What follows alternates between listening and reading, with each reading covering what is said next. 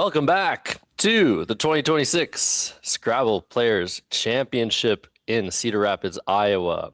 I'm Josh Sokol. I'm wearing the 2026 shirt, and today is the day that we will crown the two finalists for the best of five finals in this year's championship. Kenji Matsumoto with me on the mic today, this morning. Got an interesting matchup this morning. We have a non-repeat matchup, Kenji. Yeah, which is unusual this late in the tournament. That is because somebody has been surging into the top seven, and that somebody is Samuel Kaplan, the East Coast native, who is up 57 rating points in the live ratings at 13 and 8 plus 805, and he's going to get the chance to try and take down the current tournament leader, Joey Malik, who is at 16 wins and 744 spread. So 3 games between the two of them, 7 games today. Can somebody like Sam Kaplan make it up to the top 2? We'll have to see. The players are ready. Let's pan to the board. Let's see the action live on the NASPA Scrabble YouTube channel. Thank you to NASPA Scrabble for sponsoring this stream. Joey Malik will be going first in this one. And Sam will respond. And this is Sam's first time on stream, Kenji. So lots of jitters, I'm sure. Maybe. See, some people do well on the first time on stream and some people don't. And as you can, as I can attest to, because I was on stream and didn't play very well the last time I was on stream, it doesn't really matter if you've been on stream a bunch of time. So Joey Malik with 5 vowels, a W and an R, wooer already lined up. That seems like a pretty simple choice for him. 24, keeping AI, not so great, but it's the best way out of this rack. Sam with a bit more of a choice with 3 E's, a J, and an F. Probably going to want to get rid of as many of those as possible. There's the common, for Scrabble common, J-E-F-E, which is most likely going to be the word that's played on, but which spot is going to play it at? I think I like just underlapping the W-O-O. Yeah. Seems really, really nice here. Is there another spot you're thinking? Yeah, I mean, that's by far the more natural spot. He might decide to play it through the E, but I don't really see a good reason to do that, honestly. I guess if you want a more open board for some reason, both spots of GIF are very likely to result in a very closed bottom or closed top left. And we'll see how that affects both players. Look at that draw for Joey Malik. 2 U's, a C, and a G, and a blank. He's lined his letters up in this way because he was hoping for an I, for an A or an M. Guayacum is a word.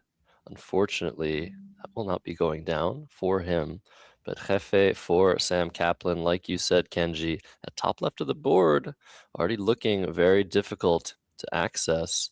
If you're Joey Malik, you can't even underlap the J. You don't have another O. You can't overlap the ER of wooer with either of your consonants. So you're kind of stuck here, and it could be that exchanging is the right path here. Yeah, you could be doing the whole risk-taking thing and setting up Juga, which would take an L hook. I think it would be pretty apparent that Joey doesn't have an L. I'm trying to think of whether there's a situation where that could be a thing. He ends up going with Guru. Does get rid of both U's. Does close the board a lot more than it already has been closed. ACEI, not ACI blank, obviously not a bad leave. So we'll see. He does draw the M, which does help with that UM hook, which actually is fairly likely to stay open. Sam with the V and the X that he's going to want to get rid of. What are you thinking? Yeah, I'm thinking, I mean, Guru is the sort of play that makes a lot of sense. It gets rid of the G and the 2 U's and keeps well, but that R and wooer was a really nice resource for Joey Malik to bingo to or from. But I think it's fine. Take the points and See what happens on this board, even though you have a small deficit. I'm just a little bit worried about the board being cramped and the bingos that Joey Malik draws not fitting in great places. We see he's drawn 2 eyes on his Yeah. 3-tile pull, so that's not very good. But Sam Kaplan here with some balance, a V and an X, though. It looks like he's considering Weevil from the WE. That's a nice find. That's a nice Yeah. way to reduce underlaps of the J. Keep the X for potential high score later. I think this is a good play. It's a good play. I think I would have preferred 12 in the same spot and keeping a vowel. You always want to keep a vowel when you have the choice to keep a vowel. 12 would have kept, instead of keeping the T, he would have kept an I for an NIX leave, which is just a little bit more of a stable leave in this situation. Yeah, that's a good point. And Weevil, the other difference with this word is that it takes a Y hook, I'm pretty sure.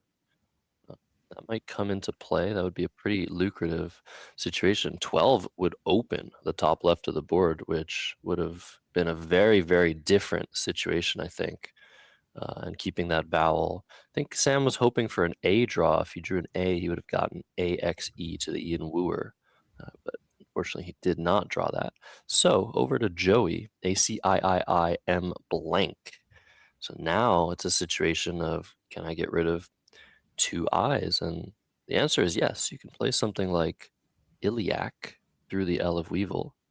But again, that doesn't really do anything to open the board for your bingo to fit in a spot that is lucrative. Like if you imagine the play of Iliac hitting the board, and then Joey maybe draws a 7-letter word, booking the U of Guru, going down, that would open a huge, huge triple. So it's not an ideal situation, but probably the best you can do out of this rack, Kenji. Yeah. He does go along with Iliac. He does have the M again for the, which is actually a nice tile on this board. Has 2 kind of natural spots. Sam with the X still. I imagine that the X is going away this turn. As we see a very nice post draw for Joey. I think he's going to be able to, yeah, he's able to bingo in a few different ways.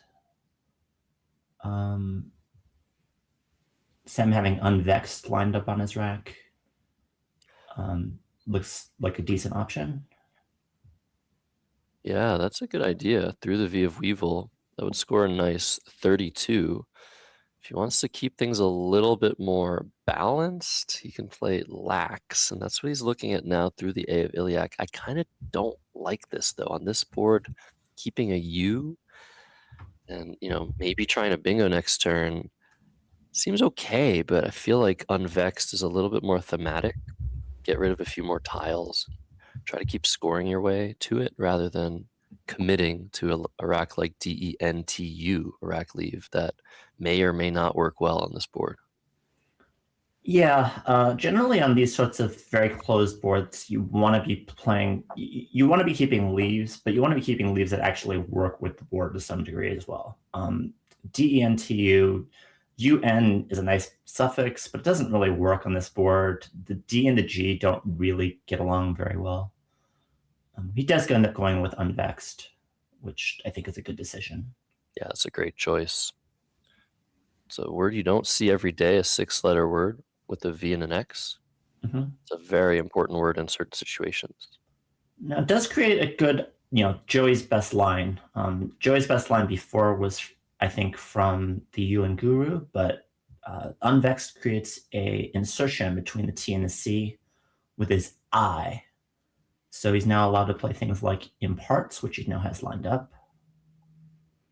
Yeah, he was looking at permits, which overlaps really nicely the GU of Guru and Wooer, making Wooers. But this might be a higher score. He's just going to count it up. So if you play imparts or imports with TIC, that nice little insertion, that's 81 points. With permits, you're getting 7, 9, 13, 16, 18, 26, 76. He's going ahead with imports for 81. This is a 5-point increase, but it does create a little bit of danger on this board. Yeah. I don't know if it's an A or an O, actually. Do we? That's an O? Okay. Yeah. Sam with a decently balanced rack, but no bingos. There's actually not a lot of bingos with this rack at all. Dehilor is going to want to be looking for ways to open up the board. Again, we have this problem of the top left, which people are thinking, well, you're only down 40 points. Why do you really have to panic about that? But this is kind of one of those situations where, since there's no really clear play, you probably want to be thinking about that area at least somewhat. So you probably don't want to be playing, for example, through the first U in Guru, because that would pretty much kill that G from opening the board entirely. So I don't expect to see something like Hewed being ever played by Sam this game. It wouldn't really make a lot of sense. Whereas something like Hog, for example, in the same spot, if you were to do that, would create an ED opening, for example, and would just create ways to open that quadrant a lot easier. But he doesn't have to play over there. He can also play more towards the center of the board, just something like OH underneath, or something like, something to the S. Yes, those like would all make sense. Is what I'm looking at. HOISED through that S. Yeah. There's no longer a threat of an X, so the O would be right next to that triple letter score. So there's not really that much danger to play like Hoist, and it gets you close on the scoreboard. So with one bad pull for Joey, you can potentially just surge into the lead next turn. It also opens a little bit of space. So that's a nice in-between move. It's sort of like, I don't necessarily need to bingo next turn, so I'm going to maybe break up my rack a little bit more just to score. But yeah, you could go a little bit shorter. Hog is a really good idea to create that line on the top left of the board, as you mentioned, to the G of Guru. It'll be very, very interesting to see what Sam Kaplan does here. This is his first time on stream. He does, however, annotate and post all of his games from tournaments online. So for those that look at those games who are curious how the expert and top players think about positions, he gives a lot of insight in those games. He's looking at horse through the S of imports. That's a similar idea to Hoist. And given that there are only 4 eyes left at this stage of the game, maybe it is valuable to keep an eye, Kenji. Well, he has horse lined up. If he's going to play horse, I hope he plays horse, because horse actually takes the front A hook. And that's really not something that you want to be leaving in this situation whatsoever. We have now Herschel lined up on his rack. That would, I think, also, that takes a D as well. Very interesting. Okay, but he's playing Herschel EL, which only takes an S. I feel like, yeah, okay, 3 Ds remain, so maybe he's worried that Joey has one of those 3 Ds, but I feel like if you're going to play this, you could just go the aggressive route and set up your D. In this case, he's setting up S's he doesn't have. Yeah. People are going to come down very, very quickly, and Sam shaking his head, knowing that he decided last minute to switch to EL versus LE and gave Joey a 72-point play immediately, which is quite unfortunate. Yeah. And there's 4 O's. Oh my goodness. 3 O's, 2 D's. Okay. That looks like an O. More manageable. He has the 6-letter word Dorado, which most likely is going to be his play, I think. Yeah, this is one of those racks you just want to blow up entirely if you can. This is obviously 2 Ds and 3 O's. I guess if any play that plays 2 O's and D would make a lot of sense here. Yeah, Dorado is a great option making OH, in my opinion. It's 25 points. Hard to score more than that on this move. Doesn't open anything huge. Leaves the S hook of Keebla's open, which at this point, down 86 points, you kind of want that to stay open. Draw an S and try and get something going on this board. You have to see the word Dorado, and I don't even know if Sam has noticed the possibility on his rack. It's quite important here. I really don't know if there's any play that's similar in value. Yeah, he has Orad lined up. Orad would actually create a decent overlap option. If your opponent doesn't have an S, they're going to probably try to do a fair amount to block it, but I still think Dorado is just a much more beneficial play to him at this point. And where Now would he has, that fit? I guess, to the right of Herschel. I mean, I don't love it, but That I mean, seems a bit insane to me. That would create options for any E play for Joey Malik. That would create an open triple. And I don't think. Oh, there we go. Sam sees it. I think when he sees this, he's going to realize, yeah, that's way better than any other option I've considered here. You have to leave all the triples open. The underlap of the Q of Kibla, the S hook on Kibla. But at least leaving 2 open means you might have access to 1 next turn. yeah. Joey, He's shaking his very head. fast. 4.5 minutes to score 202 points. And he's not going to slow down on a board like this, is he? Yeah, I mean, he already has whist lined up, for example, forming Kiblas. That's going to give him a good score, and I don't see almost any rule that gets blocked. I think he's chickening out of Dorado. I mean, that's the way that he was shaking his head earlier. He wasn't exactly, he looked a little bit hesitant when he was like lining it up. His body language is not happy with Dorado. This might be a little bit of, I'm not sure if it's word knowledge insecurity or if this is, maybe he would have played this if he wasn't on stream.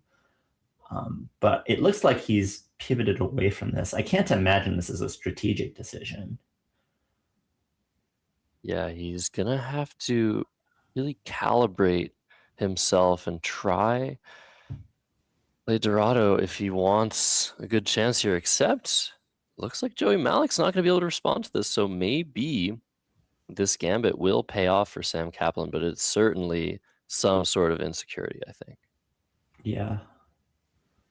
Joey does have whist lined up. I do find it interesting that he's thinking about whist and probably, from what he's indicating, not lost. There are a lot of ends out. I mean, I guess ING doesn't really do much on this board, so maybe like having GOL versus GIL is maybe a little bit more GOL centric because of the fact that there's just no real spots for ING. So LIG, the value of LIG really depends on drawing that N. And since LING is just really not a thing on this board, you already have the G. So the Guru was the only spot for ING. My goodness. Well, it's not going to matter whether you choose Whist or Wast with a draw like this. I was going to say Sam Kaplan missing an E himself won't be able to use the spot he just opened.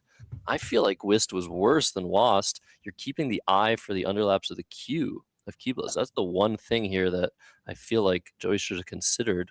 But it's not going to matter. Look at that draw for Joey Malik. He has Glenoid lined up, which fits underneath the Q and the I. Sam doesn't have an I for QI, doesn't have an E for RE. It might be over already, Kenji. This is awful. Yeah. I mean, he is going to be able to get rid of the Z. Although he's going to get rid of the Z in a way he really doesn't want to. Like, yes, Gazoo is going to be like the best equity play here, like almost for sure, I think. I mean, unless I'm missing something, but that is not what you want to do with that G, because now you're going to have a really hard time ever turning the corner.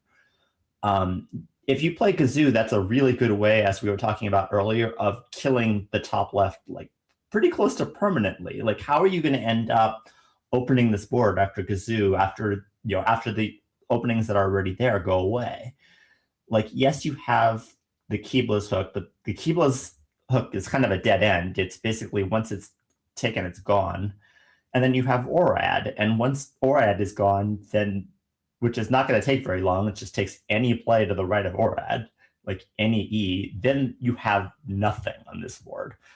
So Gazoo is not something you really want to play, even though I mean, correct me if I'm wrong, that is the top equity play by a ton here. Yeah, the only other option here, I think, for Sam is to play Zoid to the ID on the right of the board, keeping 2 A's, which scores the same as Gazoo, and the leave is just significantly worse. But maybe you really do need to leave that G alone and hope at some point to access the top left of the board via said G and Guru. The only letter above the O of Orad on this board. This is awful, being down 115 in this position with no access to either triple. Sam's feeling the heat right now for sure. I think he has Azo lined up maybe for the bottom of the board to the A and Iliac. Is that what he has lined up? Or maybe to the blank to the blank. That's where he lines up. No, he has Azo. This is a very, very dynamic choice by Sam Kaplan. Is this going to give Joey Malik a triple of gold tone? Yeah. Oh my goodness. I actually like this play by Sam, but I think it's going to get punished to the maximum effect. This makes sense. I don't have an eye for Kiblos. I want to open another threat. I want to leave that lane on the top right alone so that I can potentially draw a 7-letter word. It's not going to work out. There's 3 A's for Sam Kaplan and another D. Gold tone is going to get down for 149. Yeah. Joey Malik has spotted it. Oh my goodness, what a disaster for Samuel Kaplan. Yeah, this is the second time that he's made a decision that was like his real decision in this game, and it has backfired spectacularly. Keebler was a very big swing where if he doesn't have open Keebler, then it's just that's not what happens. Like the Q scores like 15 or 20 rather than 70. And then he opens Azo and sacrifices a good amount of points to do so. And instead of the bingo, only scoring 85 or something like that, it scores 149, as you said. Just some games happen that way where all your decisions don't work out. We did see a game earlier on stream where I think it was between Jim and Jackson where the same sort of thing happened, where every decision that Jackson made just blew up in his face. Yeah, this is the biggest margin I think we've seen all week long. 401 to 169. Joey Malik only needing 5 minutes and 47 seconds to achieve a score that most of us really hope to achieve in a game. And how much of the game is left? There are 35 tiles remaining unseen from Sam Kaplan. That means 28 in the tile bag. 4 turns apiece at least remain in this game. And with an average score of 30, 40 at the top level, Joey Malik might make his way to a huge 600-point win. And he kind of needs that, Kenji. Oh, yeah. He's ahead. Even though he's ahead in the standings, if somebody like Ori Swift catches up to Joey Malik, Joey's going to be in trouble because his differential, you could see it under his name tag there, plus 744. It's okay, but it's not close to as good as some of the other people contending for a top spot in the finals at the end of the day. So a huge win here is probably a very, very important one for Joey Malik. Yeah, I think that Joey can pretty much almost write off Ori's spread. I think he's never going to catch Ori's spread. Ori's, I think, something like 350, 400 points and a game behind. So usually what you do is you add roughly for every game, roughly 120 or 150 points. So even a 250 or 300 point win probably doesn't leave Ori in range, but it does leave a lot of other people in play. Jason Lee's only about 100 points spread. He's a game behind as well, but only 100 behind. Mac Meller is 2 games behind, but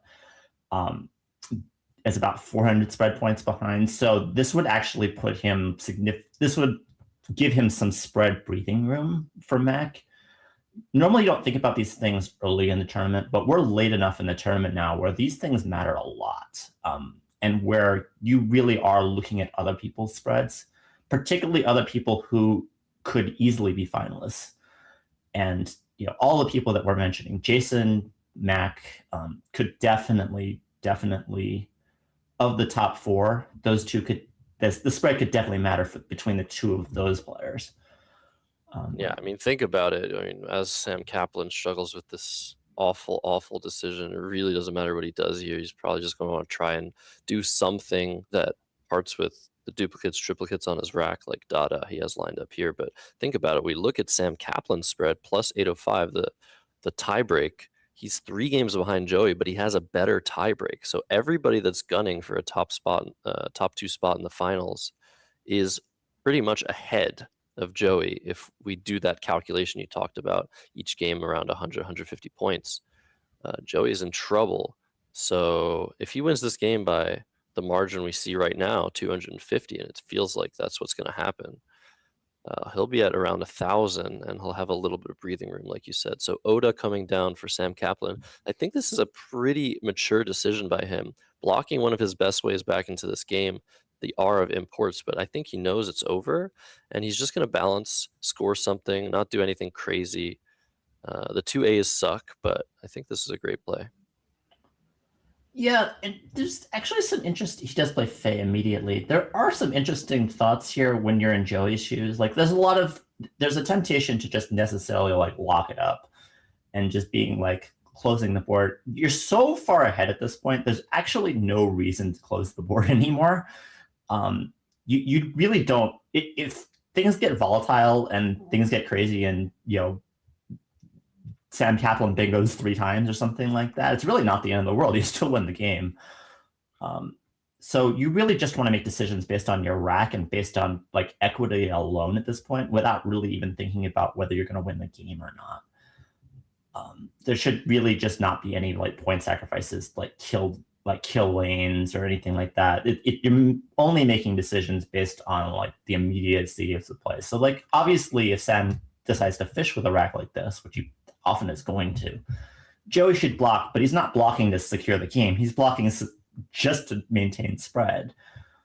But if Joey has a good rack, then even though he's ahead, he should still be opening the board, because that's not the calculus of, oh, well, I want to save my lead or whatever. It's just not a thing in this position.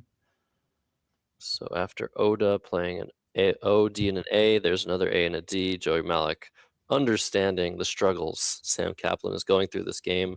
Sam has made it to 202 and has a very good leave of AELST. And like you said, for both of these players, it's just about trying to score points. It's no longer about trying to win or lose. You want to score as many as you can by the end of the game. And for Sam, it's about reducing the margin of loss. And for Joey, it's about increasing the margin of victory.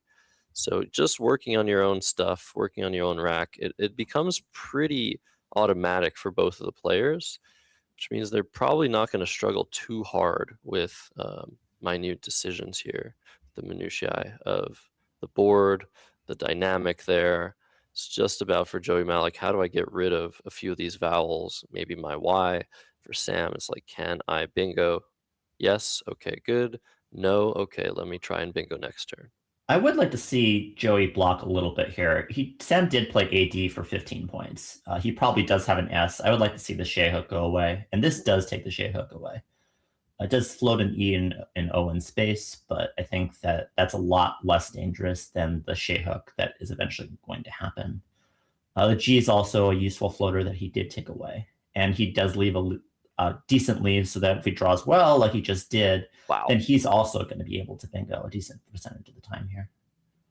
Yeah, great play of GUI. That's exactly what you want to do with the rack like that. Get rid of as many vowels as possible. And if you can, the benefit of blocking the S hook on HAY and blocking the G of Guru is tremendous. And look at the reward, AEGINST. So if Sam Kaplan decides, all right, well, I still can't bingo here, let me try to open something, I think he might be giving Joey Malik a bingo. Yeah, and from Sam's perspective, like OOEY was played, so he doesn't think that Joey has a particularly good rack. So Sam should be a little bit more willing to open the board than he normally would. There aren't a lot of great ways of opening this board, mind you. Like, I'm not really sure if you're Sam, like, what do you do here in a way that actually gives you bingos? That isn't just complete,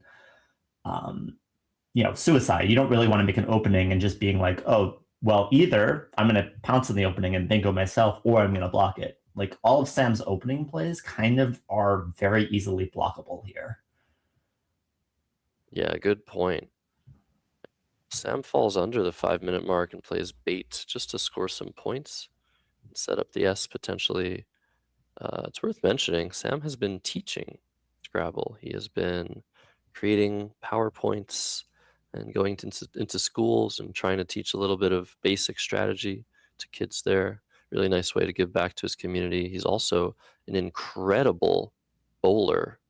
He has bowled a 300, I think, a few times, if I'm not mistaken. And yeah, he's so talented. We are actually playing a little bit of frisbee yesterday, and his frisbee skills are on point. So multi-talented guy, but you won't necessarily see the full talent on display in a game like this, where your opponent actually has double your score, and that's an awful draw for him to ELS PKNV. Now, is it Joey Malik's turn to open the board? My opponent just played 4 tiles. Maybe it's time for me to try and do something to bingo soon. Look how good my tiles are. Joey's considering where to put the G. He can put it on top of the AY for 14. That makes a lot of sense, but it doesn't open anything. Maybe he's just going to play something like GANE and overlap and score points. Yeah, I would like to see something. I would like to see, instead of GANE, just to play GAN here. There's only one E out, and the E overlap is something that with these tiles would be good for you.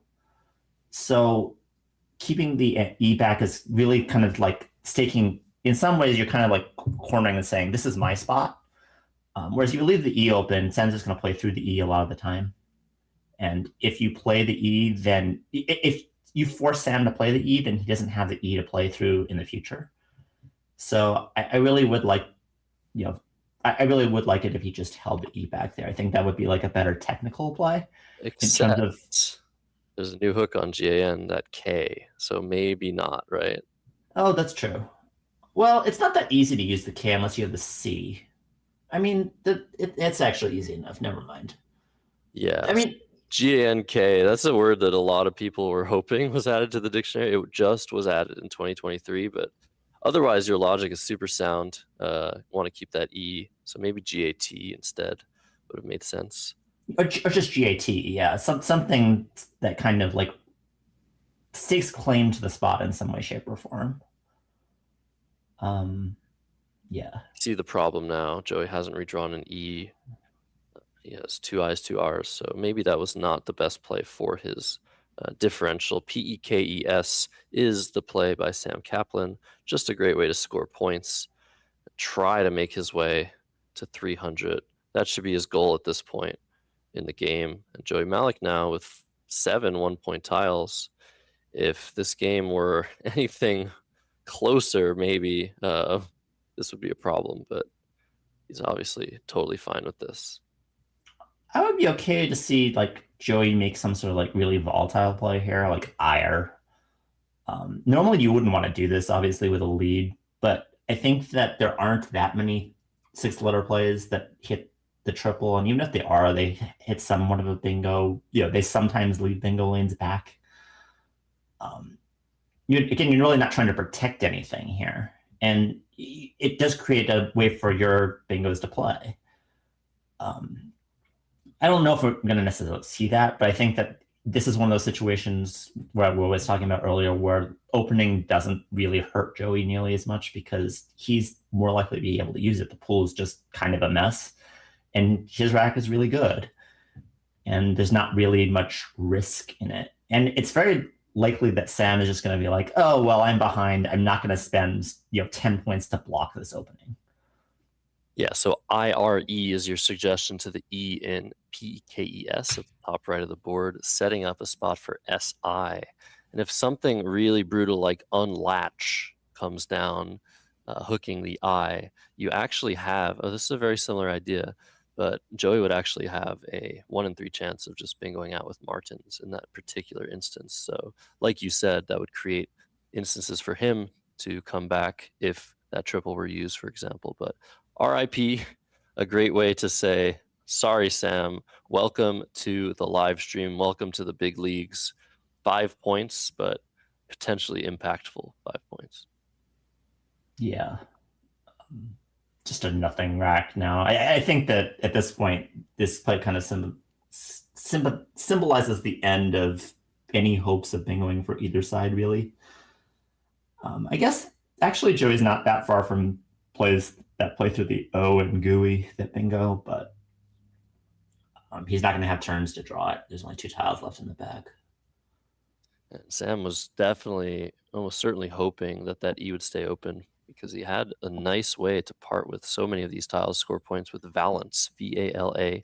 And now he's stuck with a V and a C. His highest score here is 24 points.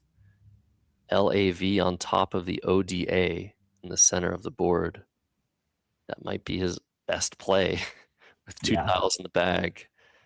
Really, really hurts. But actually, what about the idea of playing LUV through the U of Unvexed for 8, setting up your A's? That actually might be better. There's no way for Joey to inhibit that spot except if he drops his I between the L and the E of Weeville and scores 13 points. Yeah, and you can draw things like Cantina. There's certainly things that you can draw after that play. I guess if you drew Cantina, it's like not going to get blocked, is it? Yeah, so there's like a few random things that you could hit that actually would be very lucrative in that spot. So Sam playing Cal, which is similar to Lav, but plays the C 3-point tile instead of the V. I think this is just a miss under time pressure. He's down to 1 minute, 15 seconds in such a brutal game. It's very, very hard to blame him here. And it's going to be hard to count this play too, so that'll take some time.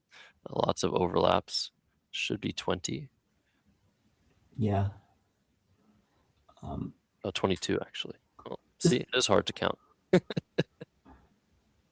This is one of those situations where the end game is actually really difficult to calculate. I suspect that we're just going to see Joey make a good play rather than the best play. Like neither player is going to be able to go out in 2, at least I think. I mean, I guess Joey could go out in 2 if Sam doesn't block the out in 2, but Sam should block any out in 2, I would imagine. I don't really see a long play that guarantees an out in 2. There might be one, actually. Tritons to the O in through the O and GUI would leave just an H, which would allow Joey to go out next turn, but would also open a really, really nice, not a really nice, but a nice way for Sam to get rid of a V and an M at the very least. But that might be the best play here, Tritons through the O. So yeah, if you're Joey, you're looking for a long play and a way to go out in 2, and that seems like maybe the only way to do that. He has Hurst, Hurst, not Hertz, but Hurst, its anagram, through the U of Guru, making a bunch of 2 and 3-letter words. And that seems like a good play on the surface, keeping INT, but on this board, where do INT go? Doesn't look like there's anywhere for those tiles. So like you said, very hard to go out in 2, but Tritons just somehow does it. Yeah, Sam already has a spot for the V and the M that's pretty like natural. So I'm not too like Tritons. I don't actually think is anything in the way. Oh yeah, yeah, that's fair.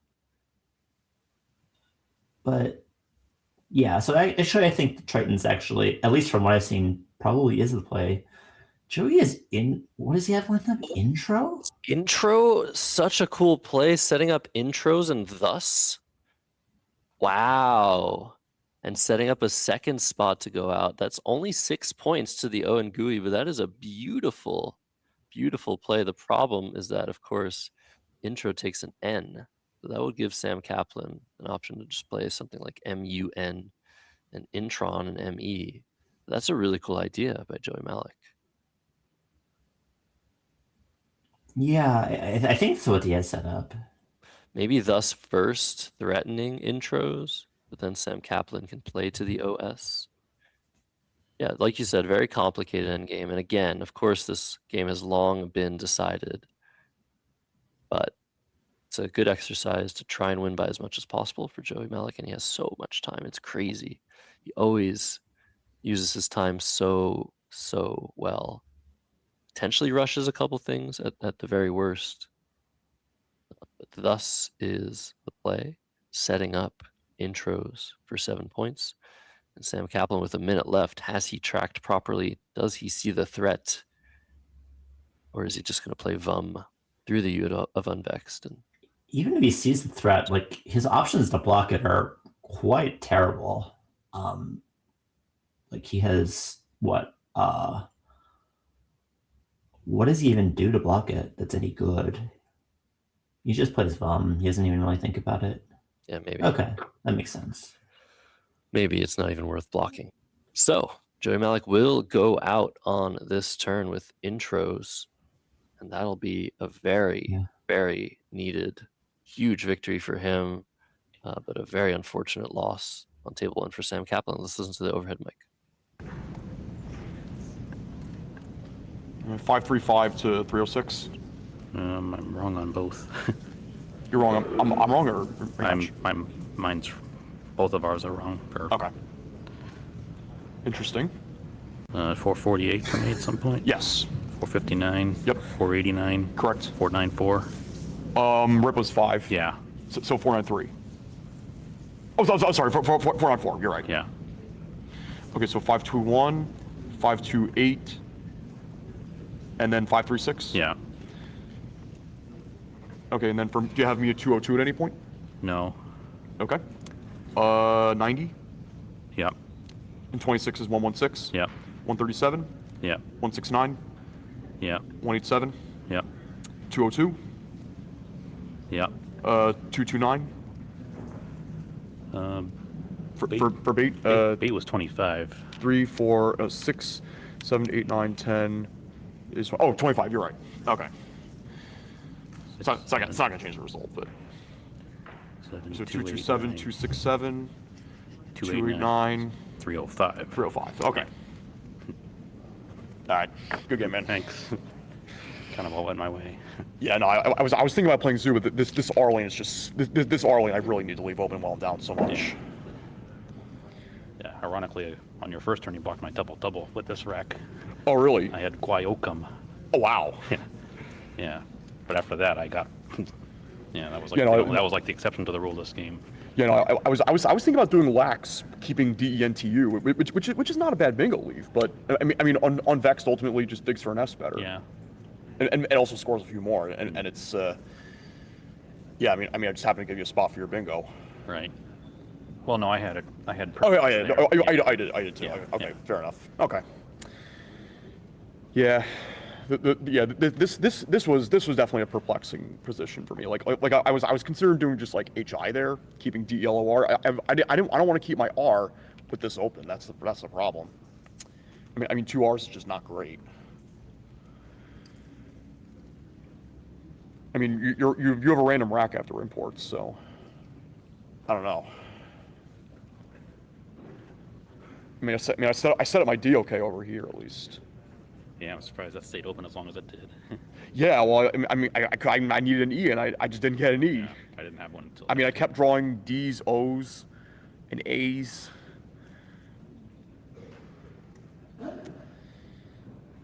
Yeah, too bad Atlas is not a word. I kept AELST when I did that. Oh wow. Yeah, and they just blocked everything there. Yeah, I think this game is just not winnable for me, honestly. I mean, even if I play Zoo over here, you still get lounged or something. Yeah, yeah.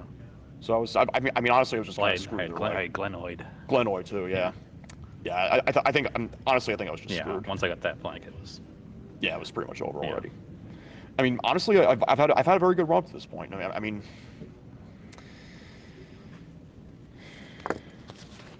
All right. I think we should submit it. Yeah, I did already. So. I'll do the same. Run. This is a really, really rough loss for him. Hopefully he can recover and get a good finish. He's still in great position to get a podium, but this loss may be putting the dream of getting into the finals very, very far into surrealism, unfortunately for him. So, a huge win for Joey Malik. Can he continue to stay in the lead? What a crazy, crazy field this is. So many people at his toes. Ori Swift, Jason Lee, Mac Meller, Chloe Fatzes, who just got 623 against the 2022 national champion, Michael Fagan. She's in 6th place at the moment. Wow. Ori Swift versus Mac Meller. That was a huge matchup as well this round. We're going to get those pairings figured out for you for next round and come back with round 23 of 28 in the 2026 Scrabble Players Championship. Don't go anywhere.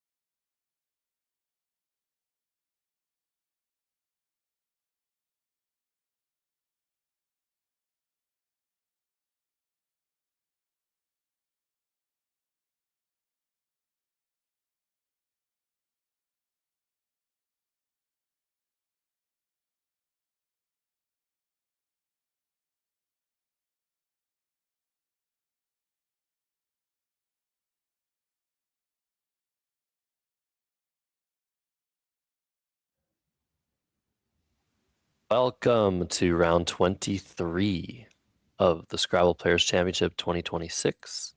We have a rematch here on our hands. We have already seen this matchup on stream, but it is the top matchup, a very, very relevant pairing. Joey Kravchuk versus Joey Malik. Joey Kravchuk still with the tie.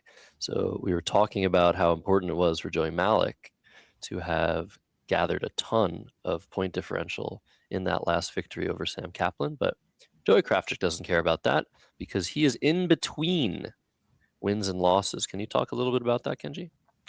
Yeah, when you have a tie, you all of a sudden can make spread decisions where you could just throw spread completely to the wind. Joey does not care about losing a game by 300. If he can eke out 1%, or even 1/10 of 1% out of a game that looks lost, he's going to do it. Joey's actually at this point, especially with these standings, I think the magic line is going to be 9 losses. I think the highest spread with 9 losses is probably going to make finals. But if you don't have, if you obviously have less than 9 losses, I think you're going to make it in for sure. So Joey's kind of at this weird place that's right next to the line, where I think if he only loses 1 more game, I think he's almost definitely in. And I think if he loses 2 more games, I think he's definitely out.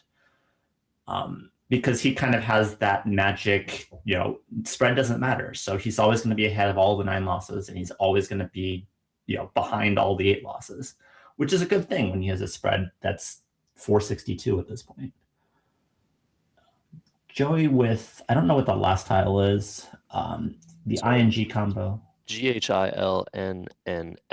Sorry. It's an S. Okay. Sorry. So Sorry. he's considering exchanging the N and the H, keeping sling. You could also just play NIGH, which might be a little bit more standard just to score 16 points.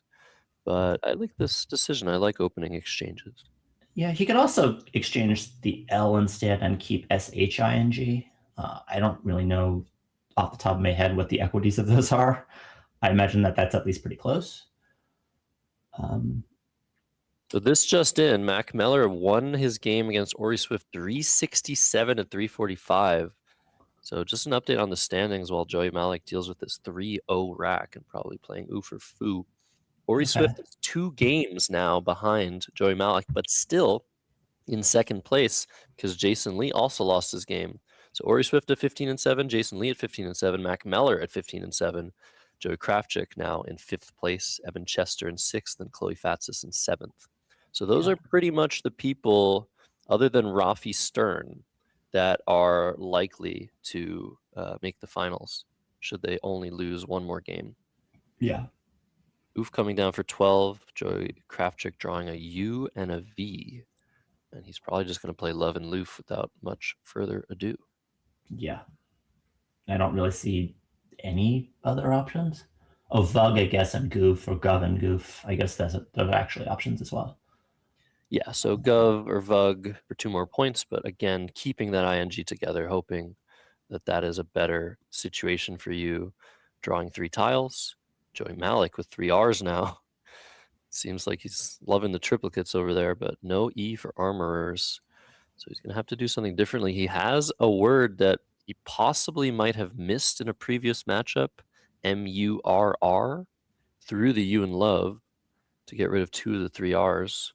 Yeah, I mean, I would imagine he played Murrah instead of Murr. He can also play something like Aura, making aloof. That's also an option. Yeah, just anything that gets rid of 2 Rs, I think, is fine here. There's not really much technically. I think that, well, I don't know if Joey knows if Joey Malik knows that Joey Kravchuk has an S yet. So I think that there may actually be some idea of playing Murr here because you don't necessarily want to keep lines open when you don't know if your opponent necessarily has an S. So Murrah coming down for 20. Armor and Lufa was 21, just to get rid of that O and score 1 extra point.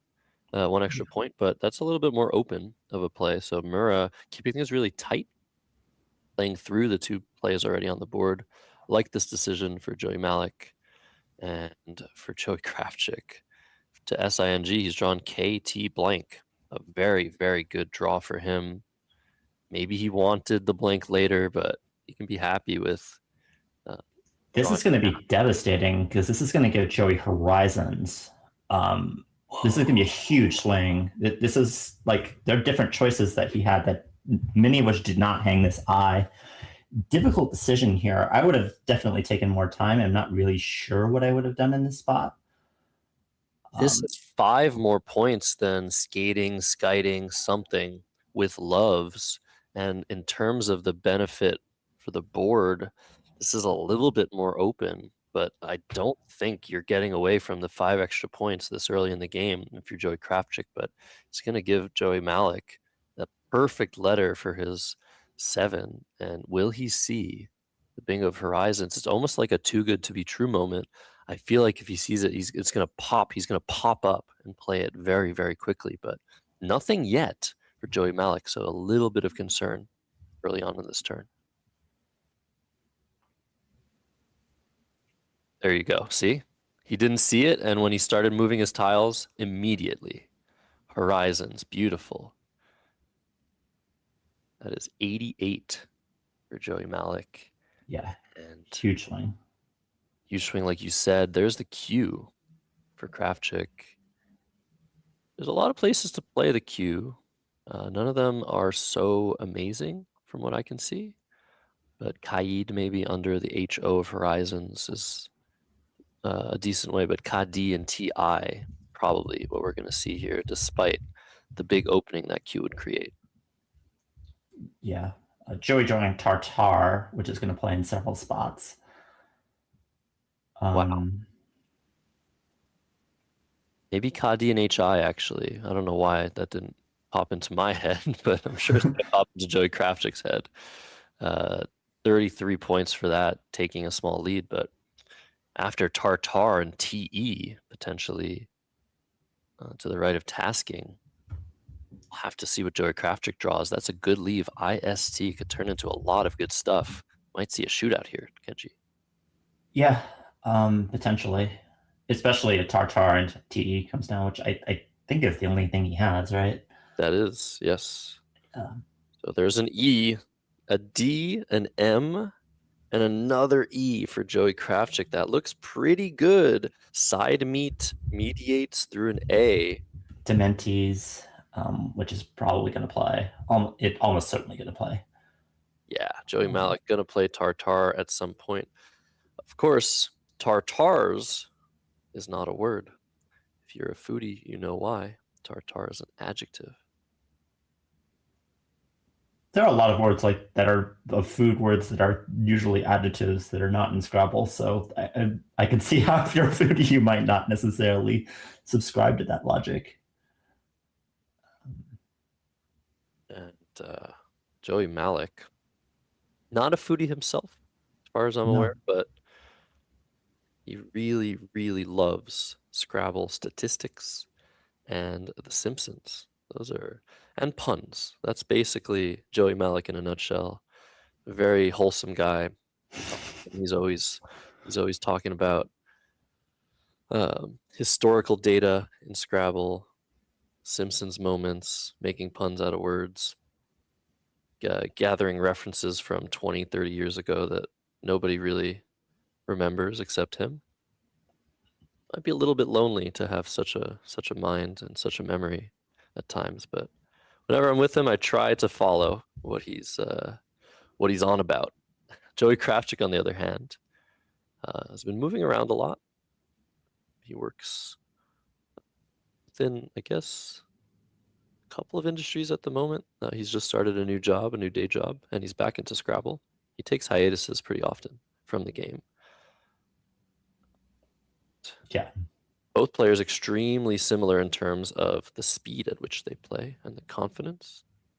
In terms of style, I think Joey Kravchuk is a lot more of a defensive-minded player when it comes to closing down certain spots. Joey Malik, I think, is more of a broad defensive player. He doesn't necessarily block things. He just same way. chickened out of Tartar. He did not just take a chicken out of tartar. He just. Are you kidding me? Whoa. Whoa, whoa, whoa. That's a I swing. cannot believe that. That has to have just been a miss. He had it lined up in his rack earlier. You're kidding. Did he? I don't think he could. There's no way. You think he chickened out? Or is it Yeah. just a situation where he didn't see TE? What? I mean, that's more likely. He had it lined up in his rack. I don't know what you want me to tell you. My goodness. Um, That is an absolutely. he did end up setting his own Wardy up. I mean, Wardy's going to score almost a bingo. It's going to score, what is that, 56, but it's still a pretty, yeah. These things happen, I guess. Oh man. I mean, Joey's 2 games ahead of the field, Joey Malik. But if he keeps missing stuff like this, I don't know if that's going to last the day. Lasted yesterday, to be blunt. Very, very surprising stuff. In any case, moving on, Wardy is such a huge score. Takes an S hook, does it not? Yeah. Wardy is valid, so Ward will be open for a comeback.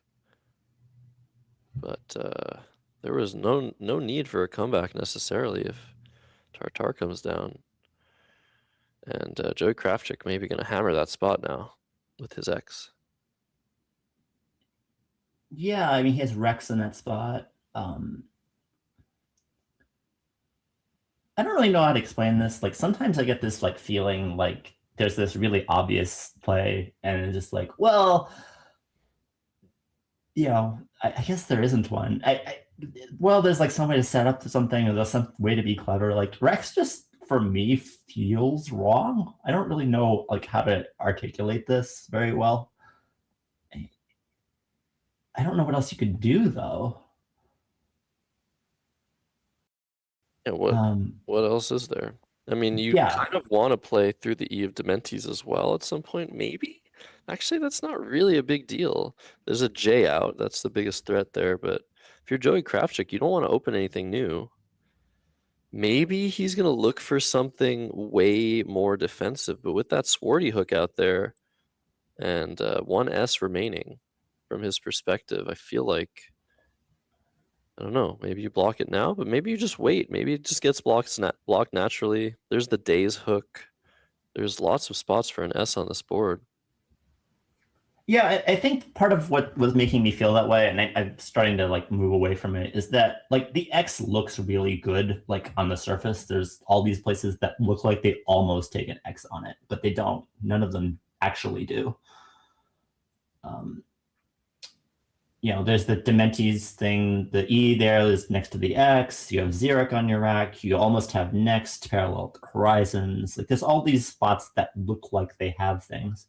And there's all these spots that also look like they have setup potential. But in reality, like when you look at it, it's an illusion. At least for me, it's an illusion. Like none of these spots actually exist. Joey considering CERE on the bottom as well to keep the X, because again, it does look like the X could get good on this board. But yeah, the only problem with Rex for 44 is the leave and the setup that it makes on the top. If you play Rex at the bottom left, so many easy options for Joey Malik to respond on the top for 30, 40, 50, even options that open another lane. So that's probably what Joey Kravchuk does not want in this position, why he's hesitating to make such a high scoring play on the bottom left. Yeah.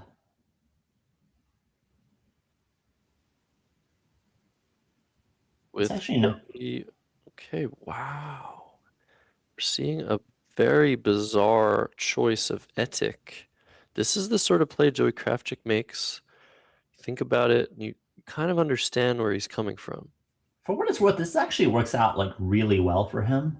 What would have ended up happening after Rex is Joey would have played EF, and then he would have kept the D for the DEF hook, and Joey could do absolutely nothing about that. Like that D hook would be hit next turn for like 40 at a minimum, maybe even worse. That it could easily turn into a bingo on a board where there really is nothing. So this play, like in terms of what actually ends up happening on the board and what Joey Malik has, is actually worked out a lot better. Yeah, it's a very big score sacrifice. As we see feed come down, there was also the option of FLECHE making DE going vertically, which was scored much better than this. Yeah. But would have opened more triples. So this could have been a conscious choice. CHEL, a good leave. Now Joey much happier with the play of box. That was part of his idea. So if I draw an O instead of an E, those overlaps are not really going to happen that often. Yeah, So you could see that well.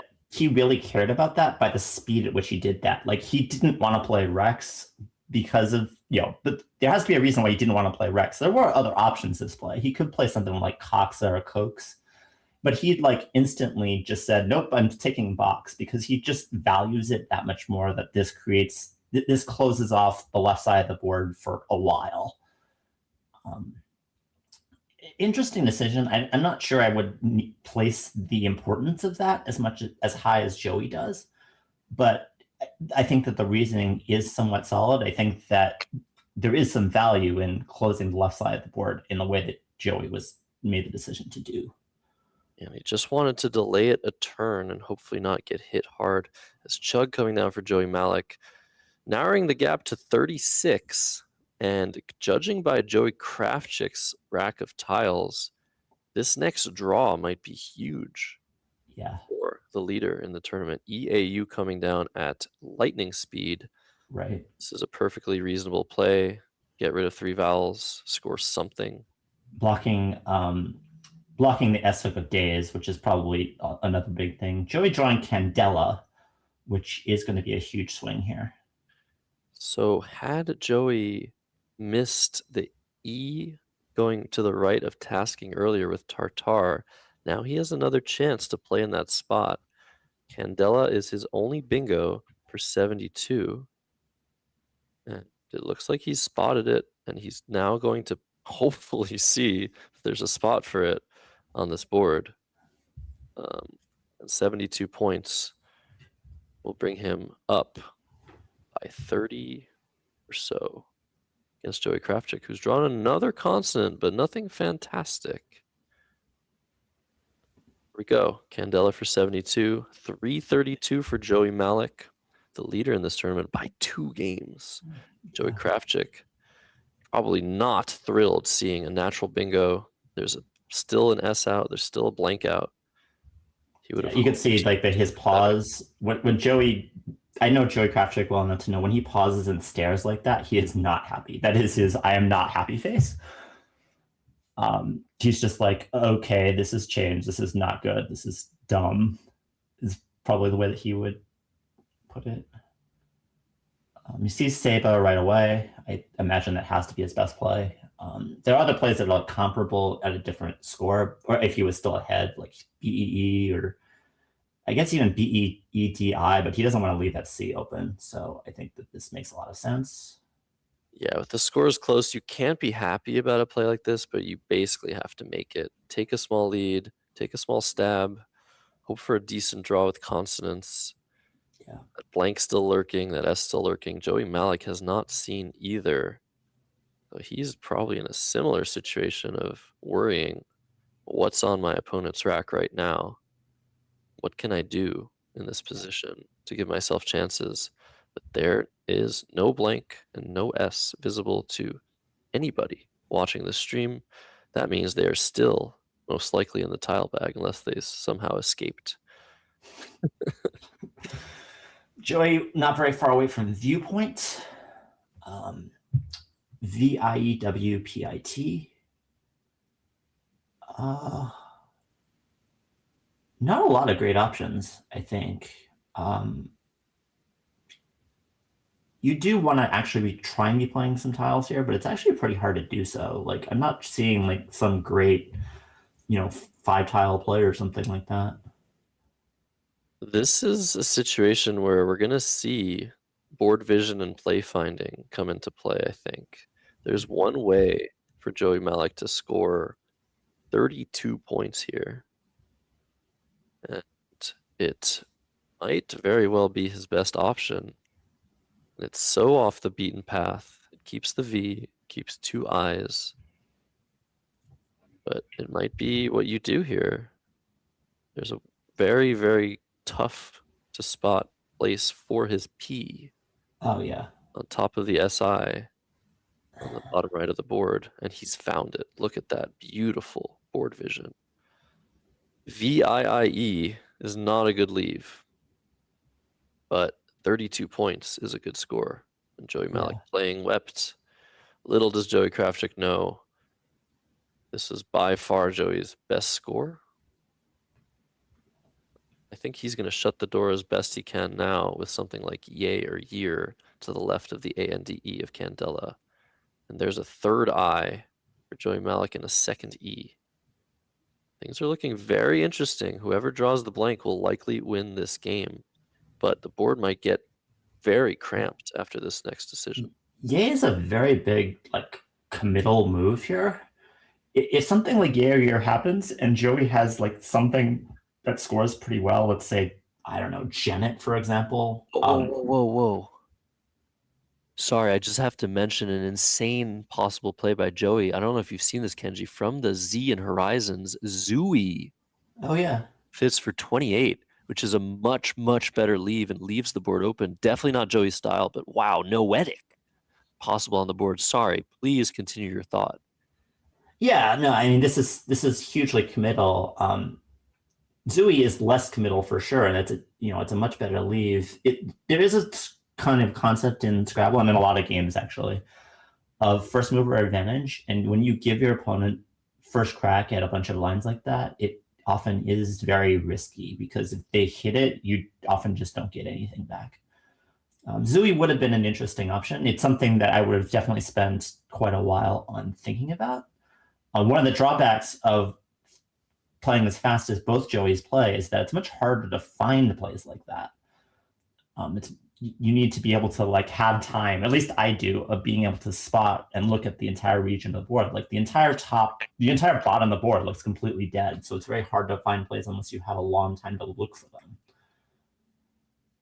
Both players are very good at finding plays quickly, but in spending their time playing fast, it often does become more difficult. So in a spot like this, where Joey has 2 O's, for example, I think that he actually might find Zoo just because he knows now, like, oh, this isn't the time to be doing something like that. Let me see what my other options are. And then you look at the more closed regions of the board. Yeah, there's a big benefit to the play of year if you can spot that insane insertion, making noetic. Because, yeah, Joey can just drop Zoo for 23 next turn.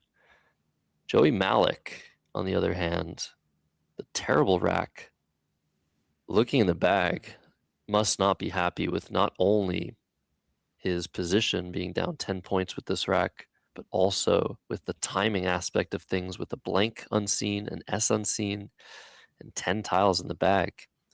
He has Invade lined up. I mean, if he does that, it's probably not going to work out very well for him. Wow. Yeah, the same letters score a lot better with Venine if you want to keep things closed, but Joey Malik might feel the need to open the board at this point with such a poor rack. Ivied is 10 points to the D in feed, leaving much, much better. Just an E, an I, and an N, but is there really that much benefit? Looks like Invade coming down. This may be a purposeful choice instead of Venine, but it's actually going to potentially lose the game. I can't imagine this is a purposeful choice. It would be very hard for me to believe. So Joey Malik needs a blank now. If Joey Malik does not draw the blank now, this game is over. He could. If Isotone comes down now underneath the I and the N, and Joey Malik can bingo out. There's the blank. There's the blank, and there's a P. Is that going to be good enough?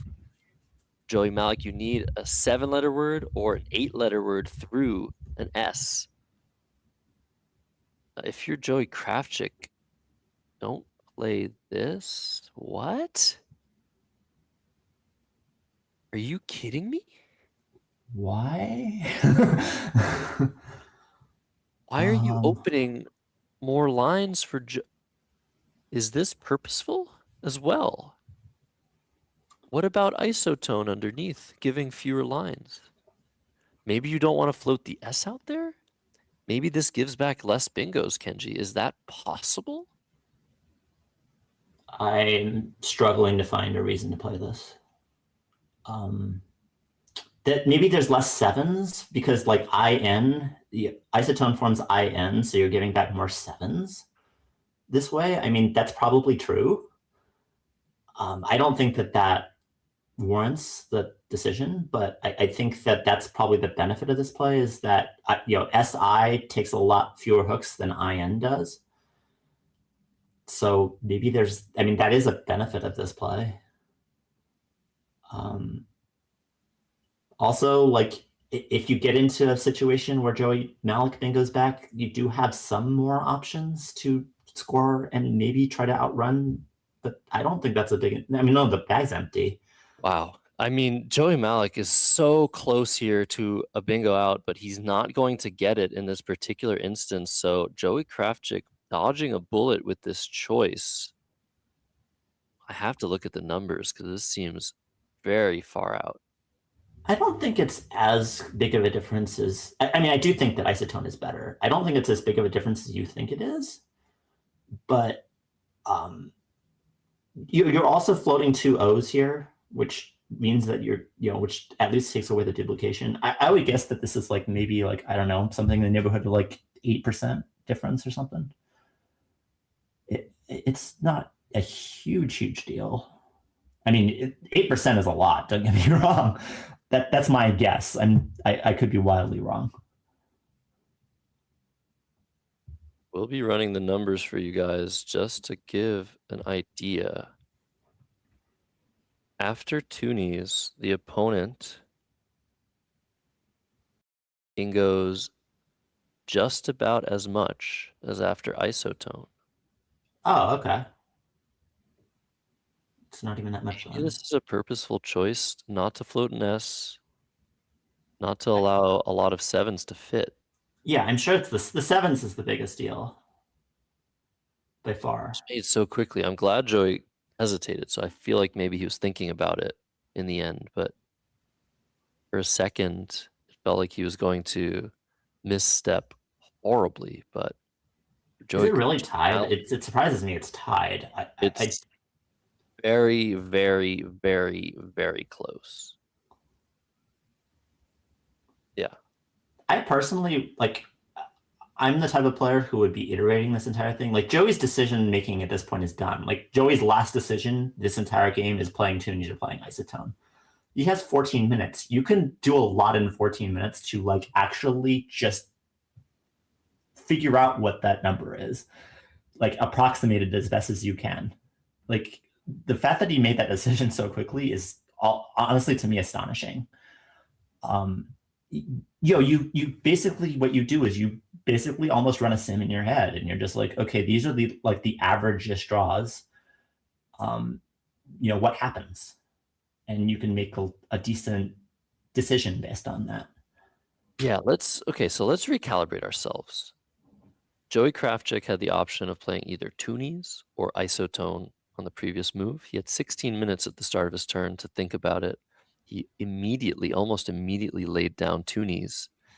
Then he sat there for around a minute, possibly thinking about whether this was intuitively better or not. But Kenji, you're talking about, do you want to try and think about regular draws for Joey Malik, regular racks that you're worried about, and trying to see if there's some possibility of this giving back less or more bingos, because that's what you're mainly worried about here. Joey Krafchick is up by 57 points here, so it would take a lot to lose to something other than a bingo. I don't even know if there's more than one or two scenarios where somehow Joey Malik pulls out a win here without a bingo. But if that is possible at all, then toonies is probably a worse option. In any case, Joey Krafchick, an incredibly intuitive player, this was the opposite, I think, of an intuitive position, a position where you really need to think long and hard about real scenarios that could occur. Yeah. And Joey Kravchuk talking to the crew there for some reason while Joey Malik needs to think. Being a Joey tissue. has to sit there. He's asking for a tissue. Joey Malik has to sit there and just hope that beyond hope, that he just finds something. Through the T in Toonies, through the N in Toonies, a 7-letter word he's somehow missing, anything. That's what he needs here. So he's going to spend all of his time trying to think through those scenarios. Yeah, I think when you're in the scenario, you're running through different letters, and there's different ways of running through letters. First of all, you think of anything that's familiar. So, like, in theory, a Scrabble player might see something like hui pile, even though that's not a word, it's close to a word. But that wouldn't even play if it were a word.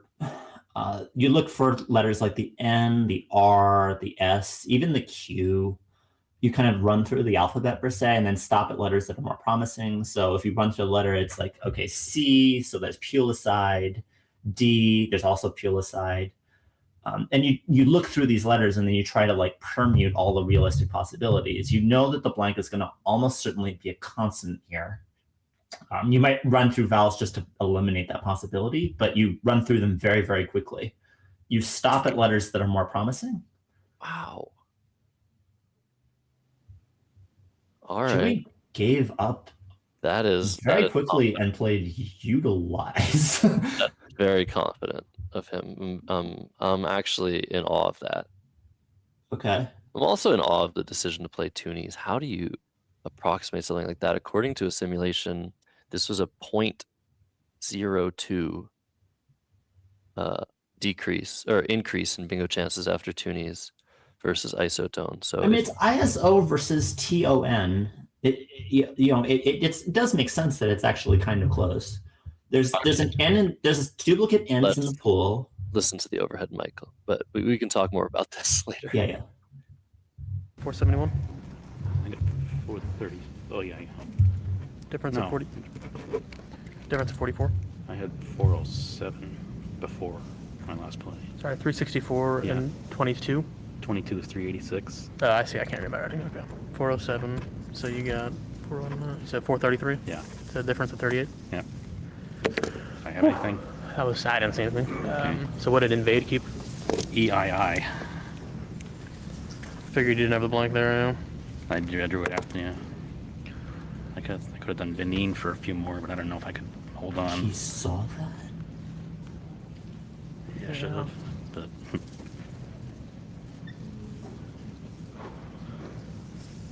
That was a sweat. I think I missed. Always a sweat. I think I missed a really easy bingo early, but Oh, I shoot. might have been making it up. What track? Rat? Oh, yeah, Tartare. They played? Over there. Natural? Yeah. Let's see, what would I have had? If you play Tartare. Well, I was debating Tartare. It doesn't take an S, so I was thinking, okay, this Right. is that like a plural of tartar? Tartar. Is that like? I looked at it and it looked just something didn't look right about it. Hmm. I mean, I would have bingo back still, but yeah. yeah. I mean, next turn was 50, so I mean, I kind of recovered from it. It almost kind of was a wash by the time everything else had happened after. Yeah. Yeah, after you bingoed with Candela, didn't look so good. Siba left EER. So I was just kind of bailing on, Yeah. or banking on the bag, bailing me out. I had a horrible EIIV with that too, so yeah. I was hoping you had more. It seemed like you were having vowel trouble, so I was hoping you had more of the eyes and stuff. Is there a reason this is better than isotone? Yeah, I just think with the blank out, there's a lot more combos of sevens that are going to hit there with the IS as opposed to SI. Oh, I see, yeah. I wasn't even looking at it that way. So yeah, I'm giving you O's and a T versus an I and an S in space. A little consideration to the end that you have to fit perfectly, but yeah, it's pretty close. The only bingos are whip piles and pulicide. I saw both Okay. of them, so okay. Right. All right. So yeah, I don't know. Toonies could be. So it wasn't wrong, it but- wasn't a B crust part 2 at least. Yeah. Yeah. some reason, I took a while on Candela too, because I almost didn't trust myself on that. I thought it was just canals maybe, but yeah. All right, let's submit this. Let's see. And I almost missed Horizons. I kind of singled out as I was playing it. It's like I was going to play Orzo. Right. That would have been a worse miss, but Well, yeah, just try to gather your breath and relax. Yeah. You still got this. It's a 38 spread, right? yeah. Okay. Wow. It's almost like, So much to talk about, so much to think about in that one. Some very interesting conscious decisions by both players off the beaten path. Joey Krafchick taking this one against Joey for the second time on stream, but reassuring him, saying, you still got this. Take a deep breath. Maybe order some beef tartare while you're at it. Something tells me that neither player is going to start eating beef tartare anytime soon. So, with 2 rounds to go before the lunch break, got some interesting matchups going to develop for you all. This game finished with 20 total minutes to go on both clocks, which means most of the other rounds have probably not finished. So, with that being said, it's going to be a bit of a longer break than usual. That is what we have gotten ourselves into when we feature probably the 2 fastest players in the top division. But we will be back for round 24 of the NWL Scrabble Players Championship 2026. Before we go, don't forget to like the video, subscribe to the YouTube channel. Also, go ahead and check out the co-stream on the Let's Play Scrabble YouTube channel, youtube.com/@letsplayscrabble.com. CSW stream, we got world champion Wellington Giguere, we got Alex Seaholm, Josh Castellano, Charles Ranke, Austin Shin, who is in first place, probably still in first place at the start of day 4, excuse me, we're already at day 4. But I'll stop rambling. Kenji Matsumoto will be with me for the next 2 games, so we will see you once the pairings are out and the players are seated and ready.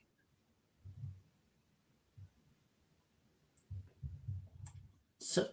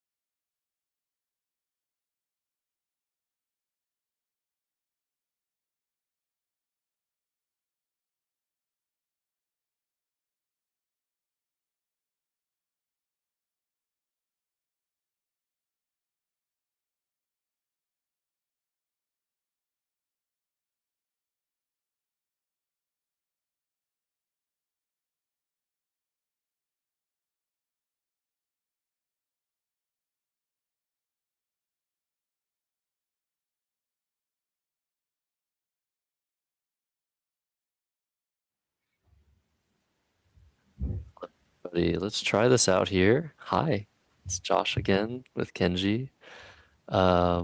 Taking a look at this pivotal position, this key position from the previous game, Joey Krafchick versus Joey Malik. Huge thanks to Woogles, by the way, for this feature and for our producer Christian behind the scenes setting this up for you.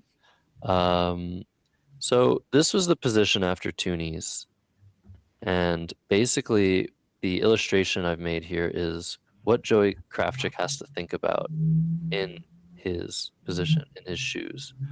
After the play of Toonies, what is being threatened? And so Kenji, let's talk a little bit about the illustrations on this screen. Yeah, so the TO and N are the primary lines, as well as the underlap to SI. And those are the major lines that we have to think about. The O's are duplicated. We don't really care too much about the fact that they're duplicated O's. We don't really care about the T that much either. There's probably a few scenarios, like very extreme scenarios, where he draws 6 vowels, in which case this plays maybe a little bit more dangerous in that regard, but there's probably only, you can probably count on one hand the number of times that matters. And we compare that to the other spot. As a human, what you generally want to be doing in this situation by comparing these plays is you want to take the pool without the blank. It's very, very difficult to permeate the blank in these sorts of scenarios, regardless of how much time. There's too many tiles in the bag. The dangerous thing about isotone is you have the line that's above there, which is IN, which means almost anything fits there. You have the I, the S, and the O. Now, the O looks more dangerous when it's in early position, but in this case, it actually isn't, because of one of the specific permutations that's in the pool, the word epilogue, which is in the pool as a natural. EPILOGUE, which Joey actually coincidentally almost has, but you don't even need the blank to play that. So there's actually a lot more, that permutation alone matters quite a bit here in terms of the bingos that Joey can actually hit. You combine that with, so that's a decent part of the permutations that we're talking about here. And you basically just look at all of those sorts of things and figure out, okay, what can I actually, what am I actually up against in terms of looking at, EEG, II, and just totaling the number of permutations. And in reality, it looks like the 7s are a lot worse here. They are a little bit. Primarily bingos that end in the L is what we're looking at. So stuff like eugenol, for example, which is not going to have, or various blank possibilities with eugenol. They're very unlikely to actually form 8s in a lot of those sorts of cases, but eugenol plays in this spot after isotone, and it doesn't play after Toonies, which is also a decent part of the permutations that's going on here. So it looks like a much larger difference than it really is. I still would have probably played isotone here despite these factors, but if you actually line up the permutations, which is what you would be doing in this position through analysis, it actually does seem to be pretty close. So immediate, if I had 2 minutes, I would definitely be playing Toonies, but after thinking about this for 5 or 6 minutes, or longer, because again, you have your entire clock to think about this, I would actually probably be closer to flipping a coin. Because that's the thing. When you're in the hot seat, you have to make a decision. You cannot calculate everything. This is a position where it is pretty clear that engines have an advantage over a human being. And the engines can actually give us the real numbers, but we're sitting there, we have to make a decision on the fly. And I'm not sure where our board went there. But when we make decisions on the fly, I think that what we generally do, especially with a blank out, like humans will never be able to, at least anybody, I don't think anyway, humans will ever be able to permute with the blank here. There's 13 tiles, there's a blank, the blank can be anything. But usually what ends up happening, or the most useful thing to use, is thinking about what are the naturals in the pool. And isotone has other things too. There's things like ollieing to the I. The I is more open. So there's actually more permutations. There's more space in both the I and the S than there is with Toonies, where there's only two spots that can go before. Is long line too, though, right? So yeah, no, but that's true. It's just a really, really, really difficult position, and an engine, a computer, can tell us on the fly in this position how likely Joey Malik is to respond to Isotone with the bingo, how likely Joey Malik is to respond to Toonies with the bingo. And it indeed is extremely close. My engine telling me there's around a 2% increase with the play of Toonies, which is the play that Joey made that was, in my view, like it looked really, really bad at first, but a 2% difference is not a huge difference. Those are the margins that are extremely difficult to intuit as a human being. However, there's one more aspect to this play that I wonder if Joey Kravchuk might have overlooked, and that is the possibility of losing to a non-bingo sequence. Now, in this position, Joey Kravchuk was down 12 points, and he played Toonies for 69, going up by 57. If we look at the unseen letters, there are lots of racks with a J that won't end up with a bingo, but will end up with a high-scoring play after Toonies, such as Jingle, Jingo, Jinn, something through the T as well. There's a lot of high-scoring threats, and if Joey Kravchuk ends up drawing something like EEIOU, a disaster pull for him, he's possibly going to lose to a non-bingo sequence. And that's the thing that I'm actually trying to get my engine to talk to me about, to find those end games where Joey Malik is actually able to squeak out a win without a bingo.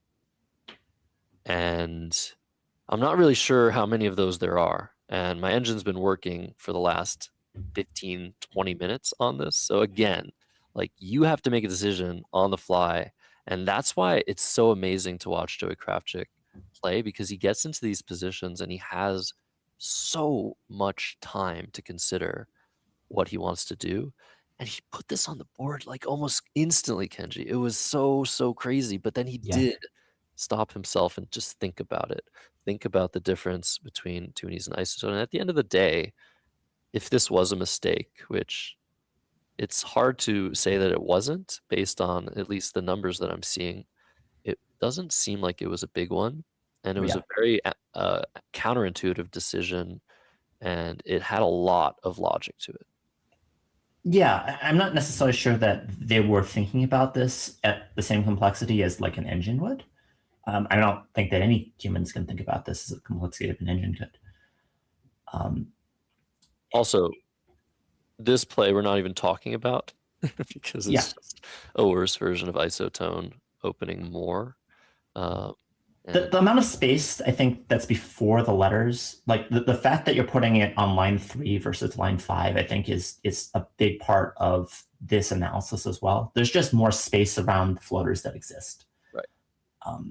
So even though the floaters are worse, the fact that there's more space means that there's more permutations and more ways to fit a word.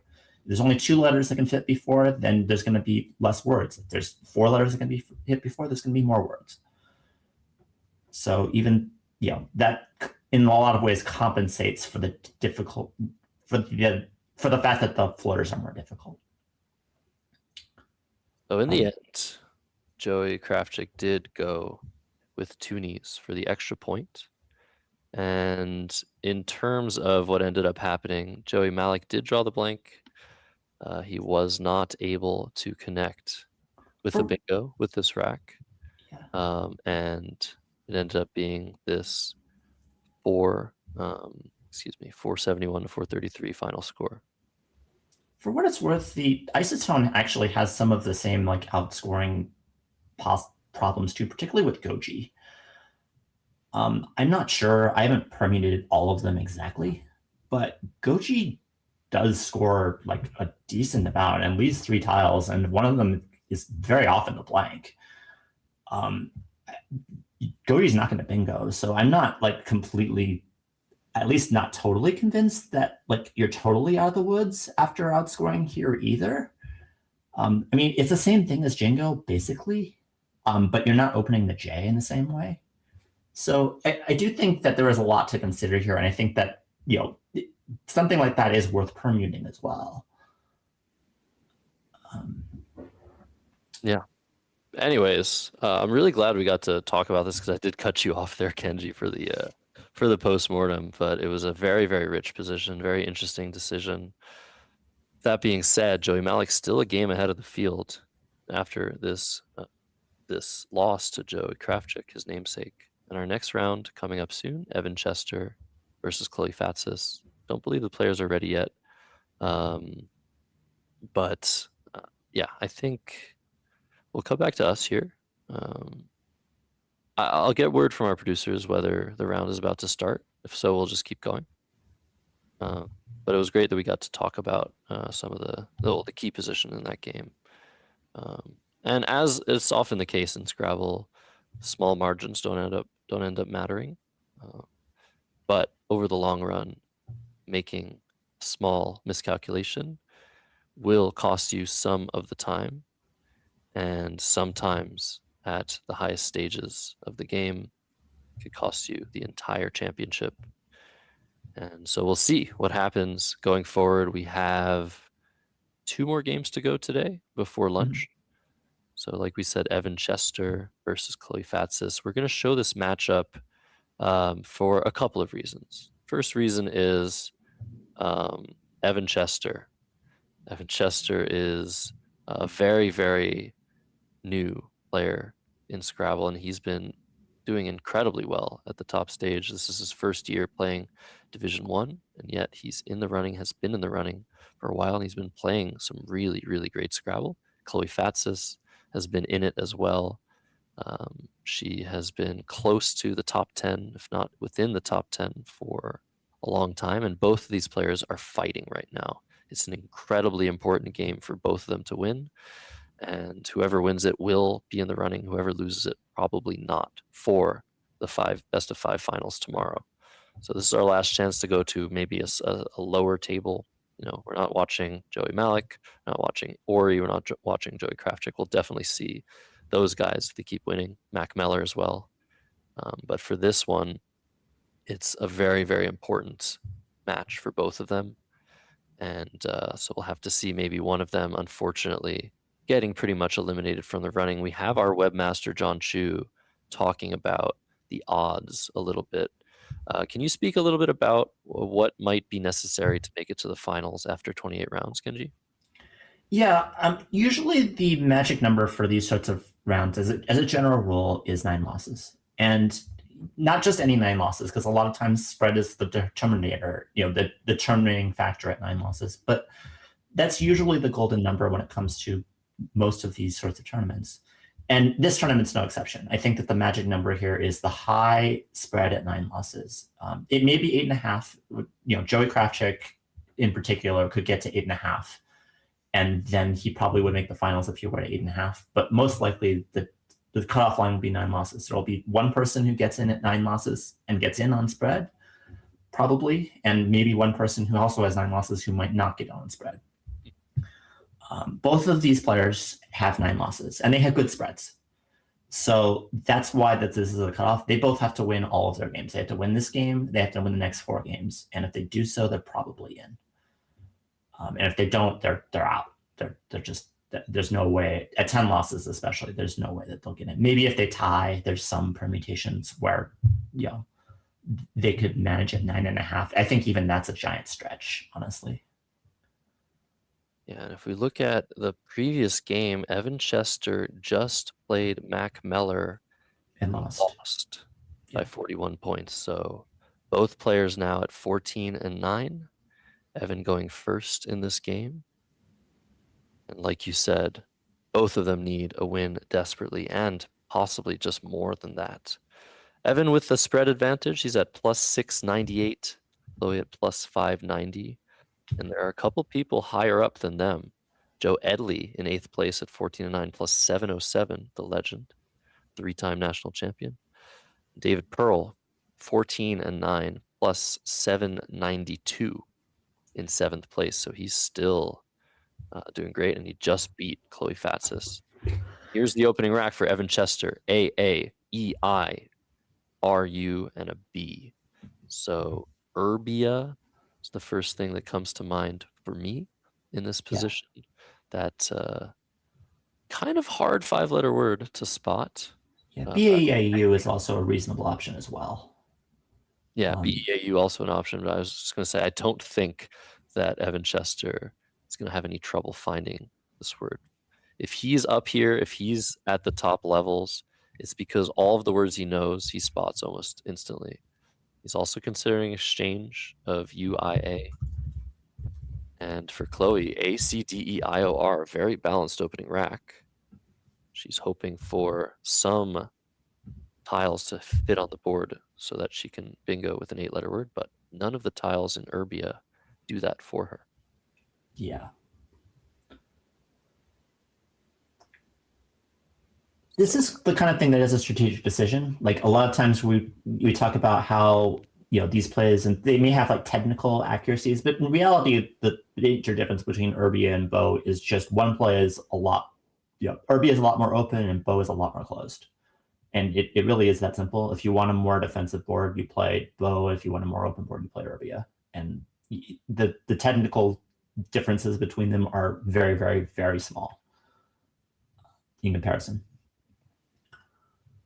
So for Chloe now, gotta look through the R, gotta look through the B, look through the vowels, just make sure you're not missing something. And after that, it's a question of what do we do now? There's some very interesting options, some short options, some longer options. Something like cobia through the B makes a lot of sense, keeping RED. Yeah. That leave is kind of not great on this board. The D doesn't really go anywhere. Even Obia Play would be fine. Obia as well Yeah. and set up the C. Keep the C with the ERD, improving the leave at a 9-point sacrifice, but setting up 30, 35-point plays for next turn. Evan does have Bug Banes, so it is actually a pretty big swing if Chloe can manage to block the B, but I think most of her options do so. Wow, Bug Banes. That would be incredible way to take an early lead for Evan Chester. Yeah, I don't know if it's in Evan's range. You know, I mean, I don't know Evan particularly. I've never played Evan, actually. Have I met Evan even? I don't think I've met Evan. Evan's that new. You're that old? I'm that old. Yeah, I'm feeling it too. The new generation is just kicking ass here. Evan Chester, I think 21, 22 years old or so. Chloe Fatsis is also a millennial, I believe. Yeah, not much older. Both just so solid. Yeah. Chloe taking Chloe's 2 at minutes Cobb. here. Yeah, she set up Cobb, and she's just going to keep things really tight with this move. What do you do after this move? Play through the A of Urbia, play through the I of Urbia. Other than that, this makes a lot of sense. Yeah. I mean, play through the R in Urbia is probably going to be what ends up happening here, I imagine. You could do some sort of like, normally you would consider some sort of setup play, maybe to like something like Bugged or something like that, but CO often just keeps an S just way too often for that.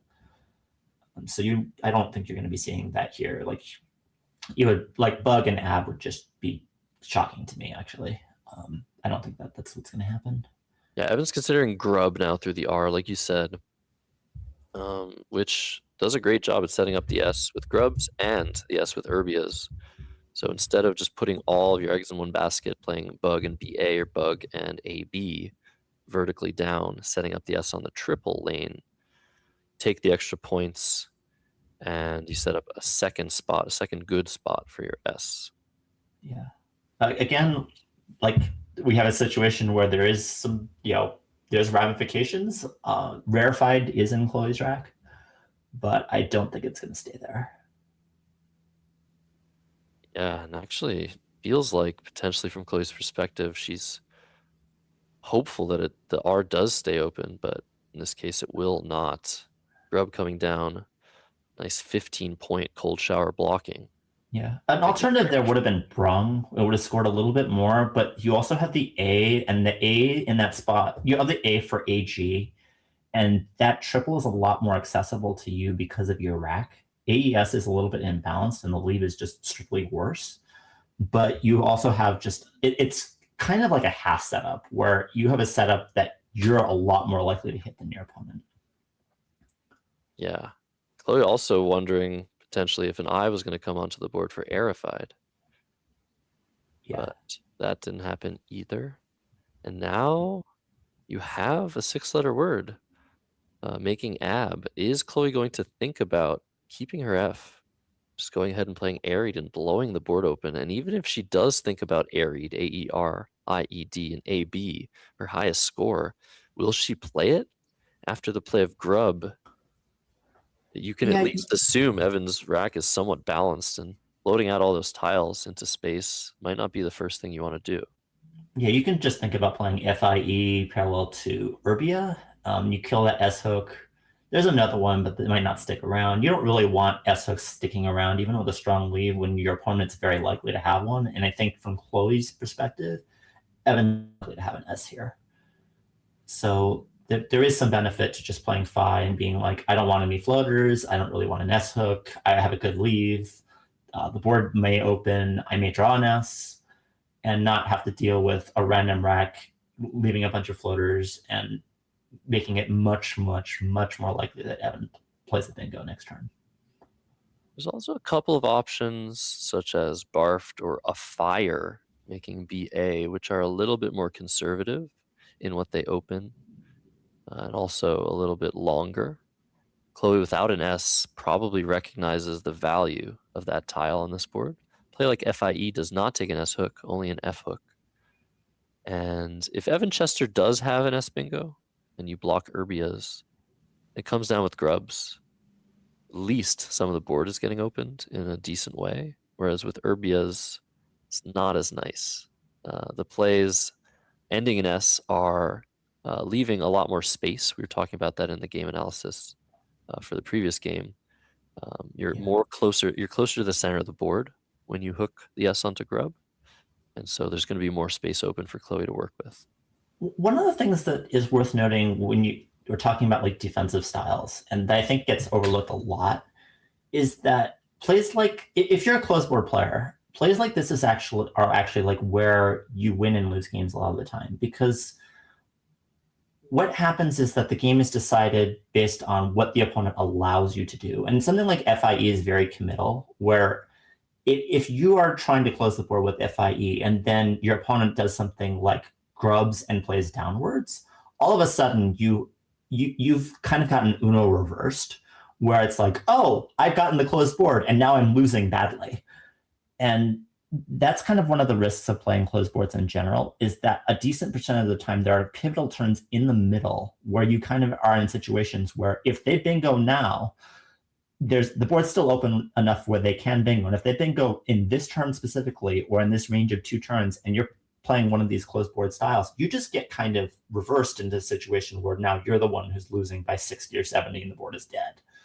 It's one of the problems of playing closed boards in general, and one of the biggest risks that a lot of people overlook. In this position, Fire was chosen from the A in Urbia, taking a little bit of an in-between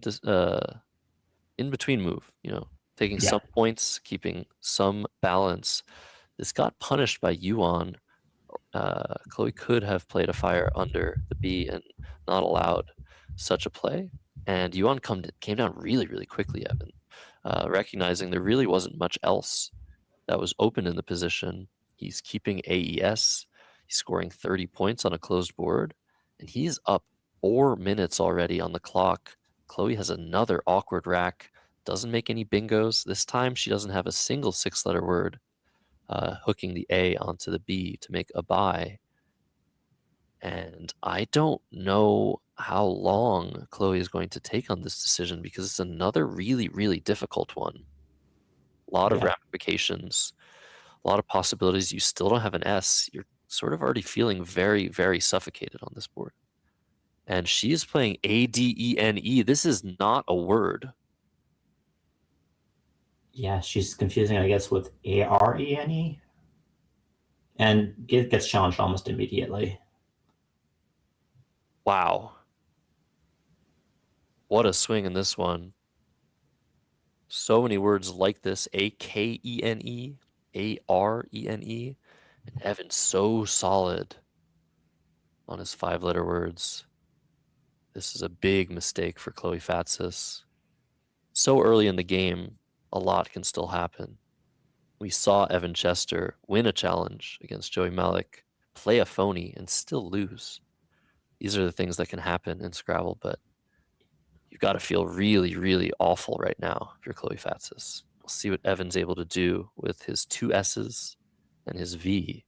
So Evan has really good knowledge of Chloe's rack. She knows 5 tiles. He can also kind of gather from this that an S is not on the table. At least it's very hard to see how an S would be there. I guess. I mean, maybe on some planet he has, Chloe has like ES and decided that 18 was a word, but 15 wasn't. I guess it's possible. Anyway, there's a lot you can use this information for, and it does make this play a lot more complicated. These are the types of plays that take a long period of time because you know so much about your opponent's rack, not just in terms of the tiles that they showed, but kind of the tiles that you can surmise are a lot less likely than usual, or a lot more likely than usual. You also kind of know that they don't have a high point tile here. There's not going to be like an X or a Z just hanging out on Chloe's rack here, like pretty much ever. So just a lot more to think about, a lot more that you can,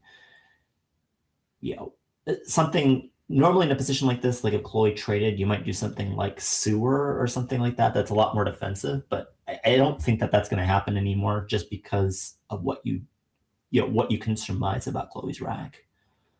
So sewer through the disconnected U and R is interesting. Yeah. Look at this choice by Evan Chester. Recognizing he has 2 S's and Chloe almost certainly doesn't have an S of her own. Yeah. Play like ADENE. This is a very brave move, but like you said, very well informed. He knows 5 of 7 of Chloe's tiles. 5 of 7. And he has a second S early, so he's going the aggressive route. He's drawn a Y again. Yeah.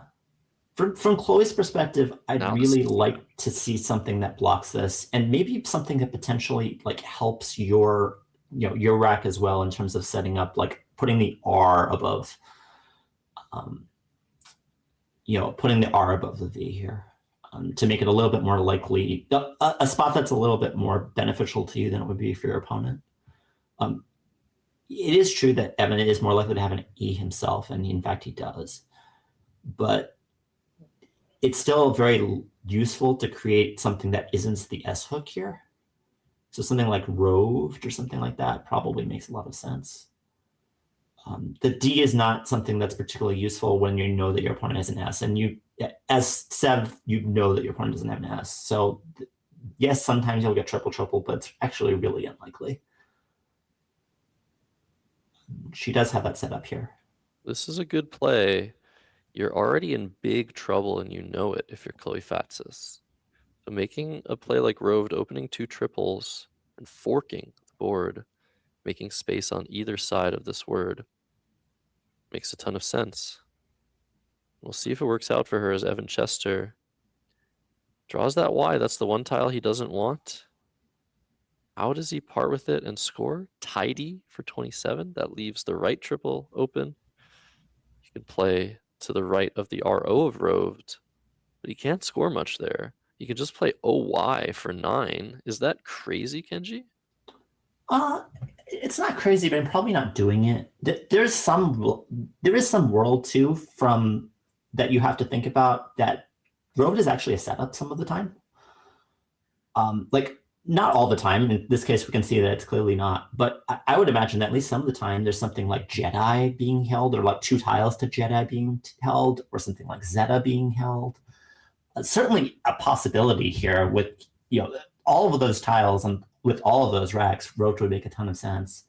So even though by saying likely, I mean it's probably still like less than half for sure. It's probably even less than a quarter, but it's still like more than 10%. So that possibility itself probably also leads me a little bit to block the D and score points here rather than taking a more surefire bingo. you know, you never really know here. I think it's probably like it's probably something in the neighborhood of like 20% that they either have the setup or are like one tile away from some like huge play. And the difference between something like Jedi or Zeta and being there and not being there for those racks is enormous. It's 70 versus having like 25 on the board. It's basically a bingo difference. So I do think that there's a decent amount of value in getting rid of that here.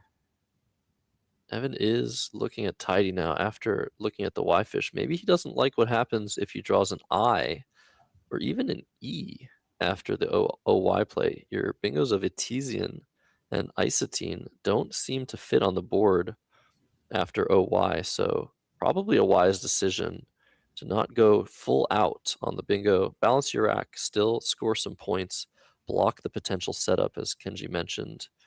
Now back to Chloe, who another awkward rack, nothing great on it, and you just have that triple open that now is a problem for you to leave open, and you have no way to score well while blocking it.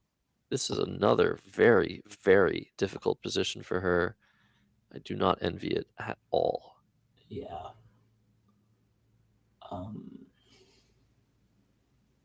There is kind of, I mean, the major thing, you have that opening on the right. You also have Urbias, which means you can't even really close the board entirely. Like if Evan has a good rack, he's just going to bingo.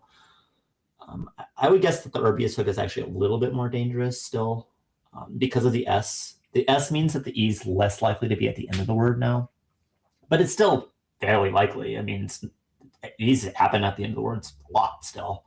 Not as often, but she does have pain lined up. It's pretty painful to play that, but she's going to play Nape, recognizing this is the best she has to cover this spot. Nape better than Pain probably to set up a lane for yourself. Yeah. By being still behind 35 points. This is a very sensible decision. And another rack that looks so close to a bingo for Evan Chester. What will he do here? Is he going to continue to play defense? He knew exactly what Chloe had on the roved turn, A-N-E, after her phony. He had that information. So now he doesn't know anything. Now Chloe's rack is unknown. Yeah. But probably contains a duplicated A, a duplicated E. You can kind of dial in on those things. As Evan, you should know you do have a range advantage here, so you don't want to do something that can lead this board being closed. I think it's close because you have a lead. On the one hand, you have a lead, so you don't really want to create open. You can even justify something like Ravens if you really want to. I don't think I would do that, but you can justify it With Urbias. Yeah. You could also just go full out offense and say, hey, I have a range advantage. I'm going to play something like Ave and NE and just like blow the board open because I'm more likely to bingo than Chloe is, because Chloe can really have almost anything after an ape. In fact, I would guess that her range is like a little bit worse than usual. So after Ave, ENRS is just way ahead of Chloe's like actual likely leaf holdings.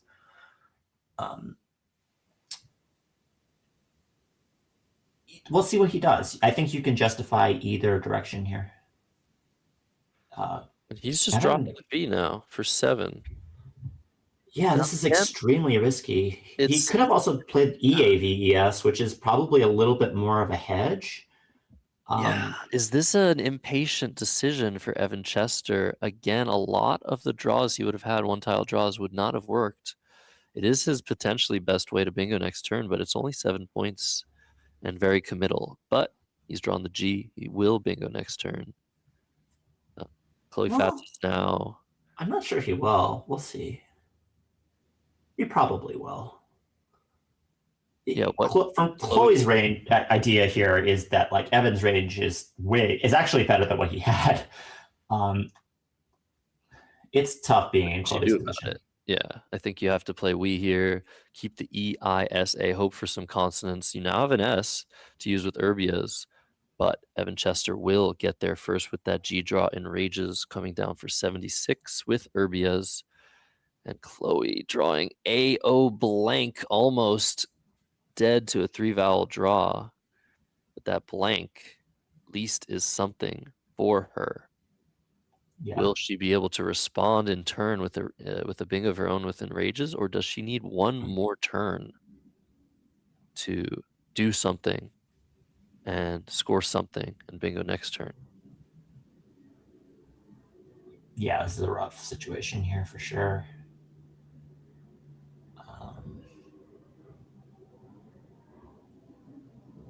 Yeah, this is just rough. Very heavy on the consonant rack for Evan Chester, but he has Zoner for 68. Could Chloe Fatsis ever get in the way of that play? Do you set up a triple here if you're Chloe? You're down 102 and you have a blank. Aria for 10 is a Or possibility. Agio, maybe. Agio through the G, slightly better leave.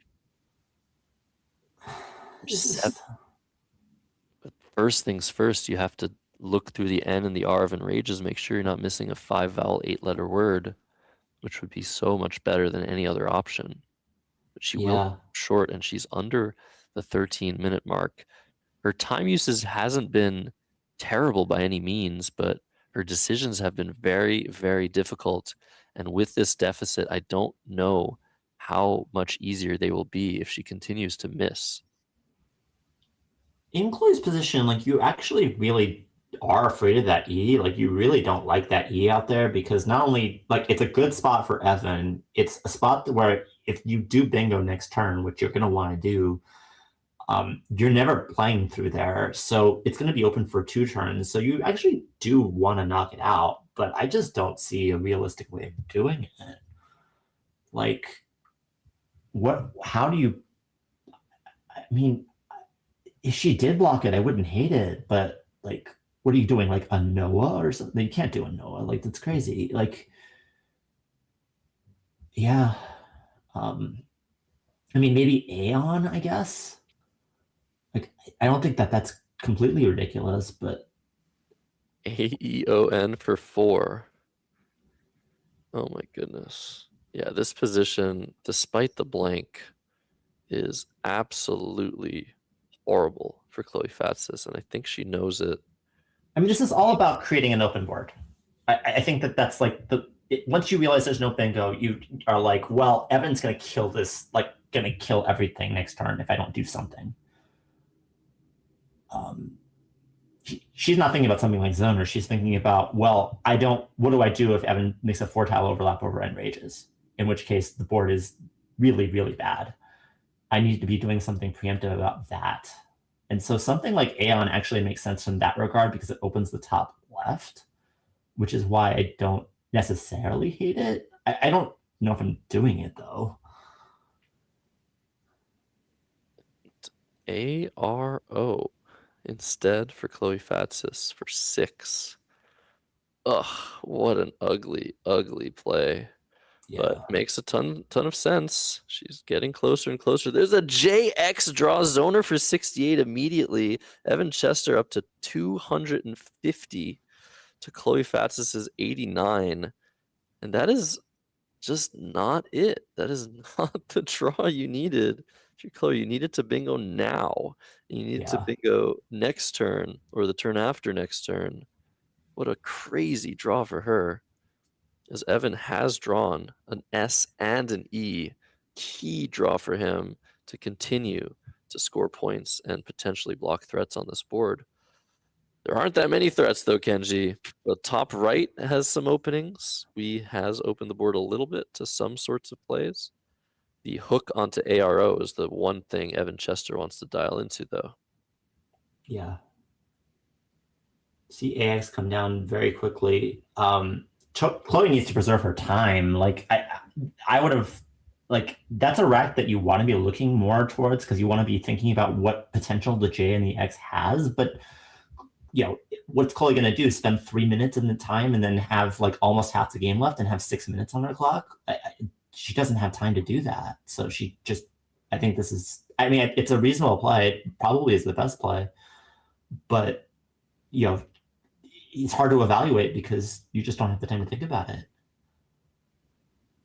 And yeah, AX setting up big 7-letter words, hopeful with a J to draw a 7-letter word, even with the blank, making Zaz. JEUX was available through the U in Urbias to get rid of both the J and the X and try and maximize bingo chances.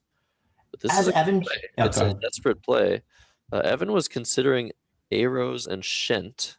And now, what is he looking at? Meth to the left of Wheat? As Evan, I actually really wanted. I don't think that arrows and Shent should be your first priority here. Your first priority should actually be killing the Zaz hook, not because of the score of that particular hook, but because of how it affects the board. If Zaz opens up, the entire top of the board is going to open, and there's really almost nothing you can do about it at this point. So if you can do something about that hook now so that it doesn't, Chloe is less likely to bingo there, you'll actually be perfectly happy if she gets an extra 8 or 10 points after the arrows hook, because it allows you to control the board a lot better. So something like SHH and Sax is actually kind of reasonable here because you can't actually access that part of the board anymore. You can actually play the closed board, and have a reasonable chance of success. Whereas in this case, if something like Zaz happens, you're going to have to deal with the consequences of that. And the long-term consequences of that are a lot worse. So even though something like an engine is not going to particularly like something like SHH at all, it actually is a reasonable type of option if you want to play a more closed board, which I think makes a ton of sense here.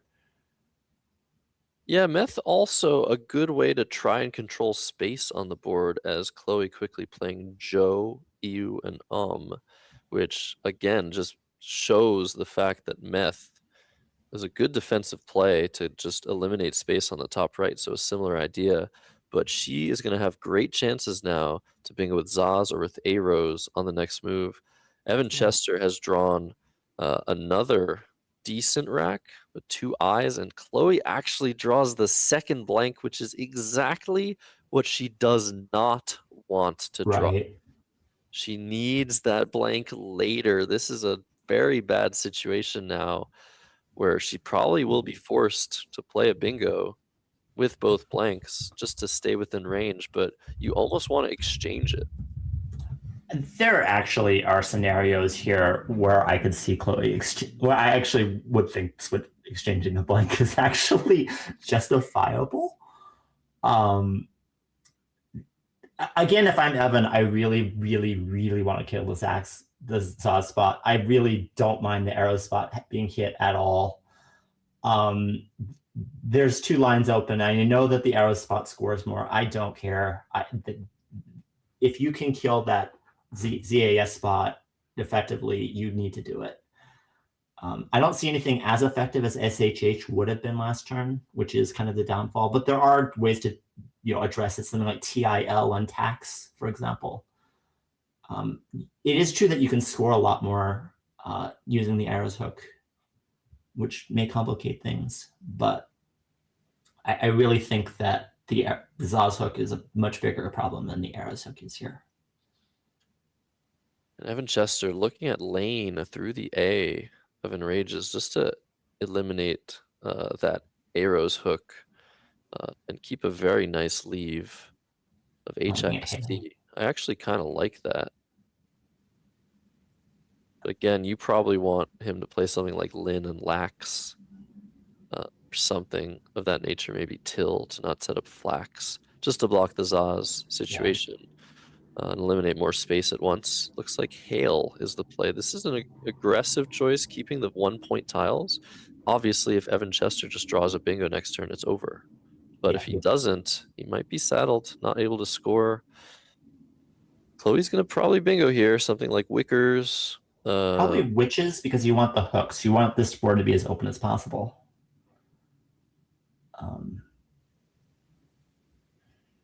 Yeah. This is all about just like, how do I bingo in a way that lets me bingo again? Because again, that Zaz is the only line right now. And Evan is going to try to block it afterwards, but it actually is not going to be that easy to block the entire right after something like Witches. It's going to be this little cat and mouse game that you're going to foresee going on a while, where Chloe's going to be trying to do things to fork the board. She's going to be trying to do things to create hooks. She's going to be trying to do anything she can to basically fight to keep the board open, and Evan's going to be trying to close it. but it's after something that leaves so many floaters, it's actually not easy. She isn't choosing witches. It looks like she was considering it. Get those blanks for you very soon. Looks like K and R. So yeah, Wickers is the play for Chloe Fatsis. Okay. And yeah, again, this does make sense, but playing witches, setting up the switches and Twitch's hook might have been a better way forward. However, at least this allows a play through the E to the left middle triple, which would potentially open more space. So there's some benefit to this as well.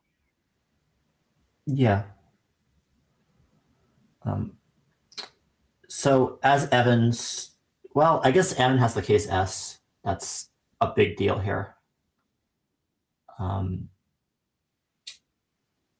It makes it not because Evan really wants it, because Chloe is looking for it badly. Not just for bingos, but for setups.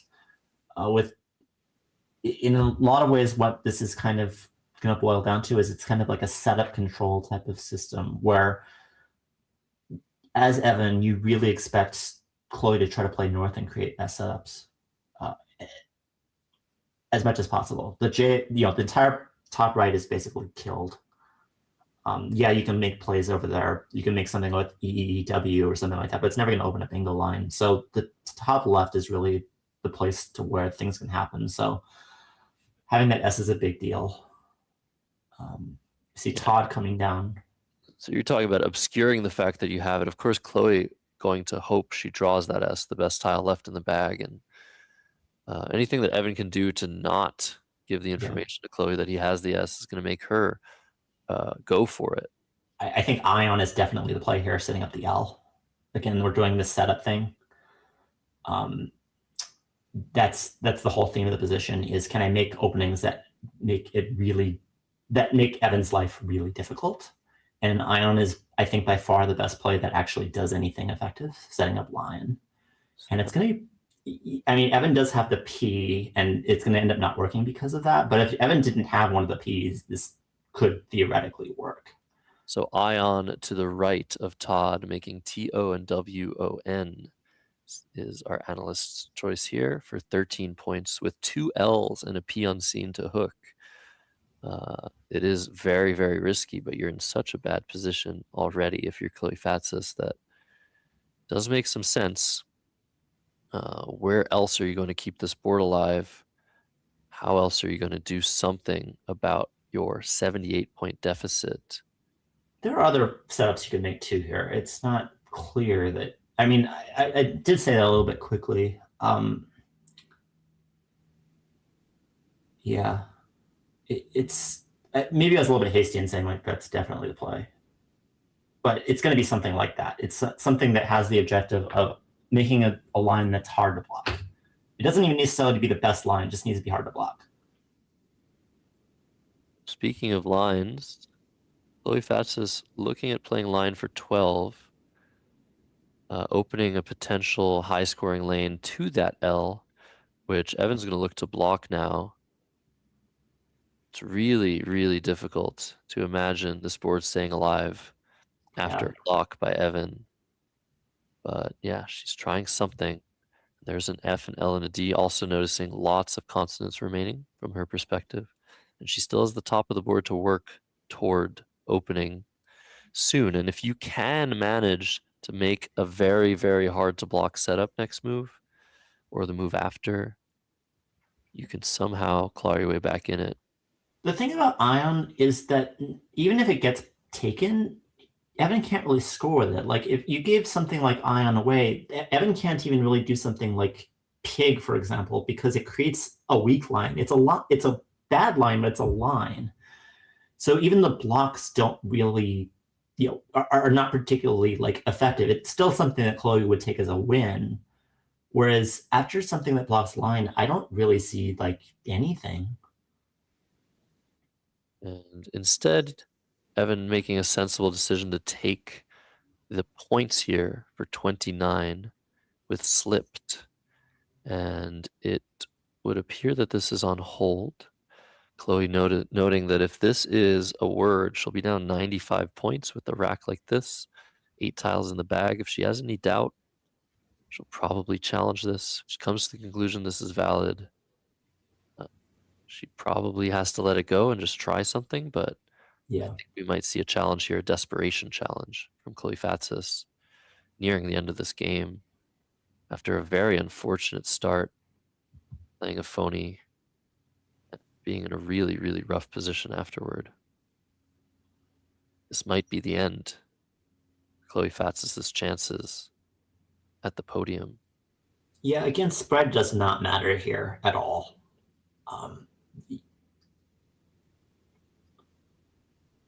So I think if you have much of any doubt, it hasn't been accepted, it looks like, though. Yeah, very impressive decision, of course, being in such a bad position, having the wherewithal to say, yeah, that's a word. Yeah. I think the play here now is something like flit. You need to create a secondary line, and you really want to keep the A for words that end in AL, because that's probably going to be your best avenue. So something like flit, it does give your opponent the F for free, and it probably is going to outrun you, but you need something to happen like flit, they take the F for lit 24, you bingo, and you stick them with the Q. Like, that's probably your best winning condition here, albeit not a very good one, but you're behind a lot. There's something specific to the L with this play. Dobie to the BY on the board, setting up a secondary lane to the left, but that lane just doesn't score anything. So I think if you're Evan, this is a little bit too transparent. You can just play something through the L of line or to the L or some other way of blocking, and you'll be totally fine as long as you keep it balanced. And with a Q unseen, there is some complication, of course. Chloe drawing both the I's necessary for QI and TI, which is, I guess, a good thing to protect against that scenario. Yeah, but Evan's the one who needs to really be thinking about drawing the Q here. He needs a plan pretty much regardless of what happens of, okay, if I'm going to draw the Q, this is what I'm going to do. So either you need to keep the U and keep a specific spot. If you had an I, you would keep QI, for example. So like you would leave the Todd spot open if you had an I, just because it's like, okay, well, I'm good either way, because either Chloe bingos and I play QI and win, or basically you're creating a contingency plan for the Q. Yeah, I'm not sure that this does that, actually. I think it does, because if Chloe does end up bingoing now, you'll be able to probably use the Q to play through the bingo. I think it makes sense. And he has drawn the Q with an A, so he's totally fine now. Yeah. But yeah, even with having the Q, if Chloe bingoed right now and Evan didn't have a spot for the Q, he would still win the game. So yeah, it's looking really, really ugly now. And possibly over for Chloe. Under 4 minutes on the clock. You hate to see it. Hoping for a decent game, and you just get crushed. You lose a challenge. You're in a terrible position from the get-go. And it just feels like you're underwater the whole time. Yeah, you need to. The only hope is something like really, really, really specific at this point. It's rough to even. It's hard to even come up with ways that this is like possible. She has lat lined up. I think that's actually maybe the best play. Where? With 2 or to the right of TOD? The right of TOD. I mean, it's such a specific. It would be so specific though. You need. I don't even know what the combo is that you need. I'm not even sure there is one. Film. Yeah, it's. You need to be looking at things like overlaps to KOI, which are going to be virtually impossible because you need something like ends in OWL or something ridiculous like that. You need really, really specific scenarios that are really, really unlikely and really, really hard to block. And you need to create a secondary threat. And it's just too many things to do. And she doesn't have any time to think about all these things. Like, there's so many tiles in the bag, and you're basically looking for a perfect 3 or 4 tile draw that you can hit, and maybe even a mistake on top of that. It's just, it's so rough.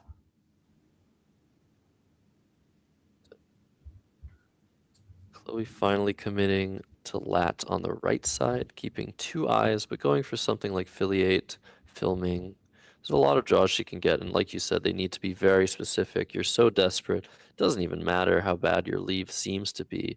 You have to go for something really, really high scoring here. And now Evan Chester with one last move to seal the deal in this game. He wants to block that setup. There's not even any. I mean, there's airlift that he needs to take care of. So I mean, that's Airlift is 87. Evan Chester is up 89. So it is possible that he could leave that open, play the Q off with Qua. And it's not enough. Yeah, it looks like that's probably not good enough. So how do you block without creating a new lane, a new opportunity for Chloe? So I think Evan's going to take the most time he's taken all game on this move with one tile in the bag. This is the most important decision potentially of the entire tournament for him. He's got to feel really good about his situation. Chloe just one letter off of airlift.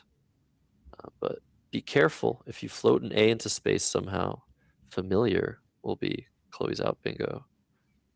And you got to do some diligence here. You have to make sure your tracking is in order. We don't talk a lot about that because the top players are so good at tracking the tiles played. If Evan has been on it, he knows what the unseen letters are. Exactly Chloe's rack plus a T.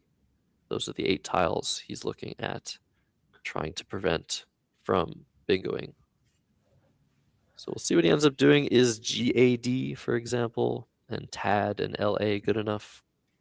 I mean, Evan wants to create something where he knows he has a Q play afterwards, because the spread does matter here. Like, he doesn't really want to like relinquish this lead and win this game by 50, but it's really hard to see how you can actually get out of this situation without burning your A. And if you burn the A, you're stuck with the Q, I think, at least with a lot of draws.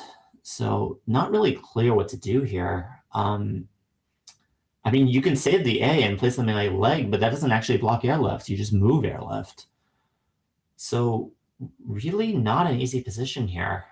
Does Quango just outrun airlift to the GO in the center of the board? Let's do the math here. This is also a math heavy situation. 56 plus 33. Like we said, 89 points. Evan is ahead. Quango would score 19. That would put him ahead by 108. And if he draws the M, he'll be left with D, E, G, M. That would give Chloe 16 points after airlift. And that's 108, 92. Airlift is only 90 points, right? Is it? Yeah, so he'd win by 2. So Quango actually does win in this particular scenario. But another thing you might have to do, if that's the play you're looking at, if you're Evan Chester, which would be a really nice find, by the way, is make sure the math is right. Make sure you're not missing anything. Make sure you've tracked correctly. Make sure every play was scored properly so that you know that you're guaranteed to win by 2 points in the worst possible scenario. It's worth noting that. Do that. Yeah, it is worth noting that Chloe's a little bit more likely than random to have air than the 1 out of 8 would indicate, because the LAT are duplicated, which means that she's a little bit more likely than normal to have LAT. She's also a little bit more likely to have the F because she set up the F. So even though our odds of having airlift is 1 out of 8, it's probably more like 1 out of 4 or so. It's pretty unlikely that Chloe had the M last turn. So it's probably somewhere very close to 1 out of 4. So in terms of the spread, like, you do want to look at the downside here as well. So I think Quango is a little bit risky in terms of like, the situation's not so clear that Evan needs to like take risk for spread. So it may be worth it just to like say, okay, I'm gonna eat the Q here, at least a decent percentage of the time. Looking at DAG, similar idea to GAD, setting up a D instead of a G. But that's what you're looking at. You're looking at, does this give anything back from the D, from the LA even? He's committed this play. Yeah. This will win the game. Evan Chester still alive after 24 rounds of play, but Chloe Fatsis is potentially out of it with 14 wins and 10 losses. 2 minutes to let it sink in. What a rough way to go. Yeah. Evan Chester, though, he's stuck with the Q, so pretty sure there's nowhere for him to go, even though he has the U. And so this might be a long end game, Kenji.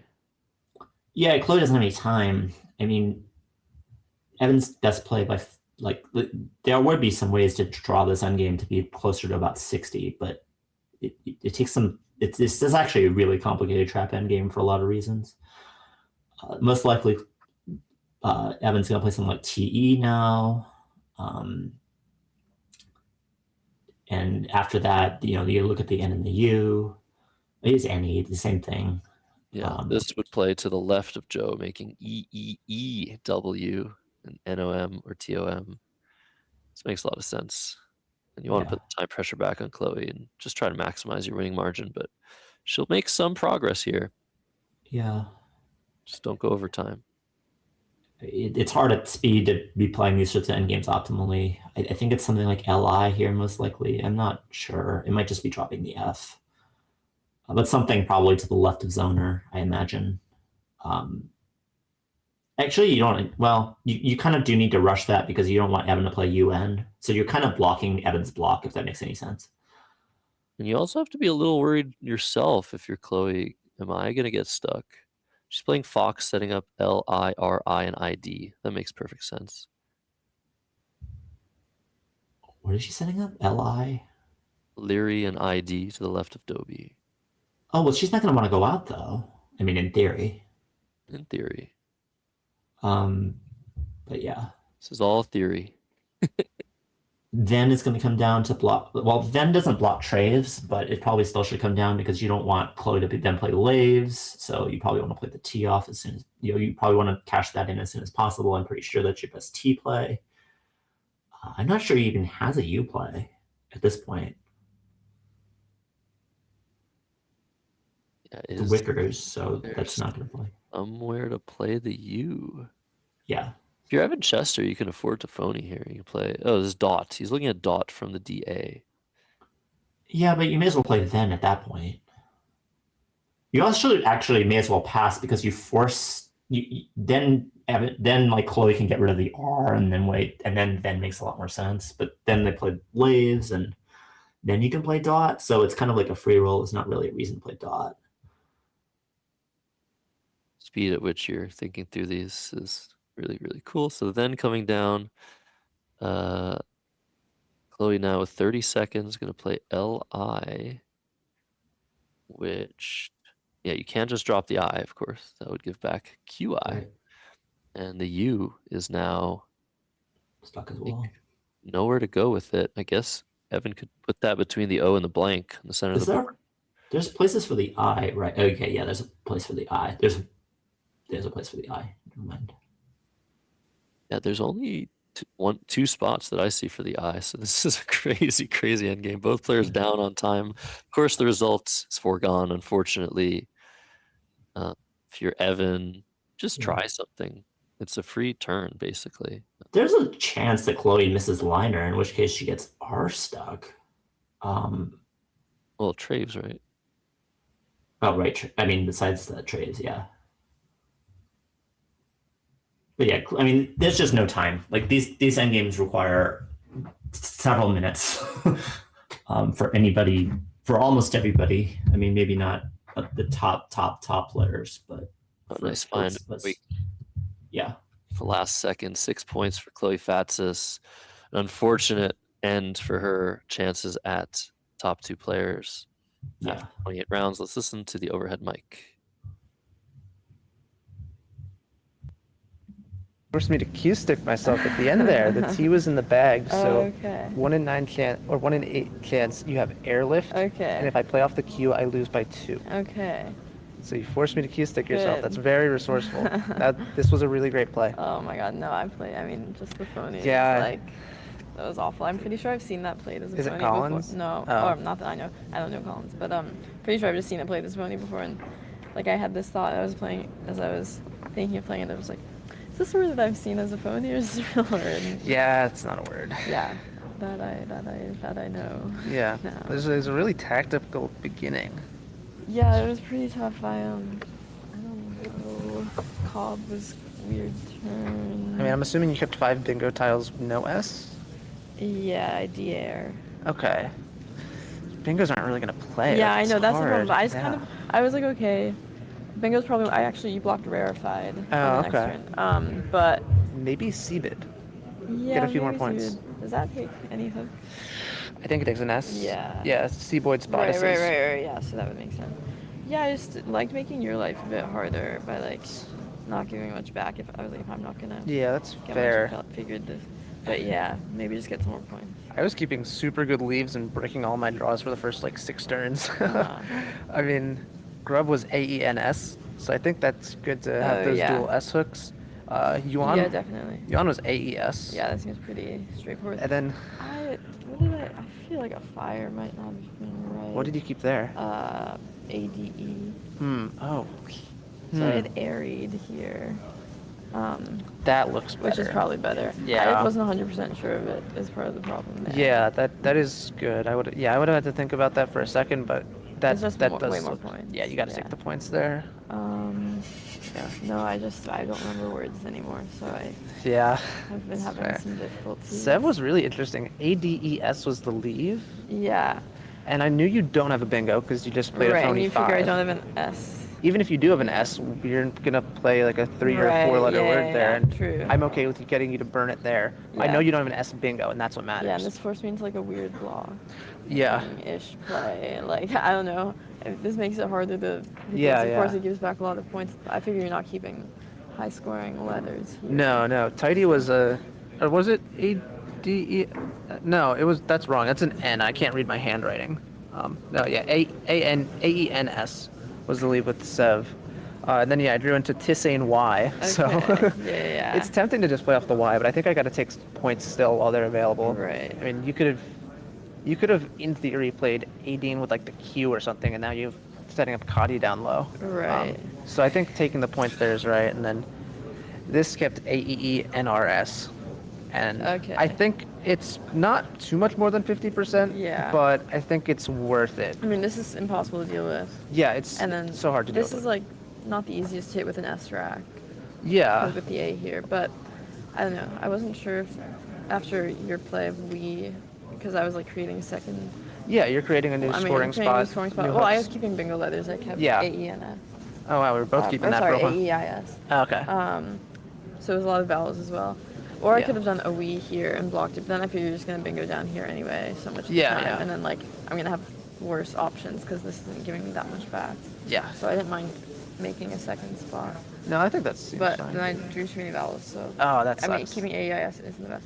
So yeah, here's arrow. My other option was aria, but then I keeping EOS blank. Then I figured you just play. And, like, Yeah, I was tempted to play with arrows on the meth turn. I kept HNS, okay. but I figured this controlled a bit more of the board, and Yeah. you could bingo down there, but if not, then I have the SH to score with. And I think I just bricked on a 5 for next turn. Joe is kind of tough because it like really makes it hard It to reopen. kills so much of the Like board. maybe I even. It just seems. It's hard to Only- sacrifice points when you're Yeah. down by so much, though. And Zaz is really hard to deal with as well. So that's with arrows and Zaz keeping S blank. I don't hate closing that part of the board. It's just gonna suck for when you have your turns after that rack. But I don't think it does immediate damage. Yeah. Yeah, there's a. Did I miss a better bingo? Not really. I wouldn't be surprised. No. There's I'm definitely. sorry, I'm looking just on this. Yeah, I'd app. be like, there's nothing through the L at the bottom. Yeah, no, I was just seeing if there's anything that double the letter, but no, I don't think so. Yeah. Okay, so 400 to 3. Maybe this isn't like. victory for Evan Chester. A big surprise in the top of the standings, but not really. You see the way he's playing, the confidence he has, the run he's had up the rankings in the last 2 years. He is so brand new to competitive Scrabble, and yet he's taking our scene by storm. So we might see him in the next few rounds, but next round, Kenji, we have one heck of a matchup. It is the rematch between Mac Meller and Joey Krafchick. Joey is in 4th. Mac is in 3rd. He's made a very good run in the last 7 or so games to be right back in it. 1 game behind Joey Malik, who just won his game by a ton against Patrick Beatriz. So the standings are coming in very quickly. Evan Chester moving to 15-9, leapfrogging Rafi Stern, who's going to go into 7th place. Jason Lee in 5th place at 16-8 with great spread. Joey Krafchick in 4th, Mac Meller in 3rd, Ori Swift in 2nd. We're definitely going to take a look at his game, one of his games soon. But while we wait, let's take a short break and come back with the Joey Mac matchup, the 2 top-seeded players in the division. They're both fighting the place in the finals tomorrow. So 1 more game to go before lunch. After that, 3 more games to end day 4 of the Scrabble Players Championship 2026.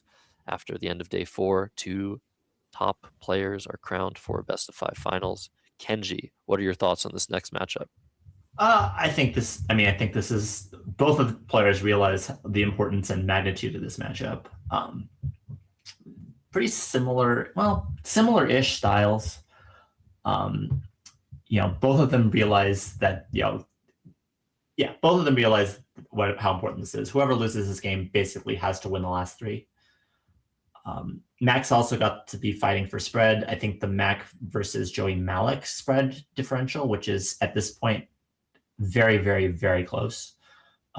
Joey's ahead by 110 on spread, but he's ahead by a game, which means that probably actually Mac is slightly ahead on spread, but very slightly. Correction, though. Joey Malik is up 201 points. Oh, 201. Oh, I misadded. Yeah, okay, 201. So Joey's actually slightly ahead on spread. But these are situations where Mac has to actually maybe adjust a little bit based on that, and so does Joey. There's going to be some, at the end of tournaments when spread is influential, you have to be thinking about these things a lot. Joey's, they're the only spreads that matter for each other. Jason and Ori's spread are going to be out of reach, I think, for both of them. Evan Chester, if he wins out, his spread is also going to be relevant as well. Those are the major threats, I think, in terms of spread. And to some degree, Ori and Jason might battle a little bit for spread, although Ori's pretty far ahead. And yeah, I think that's something that keep in mind, certainly this afternoon. They're going to be thinking about that more. But you do want to be started thinking about that now. You often, in one game, you don't really have that many decisions. But over the course of the tournament, you certainly do. It's part of why that Quango airlift decision was so interesting for Evan last turn, because there are situations where you actually may need to say, I need to get rid of this queue and I need to take some risks and deal with the ramifications, maybe even risk losing the game 1 out of 8 times or something like that, if when you need the spread badly enough. I think if Evan had a choice of, okay, I'm going to lose the game out of every 8 times, or I get 50 extra spread points, I think Evan would actually have to take that sort of like risk, for example. So these are sorts of like interesting. Just joining, sorry to interrupt you, Kenji. I just want to make sure everybody who's watching, who's a little bit newer to Scrabble, knows what you're talking about. And say the word spread. Spread is our tiebreaker in Scrabble. So it is the differential at which you have lost and won all of your games. It's just an accumulation of points, point differential, and that's what decides whether somebody who has the same amount of wins and losses as someone else is in better position or in worse position. And what's very interesting is when there's a tie, which is a huge rarity in Scrabble. Ties happen in around 200, 300 games, but in a big tournament like this one, so many games happening at once, there's bound to be a few ties. And Joey Krafchick, excuse me, who's in 4th place, has a tie. So he's in between 17 and 16 at 16 and a half. So he doesn't have to worry about the differential between his games anymore, just winning and losing, whereas everybody else is fighting for that tiebreaker. In any case, I think we're going to take a very, very small break. And then come right back to you with the next matchup. So don't go anywhere. Mac Meller versus Joey Krafchick, the top 2 players in the tournament coming in, about to battle it out.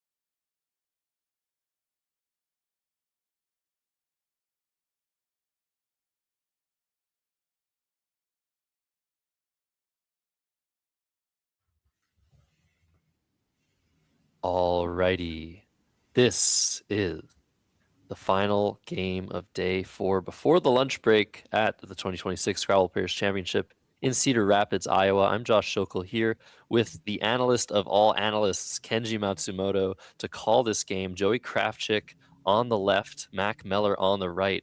Both of these guys, probably the 2 favorites in terms of incoming rating to make it to the finals of this championship. Every year, this is the most important tournament on the schedule for them. Let's see if Joey Krafchick can take down the top player in North America, Mac Meller. PNTTNIW. It's not a great way to do that, but probably something like Twin is going to come down very, very quickly for Joey Krafchick. I would have to think about that. Yeah. You could exchange as well. There's other things to consider, but considering is not really in Joey Krafchick's vocabulary. 90%. PWN also is definitely worth thinking about. Or wait, that's Yeah. never mind. Definitely. Keeping Okay. keeping TI and Yeah. was worth considering. Super defensive option. Need to add it to the dictionary. ANPTWY blank is the redraw though for Joey Krafchick. That's a fantastic way to improve. And Mac, on the other hand, with 7 1-point tiles, nothing great on this rack for him. He's 1 letter off of a 7 or 8 letter word. He's considering EAU and twine. What are you thinking here, Kenji?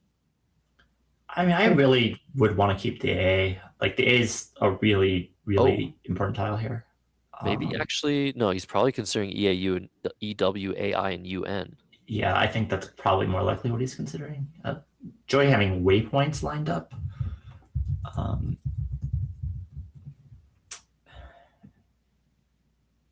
I don't know. Like I think Mac knows that this is often going to be 3 consonants, like pretty much exactly what Joey has. There's a lot that you can kind of like you can determine from this kind of rack. Like he doesn't have an A. You know, he does go with EAU. This is the most defensive play. Joey could also have like a lot of bingo racks. Like he could have an S very easily here. AU coming down decently of LENT, a little bit heavy on the consonants. Let's see if Mac Miller can find a vowel or two on his redraw. And Waypoint getting blocked by a nice defensive move. Yeah. You have the Y for Twiny. Can't really use it great. You could play yaw, yawn, yop. Yes, that's pretty good to play yop here. Yop's pretty good. WYN is pretty good. Joey not taking any time with this decision again. Oh, Uh, interesting. He saw yop and he wants to play yawn instead. This is a very, very aggressive adjustment. 2-point sacrifice, worse leave. The thought is, I want to play through that N next turn. Is that what Joey Kravchuk is thinking here? I don't know what he's thinking. Definitely a non-standard decision. I gotta be honest, I don't really like it very much, but it's a very small sacrifice. And he has his reasons. And as long as you have a good reason for what you're doing, then what you're doing, you're not going to lose too many games as long as you have good reasons for all of the plays that you're making. Mac with the Q, and this is a pretty rough situation here. Putting QL to the side. If you're in an exchange, often when you have one dominant floater like this, you often don't want to keep the floater. This may be an exception, though. I'm not really sure. What do you think, Josh? Yeah, it's very interesting. I don't think Mac's all that worried about what Joey Kravchuk has. He played twin quickly, which means consonants, like you said. He played yawn relatively quickly, which probably also means consonants. I don't think Mac has any idea how strong Joey's leave was after yawn.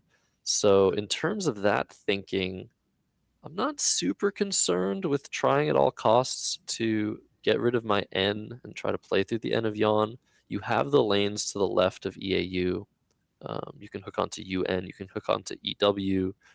It's not great, but toner is just such a better leave for 7-letter words than anything else here. Yeah. He might also exchange the O, which I wouldn't necessarily recommend, but maybe to try and balance a little bit better between racks that don't score anything and don't bingo, and maybe racks that can draw a scoring tile and do something. But I think toner is just good enough to keep. I just don't see him getting off of this and playing something like turn, TERN, to the left of EAU. Yes, if you draw an I, you get QI down, but the leave is just so awful. So I think this is a good decision. Toner is one of those infamous racks where it's leave variations where it's very weird because toner is actually like the O actually doesn't go particularly well with the leave. So like normally it would be a slam dunk, but if you think about it, like an I draw and an A draw in this lexicon doesn't do particularly well. So it actually is very close. Joey not even thinking about it again, playing J, keeping CIPTT. He's going for pittance, among other things, through the N of yawn, and just trying to close the door on the bottom left of the board. He's drawn an S, but yeah, he's playing wickedly fast, and I think this might be sort of a shadow from the last matchup we saw them, where Joey was just totally dominating Mac on the clock, and Mac ended up panicking late in the game, maybe missing out on some winning chances. So Joey, I think, going very hard on this strategy of time rushing. Yeah, I mean, I've talked to Joey a bit about this. Like, Joey's main edge in Scrabble is going to be time rushing people. Mac is generally, though, not somebody you want to be time rushing. Mac plays a ton of speed games and is probably definitely one of the best speed games in the speed players in the tournament. If we had like a 3 or 5 minute format, Mac would definitely be at least in the top 5. So, I get the strategy, and Joey isn't somebody who is going to be thinking about like super technical things all the time, but it's still worth taking some clock and thinking about your decisions a little bit. Joey finding tip cats, which will fit in 2 spots. And Mac finding the very difficult and hard to even reason into existence Norteño through the N of yawn, hitting 2 double word scores for 28, keeping the lone X. You can't really be loving leaving that leave. Yeah. tongue twister. But I think this is better than a shorter play with the X, opening up space, opening up spots for Joey to bingo. This makes sense. He could also play Junto or something like that. There were options there as well. But I think Mac is aware of what Joey's doing and is wanting to not think about these decisions, too complicated. I also think that Mac probably doesn't necessarily want to get into this like hyper defensive battle with Joey, because Joey likes to try to do that sort of thing. And Mac is generally not somebody who at least goes out of his way to do that. But since he knows that Joey's trying to create these sorts of more tactical decisions, he's not going to be super eager to play some sort of Junto closed boardy counterplay type of game. Maybe that's not in his decision making at all. I don't know. 9 points between the two top seeds in this tournament. Joey Krafchick on turn with a blank, about to bingo with Tipcats. That blank is an A. He's going to play it with Norteños. This makes perfect sense. You could also play it with SEW, opening a triple, opening a bunch of lanes. No reason to do that. You can't love this. Play from the C is very likely to reopen space on the bottom. So his whole potential idea with Jun last turn is not really going to materialize, but he's taking an 80-point lead on a board that's really hard to do much about. And if he can keep scoring, he's going to be in great position here. 3 eyes KMVO, though. Very interesting draw. And over to Mac with a draw of his own. He drew into ABELOR with that X. Saw him play Peg Box earlier this tournament, so the first thing you want to look for is a box word with a rack like this. Boxla is valid, but Borax looks like a fantastic way to score points on top of the TI of Tipcats. And I think once he sees that, he'll be debating that versus Coxa or Cokes from the C. Also, there's other play. I mean, there's Boxla to the right of Norteños. There's Taxol to the T in Norteños. So there is actually a fair number of choices here. It's not, he can also just play Box to the, to the right of Norteños as well, or something like Lax. Lots of Calcs is an option as well. Keeping a little bit more of a balanced lead. There's lots and lots of options here for Mac. I do think that stylistically, I think he's more likely to go with Borax. It probably is the, most normal choice in this position per se. You're also Ellie actually works pretty well with that as well. But I could see a number of plays being made here. Yeah, you're totally right, actually. A lot of the plays you thought of, I think Mac's doing the same process in his head, just naming out those candidate moves. I think Boxla, just a little bit too open, Box to the right of NO, opens too big of a scoring spot, so you can kind of just say no to those. But Taxol, Cokes, Coxa, Calcs, Borax, that's what's happening in Mac Miller's mind. And he's just decided to play Borax, play 5 tiles, score as much as he can, not open that much, stab a little bit, open a little bit on the left side of the board for potential board opening plays later. This makes the most sense to me. I think it's the nice medium between, what are they talking about? Sorry, I got distracted. This is the rack where I'd like to see Joey play immediately. I don't see any other options besides Vim at all. Yeah, I don't know. I wish I heard the overhead mic there, but something about play of Tipcats. But yeah, Borax makes sense. Mac redrawing the queue, unfortunately for him. And Vim coming down for 26. Joey Krafchick at 150. After a few moves, Mac Miller probably going to play QI. Never mind. There we go. CINQ, one of the harder words to find. 45 points. That's great for him. Narrowing the gap to 20 points. Let's see what Joey Krafchick draws. If he gets an A, he gets Tycho from the T of Norteños. Other draws. He already has the K on the right of Ink as well, which shows like Oik at the very least with his leave. So he knew his rack would be at least kind of balanced. There's the A for Tycho, though. Will Joey Krafchick make a big board opening play like Tycho? We've seen him balk on those opportunities before in similar positions, not opening things for his opponent to immediately bingo through. The K is just good here. I mean, there's obviously the K just drops for 31, so he actually may hold on to it because the K is always going to be like decent. But you need a reason to do it. I think it's just Tycho most likely. Yeah.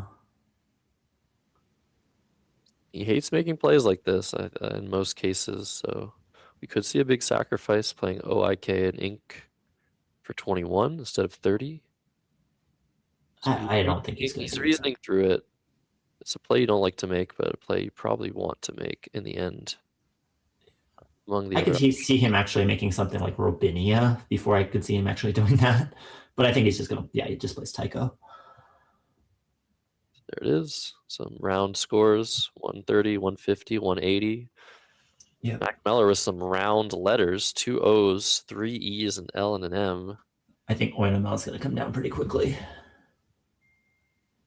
So OENOMEL through the N of Sank, setting up 2 triples. The price of dumping as many tiles as possible. Joey Kraftchick, I can't say his name anymore, can I? Joey Kraftchick, drawing into a relatively balanced rack. And Mac has spotted Oenemil. Very good find. Very weird word. Off the beaten path, but we expect this from him. His play finding is so good. After this play, I guess Joey is going to want to play long. Unless he has some word we're not seeing. Me or Kenji would have called it out by now. If you can play to the left of Oenemel for a 6-tile play, like if Barton were a word, that would be nice. But maybe we'll see him play instead to the right. But the more I look at it, the more I'm wondering what 5-letter words will fit after Oenemel.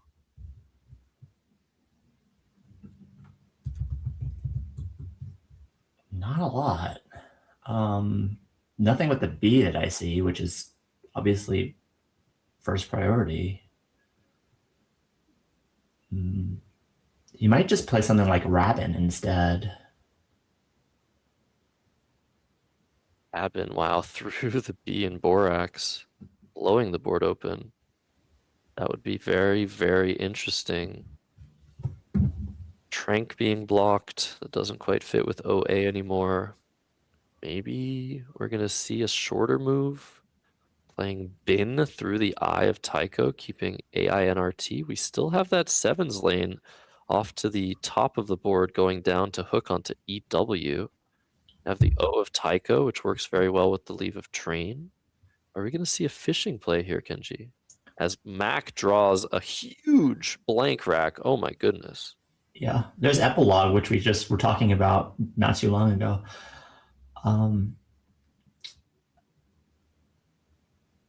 I don't think, I mean, I think that fishing would be a fine play. I don't think that Joey's going to do it. Just having seen Joey play lots and lots, it's a very committal play where if it doesn't work, it loses very, very quickly. I think it is a decent option here, though. Assessing the score line here, when you're up by 33, sort of that in-between purgatory situation where you don't know if you want to keep scoring and try to outrun bingos. You don't know if you want to play defense, try to block bingos, or go aggressive yourself and try to go far ahead, too far for your opponent to catch you. Yeah, I mean, you don't want to play defense. I think let's rule that out. The EW spot is going to stay there for a very long time. No one's going to want to play there. Killing that quadrant's not even possible. The right side's going to open a while. Joey could just play noob there, any WB. Yeah, but that's a lane that's good for him. That's a lot better for him than it is for a random rack from Mac. I don't think he's going to do that. I think I would actually prefer playing Bin over playing noob in reality. So Brant is the first thing Joey Kraftchick lines up. Yeah, after taking his longest think of the game. This is a very reasonable play, very stable decision, solid play for 22. Keeping an I and an N. Not many I's to redraw, not many N's to redraw. A lot of E's to draw, a blank and S out there. He has great chances of big scoring plays on one of those 2 triples Oenemel just opened. Let's see So what he gets. HIINSVD. yeah. Wow. So normally I would say, oh, Epilogue is a hard find. I think there's almost no chance Mac misses this. I think there's almost no chance. And he has it set up immediately. I'm not surprised at all. Yeah. Epilogue through the O of Borax, of course. Through the O of Tycho would hit nothing. You have to take the 13 extra points here. The other playable bingo right now is Peg-like. We saw Mac play Peg Box against Joey Kravchuk yesterday. He certainly knows the word Peg-like. Plays with EEW. That's 67, opens a big triple. There's really no benefit to that over playing Epilogue through the O of Borax.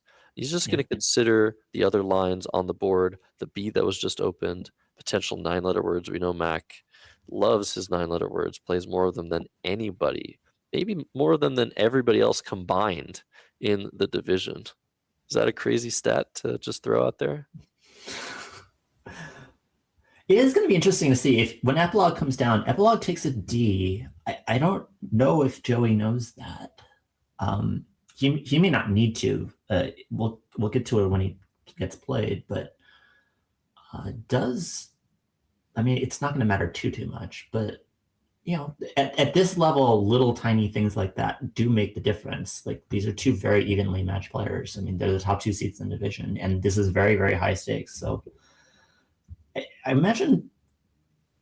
I don't really know that well the relative word knowledge of like 9s of these players, but well, Joey Kravchuk has stated multiple times that he's going through all of the 9s, and once he's finished doing that, he is switching to the international lexicon.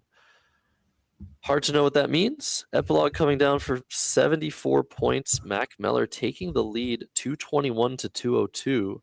That's the second blank. There's still a couple good things out there. The Z, the S, lots of things to draw for Mac Meller. Joey Kravchuk, is he going to play Dish with epilogues? I don't think, like you said, it doesn't really matter. Well, SIDH, or he could play Vid. Like those are. I mean, Sid is just strictly better than Dish. I mean, it's 1 point better. Yeah, but it is 1 point better. Yeah. This is an improvement. So I guess we'll see if Joey Kravchuk knows this takes a D by his decision here. Vid is just very nice, though. It's 33, 15 points less than SIDH, but the leave so much more palatable. And he's lined up Dish, so maybe unsure of Epilogue, maybe not seeing SIDH, a very bizarre 5-letter word. I mean, even if you're even if you're like 3% unsure of Epilogue here, like or SIDH for that matter, like you can't play it. Like 1 point is 1 point is very unlikely to make the difference. It does sometimes. I mean, in some ways, the difference between players is an accumulation of errors that are like 1 point at a time, 2 points at a time. You know, a very slight leave measurement here, slightly. These things do add up. Especially at this level, because you're not going to see very many mistakes, like flat out, like big mistakes at this level. As level, this quality of play. Let's talk about Max Draw, though. Awful 3 Ds, 1 vowel. With a lot of good stuff remaining. He's looking at playing Dad underneath the IKO of Tycho. That cannot feel good to make that It might play. be to the right of Epilogue. Could also be there. That would be a point sacrifice, a 4-point sacrifice. Wherever he plays Dad, his leave isn't great. He's losing the game, and he can't feel great about his position. Joey Kravchuk threatening to play Vibing in 5 seconds after whatever Mac Meller does. So the clock times are somewhat stable for both players. About 2/3 of the game gone. Mac Meller under 12 minutes. Ideally, again, for close game situations, you want 10 or so minutes for the pre-end game. That means when there are 7 or fewer tiles left in the bag, you want to have that time to consider your options and make as many nuanced decisions as you can make. But in each game we've seen between Joey and Mac, time pressure has been there. And Mac hasn't had exactly as much time as he would like. In this particular case, I'm not too worried though. I'm a little worried. This could get pretty computationally heavy. I could very easily see an endgame or pre-endgame situation where Mac could run out of time here, where things could get very complicated. Does also depend how long he takes on this decision. He's been just totally sat there with this play of dad lined up. He's very dissatisfied with it, of course. But what else is there? I think a lot of the time we watch his YouTube videos, he sees the play he ends up making within 2 seconds. But for a while, he's just deliberating.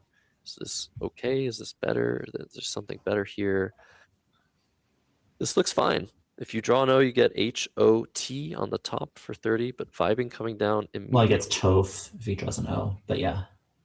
Lots of good stuff for Mac Meller to potentially draw, but lots of bad stuff. 3 U's, 2 F's. Lots of consonants. He needs a vowel or 2 here. Vibing coming down immediately. Joey Krafchick up 50. There's an E, an O, and wow, the F. Frothed. What a draw for Mac Meller. This was huge. And oh my goodness. Yeah, the opposite draw for Joey. Disaster. How the tables have turned. Unbelievable.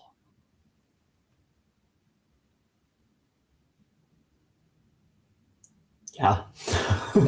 Huge swing. I would say 93 points out of HDRT.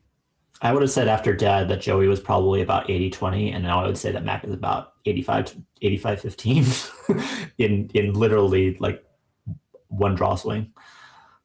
I would say it's worse than that. There's just no space left on this board. Mac Meller's up 50. Joey Krafchick basically either has to score 35 with his F and keep awful things here and make it close, or play Ague through the G of vibing. He just plays FA immediately. Yeah. Just trying to, I guess, sway Mac away from the fact that his leave is the worst 5 tiles you can imagine, other than the 3rd U. Yeah, I mean, I don't mind this. There's still some outrunning chances. It does mean that you can't exchange, which is a bit of a problem. But, I mean, things like Ague mean that he can probably get rid of tiles. Look at this. Clergy leaving 1 tile in the bag, making YEH. That is just so easy. Mac's going to play this once he realizes there's 7 tiles left. There's just nothing to think about. And this will be game over. There's no way back for Joey Krafchick. Unbelievable swing here. Mac Meller going to take Joey down after, like you said, just 2 turns ago, a really rough position for him. Yeah. He's so deliberate. He's just like, oh, this looks fantastic. Maybe I play this with YEW? I mean, you can think, there's things to think about. You can think about Ague, for example. Ague's not bad. I mean, Ague probably wins pretty close to the same amount. I don't... if you want to be technical about this, you can think about this for quite a while. But look at what's unseen to Mac. Okay, this is what he's doing. He's thinking about what bingos can Joey Krafchick have here that will be a problem. And they're all going to be with EEW or SEW. But is there a single word that fits on this board? This is why he's taking time. This is why he is number 1. He's just making sure. I mean, there are words, but there are not very many of them, and they probably don't even win in a lot of cases. Like, yeah, he could have release or something like that. I mean, that isn't out. Solve this, yeah. Like, you can literally just solve this right now if you do some calculations. Clergy is Oriole 41. Clergy is 41, making YEH. If something like release happens, Oriole happens, those both score 66. So 41 plus 11 is 52, 66, 14. What happens if Joey draws the Z? Is there a spot for the Z? You can literally calculate every draw. Yeah. That's possible. And will Mac have enough after all of these? Probably. I mean, it's comparing this to Ague, because Ague, these same scenarios happen, and Ague, after things like Oriole and release, also outruns almost everything. So actually, this is really close. The one problem I have with this play of Ague, though, is what if Joey doesn't bingo? What if he takes one more turn to try and open something else up on the left side of the board? Like It's a what? little bit worrisome. Like what? Yes, that's the question you ask yourself. But it's something to not really want to consider and calculate. It looks like Mac just going ahead and playing this. This is a better play for spread, that's for sure. I Yeah, think. Mac needs spread. Let's not forget about that. Mac needs to spread to compete with, with Joey Malik, like, and to some degree Evan, but mostly Joey Malik. That has to be on the front of, one of the first thoughts on Mac's mind. This juncture of the tournament, you need to be thinking about, how does this impact everything? And spread matters a lot here, especially considering Joey's outs are so rare. And he can bingo with this some of the time. Some of the time he just draws something that plays with the SEW himself. Mac looking at this draw of USZ and being like, what? Wow. Okay. I think I'm out of the woods here. If Joey doesn't have this S or the Z, I guess Mac was somewhat worried about plays like a gaze in the top right. That makes Eggy even stronger. I guess Mac's just like, all right, well, you can't have anything now. Oriole, I guess, still possible. Yeah. That's it. Yeah. And Joey just gonna play EAU here, knowing it's just probably game over. Just trying. I would like to see him think. Like, there are chances from his perspective that he could set up something so that he could draw Oriole in one spot and Rouleau in another spot, and then like leave a tile in the bag. And he's drawn it. Wow. He has drawn Oriole. That is incredible. From Mac's perspective, there's a 3 in 8 chance he has it. yeah, So as long as the tracking's good, you have to block Oriole. If Mac does that, he wins this game. I think after this draw, Joey wondering like, oh, should I have thought about this? you should have. Thought. But I think you may end up in the same spot. I don't know. I think it was worth thinking about, though, for sure. He has so much time too. Joey, yeah, the body language is one of somebody trying to hide a little bit, potentially, from what's in front of him. yeah.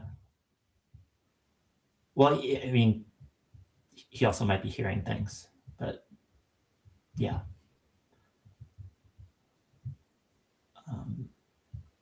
Matt's, thinking, just taking all of his time thinking about what if he draws an E himself too. He wants to think about whether he can, how to maximize spread, how to get some value out of this Z. Yeah, he could play something like Cause, but that doesn't feel, all that good here. I can't imagine he's not going to block Oriole. Like, that would be just something else. He has CZ lined up. I mean, that's the easy automatic way of just, taking care of this. Even if you don't see Oriole, like, that is the line you want to be taking care of for sure. He for sure sees it. Yeah, this shuts the door on Joey Krafchik's unlikely comeback. And, he's going to draw the E and be like, wow, you had it. There we go. And, Joey with 15 minutes to do absolutely nothing in this end Yeah, game. he has a spread. He has a tie, so the spread doesn't matter at all. So Joey doesn't care. Joey might just play something to play something. He might just play Rupee and say, oh, this is 21 points. I don't even care if I have an out with Aloe or Olia. Let me just score and get rid of this. Something else equally quick. Refuel, or, something that just looks good on points and leave. A foul. One of those is probably the best play. Yeah. So mention Mac Miller wearing his own merch. We've also seen that a few people in this room, in the playing room, wearing the same shirt, Mac Miller shirt. If you don't know, Mac Miller is the most, I guess he's not the biggest content creator in all of Scrabble, but he is the most consistent with his uploads. If you go on YouTube, you can subscribe to his YouTube channel and watch a bunch of different series as he plays online with friends, with engines, sometimes some extra content about things happening in the Scrabble world in his universe. Definitely worth going to look at if you don't know about it. Lots of Mac Miller fans all around the world, especially in the United States, and in this very playing room, Joey Kravchuk is And in considered. chat. And in chat, yes. During just playing hell. Yeah, this is a I don't care. Rupee is obviously a lot better in the same spot. There's obviously the other plays too, Refuel and Earful and yeah. I think he's just doing this to like confuse Mac and just get him thinking like, what's going on? Did I miss track? I saw a little bit of a grin there for Joey when Mac reacted to this play. They played each other so many times. Yeah. You get these players are the biggest adjusters either. Like Mac and Joey both don't particularly like thinking about what the other person's doing. So they're not like trying to make like some sort of like meta anything going on here. Also, careful. Could we consider the play of Repel collusion? Because like we know that Joey doesn't need the spread, but he also wants to be in the finals with Mac. He said it multiple times. So there's a funny little thought of like, oh, I'm just going to give you a lot more in this endgame than you would have gotten if I made the best play, and you need the spread and I don't. Could be a little bit of friendship going on here. Okay. Of course, no accusations, no real accusations of that from my front. I mean, Mac is going to take all of his time to calculate the endgame here. I mean, we probably should because Mac is going to. Because Mac cares about the spread a lot. But it's kind of weird when you know that when you see Repel, you kind of know your opponent doesn't. So, like, Mac's not doing anything. Like, Mac should be thinking about, okay, like, where, what's my best out in two here? Yeah. What is his best out in two? I actually don't know. He has slews or slurs on the bottom right for 24. Is it worth trying to block Joey's best options with his 4 vowels? What does he have? O for 12, OE for 14, Tau for 16. Yeah, it can't be worth trying to block that, can it? I mean, anything's possible. It's a Scrabble endgame. Scrabble endgames are really, really, really hard. Kenji and I have had our disagreements on that front over the years. But this one should be somewhat simple. How do I score the most? Slur and ES is not simple. If that's what he's thinking about doing. And I think that's what he's thinking about doing. And well, what about Cuzzes? Cuzzes first. No, because slurs and ES would then. Oh, but yeah, you could play Cuzzes and then he's going to play slur. Okay, I see. Yeah, this actually does block TAU, so forget what I said. And can Joey Kravchuk do anything about slur on the bottom right? I don't think so. I think he's just can't. Even if he could, I don't think he's going to. I don't think he can, though. A very nice find by Mac Meller in the end game. Probably, I can't imagine anything better than this. Blocking Joey's best play, setting up an unblockable high-scoring play of his own. OE for 14 coming down, and slur for 19. The final play will be propelling Mac Meller potentially into 3rd place. After this win, we'll see what happens in the other rounds. Of course, Joey Kravchuk's such a fast player. Most of the time when his games are finished, many other games remain. Let's listen to the overhead mic. 367. Yep, your game. Yeah, you too, man. It's that pool was something at the end. Yeah, this actually kept HDRT, but the pool was so vowel heavy. I'm like really likely to hit. Mm-hmm. Yeah, I mean, there's no way I wasn't gonna block Oriole, obviously. Yeah, Does that block not take a D? I think it does. Okay. But yeah, that was enough more points. Okay. No, I mean SIDH. Right. Yeah. Yeah, I thought it. I don't think it takes an R though, right? I was pretty sure. it took a D, but just in case. Yeah, just at the end. I left it just cause. Okay, yeah, no, that's fair. I could also play Vid, leaving Shin, but it was like 11 more points, so it's. Yeah, in that close a game, that's. It's close.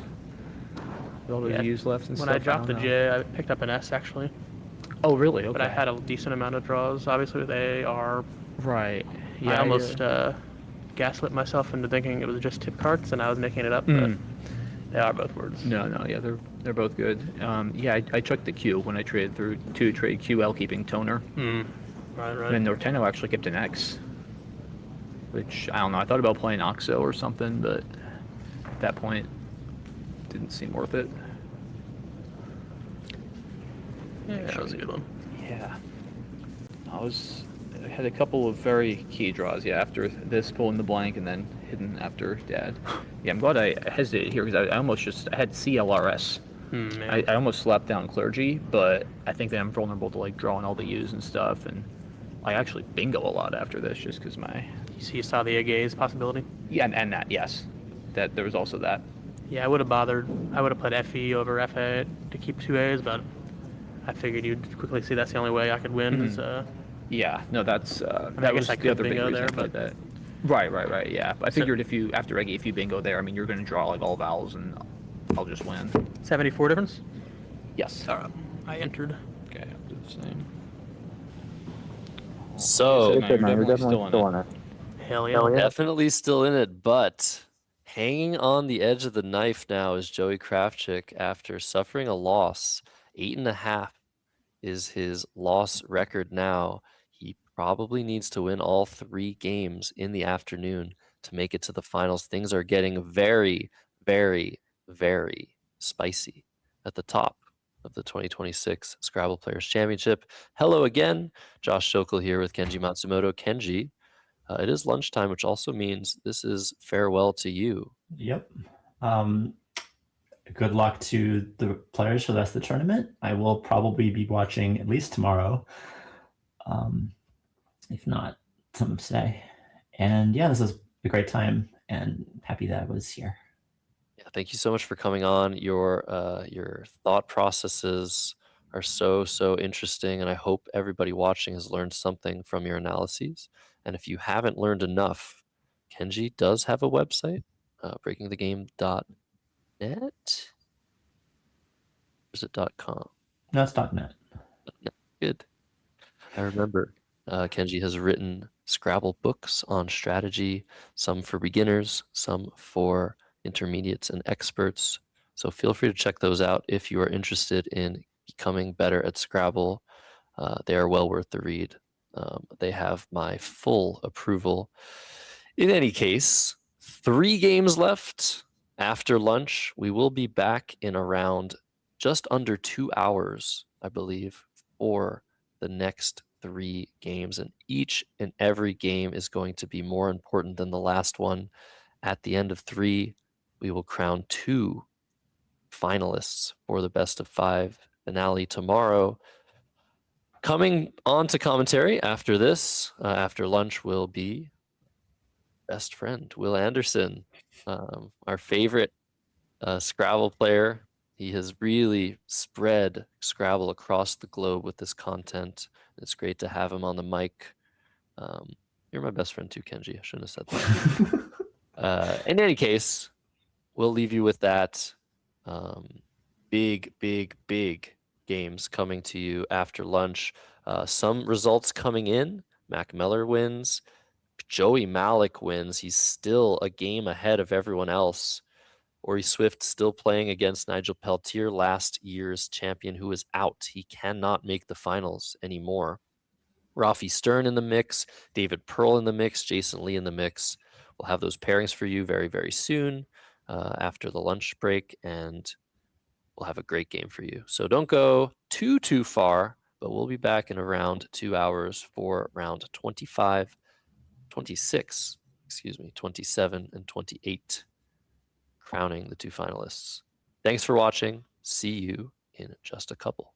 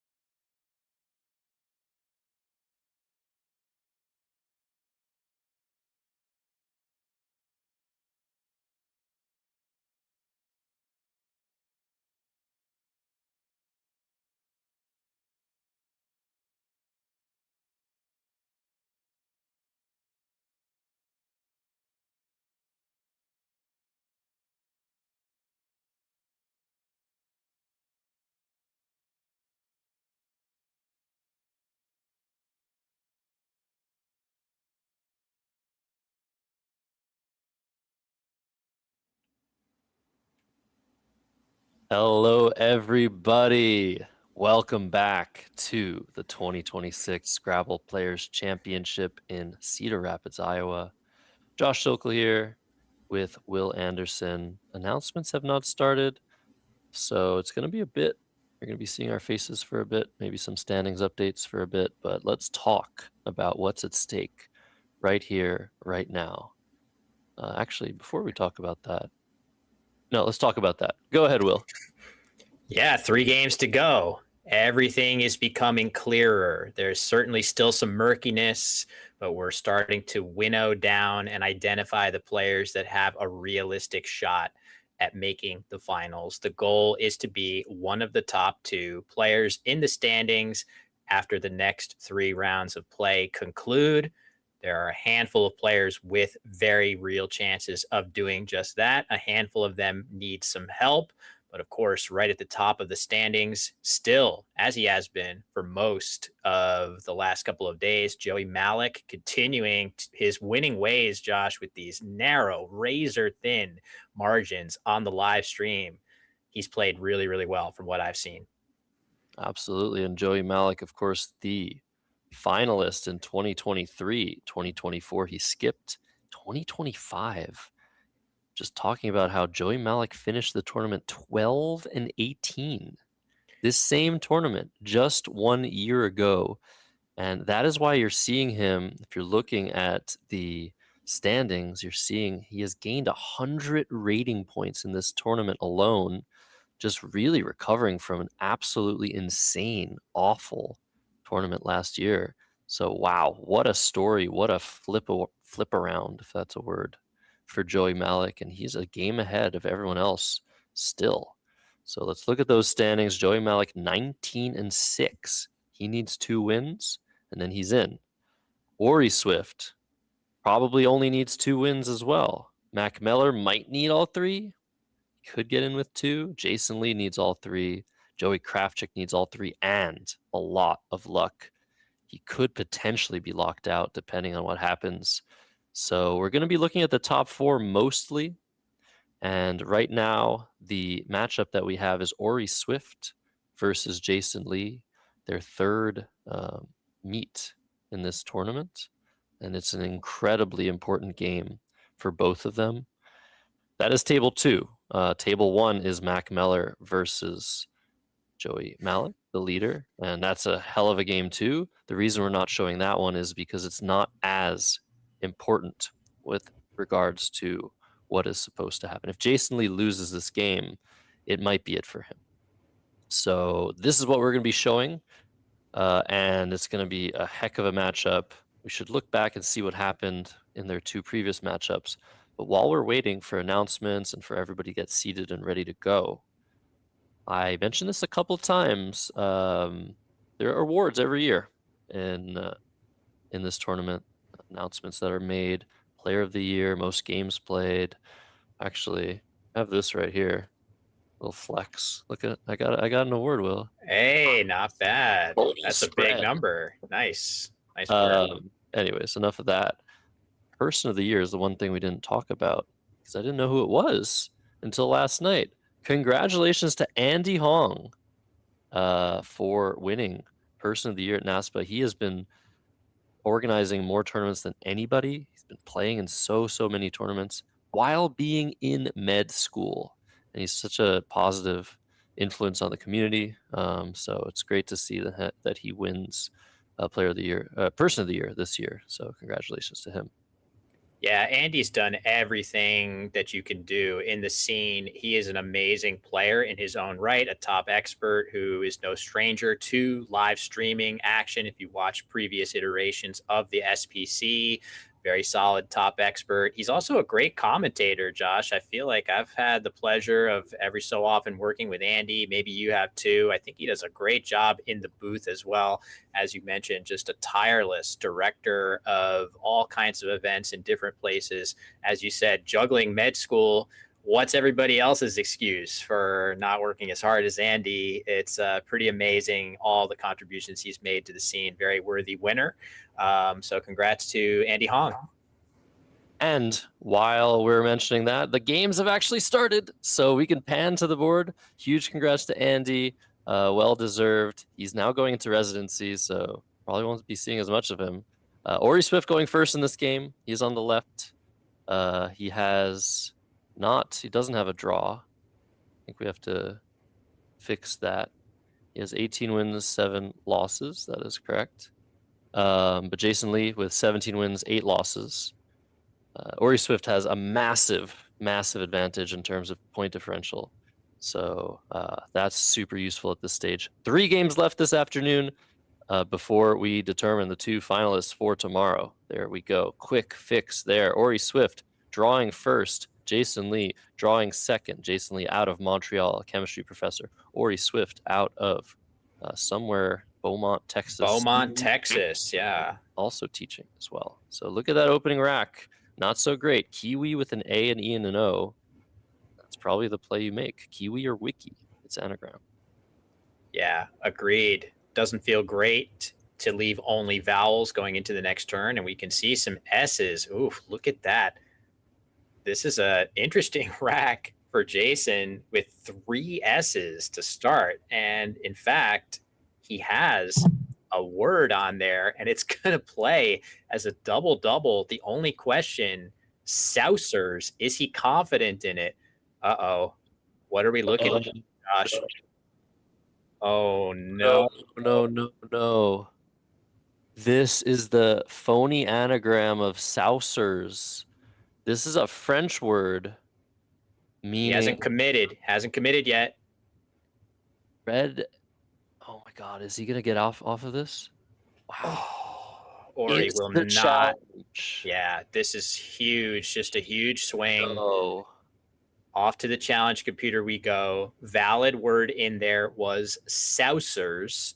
Not the easiest word to sort of recall the validity of, but Ori is almost certain to, and this is a devastating way to start a must-win game for Jason. Now the question is, what can Ori do if he sees, and I'm sure he will, Sousers? It's not the easiest for him to block this, Josh. How is he going to do it? Yeah, we see the position now for Ori, and he's not even going to think about it. Playing Cot. Okay, taking it back. He could try to block with a play that does not pluralize, maybe starting with G, G, I. It seems like extremely hard, if not impossible, for him to actually block Sousers.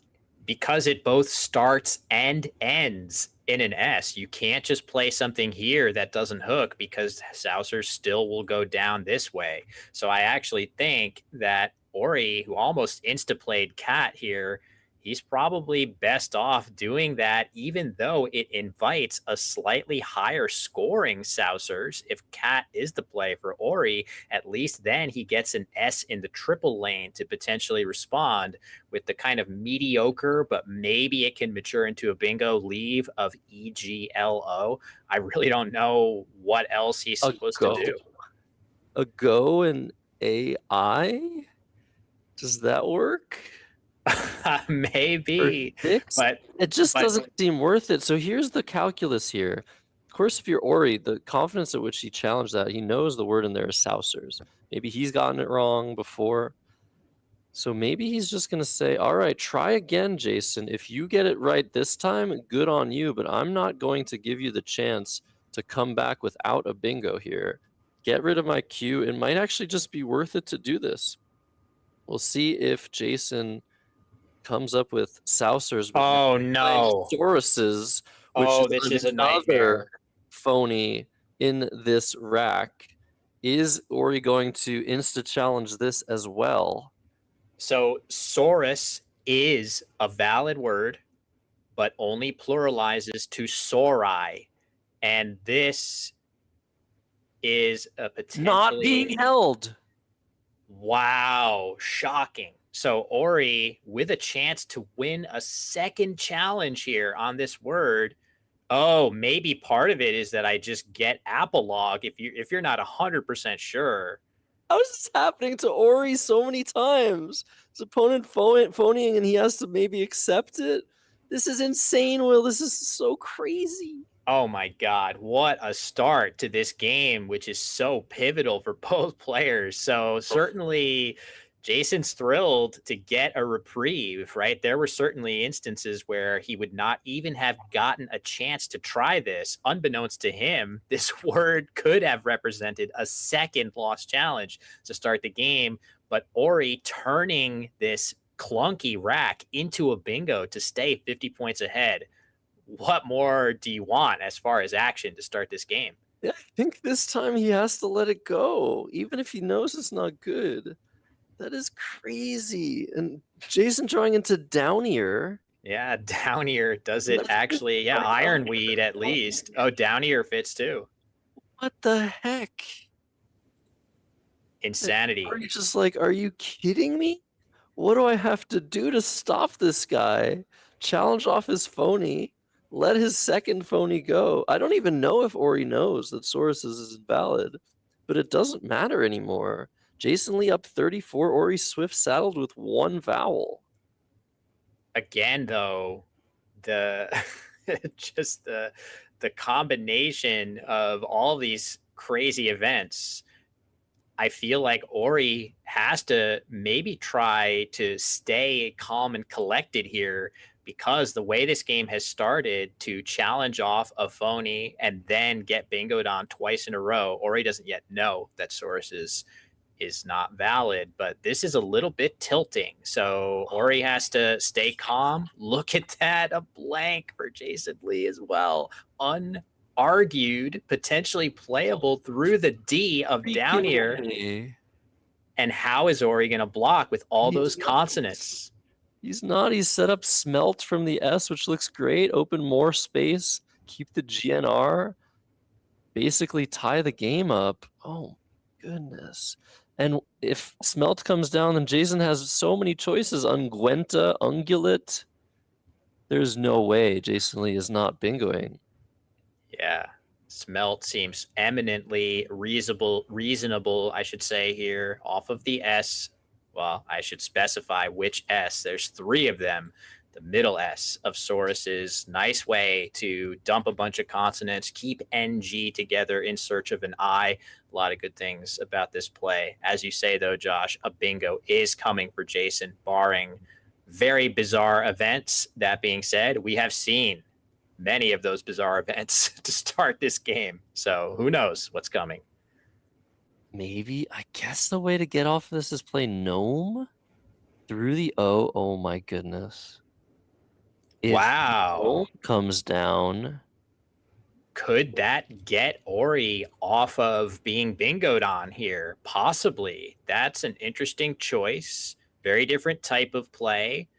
Opening, a big, well, I guess the S hook of Gnomes is nowhere near as scary of a threat as it could be otherwise if you hadn't just seen 3 S's hit the board in one move, Josh.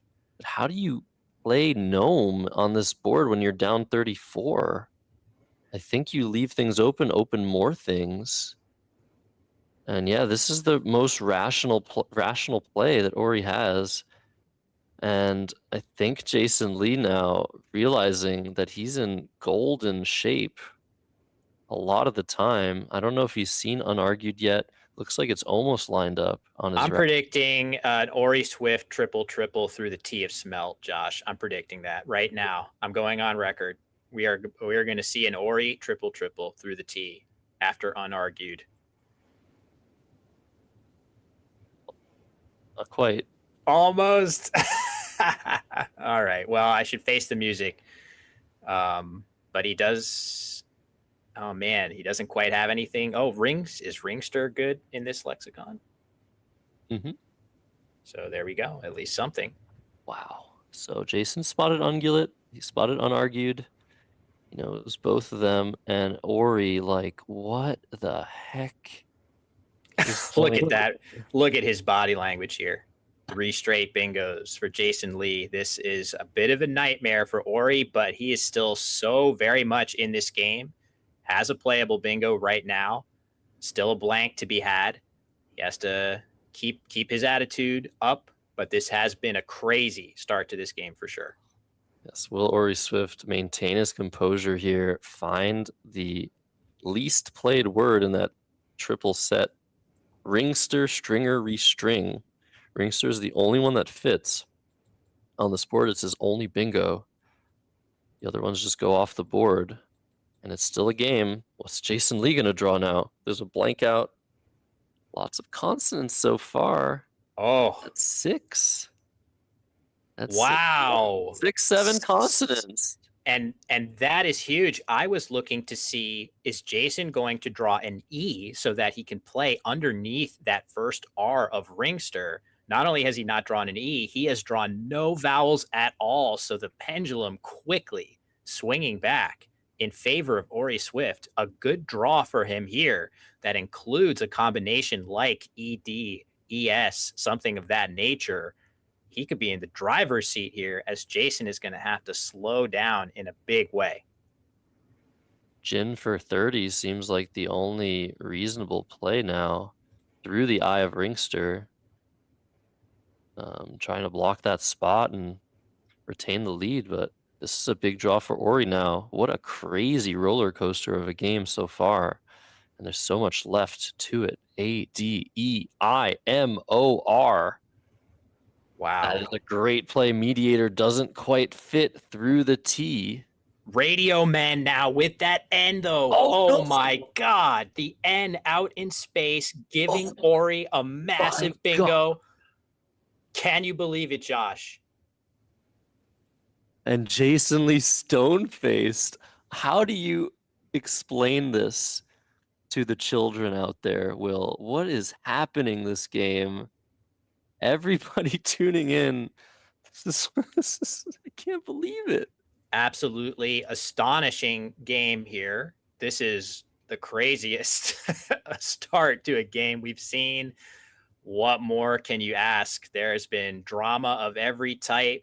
The pendulum swinging rapidly back and forth. If Ori manages to pluck that second blank here on his replenishment, he could be on the verge of weathering this storm, coming out ahead in a critical game. Even if not, decently balanced tiles for him, while Jason still has a lot of issues to unwind from the consonant-heavy rack.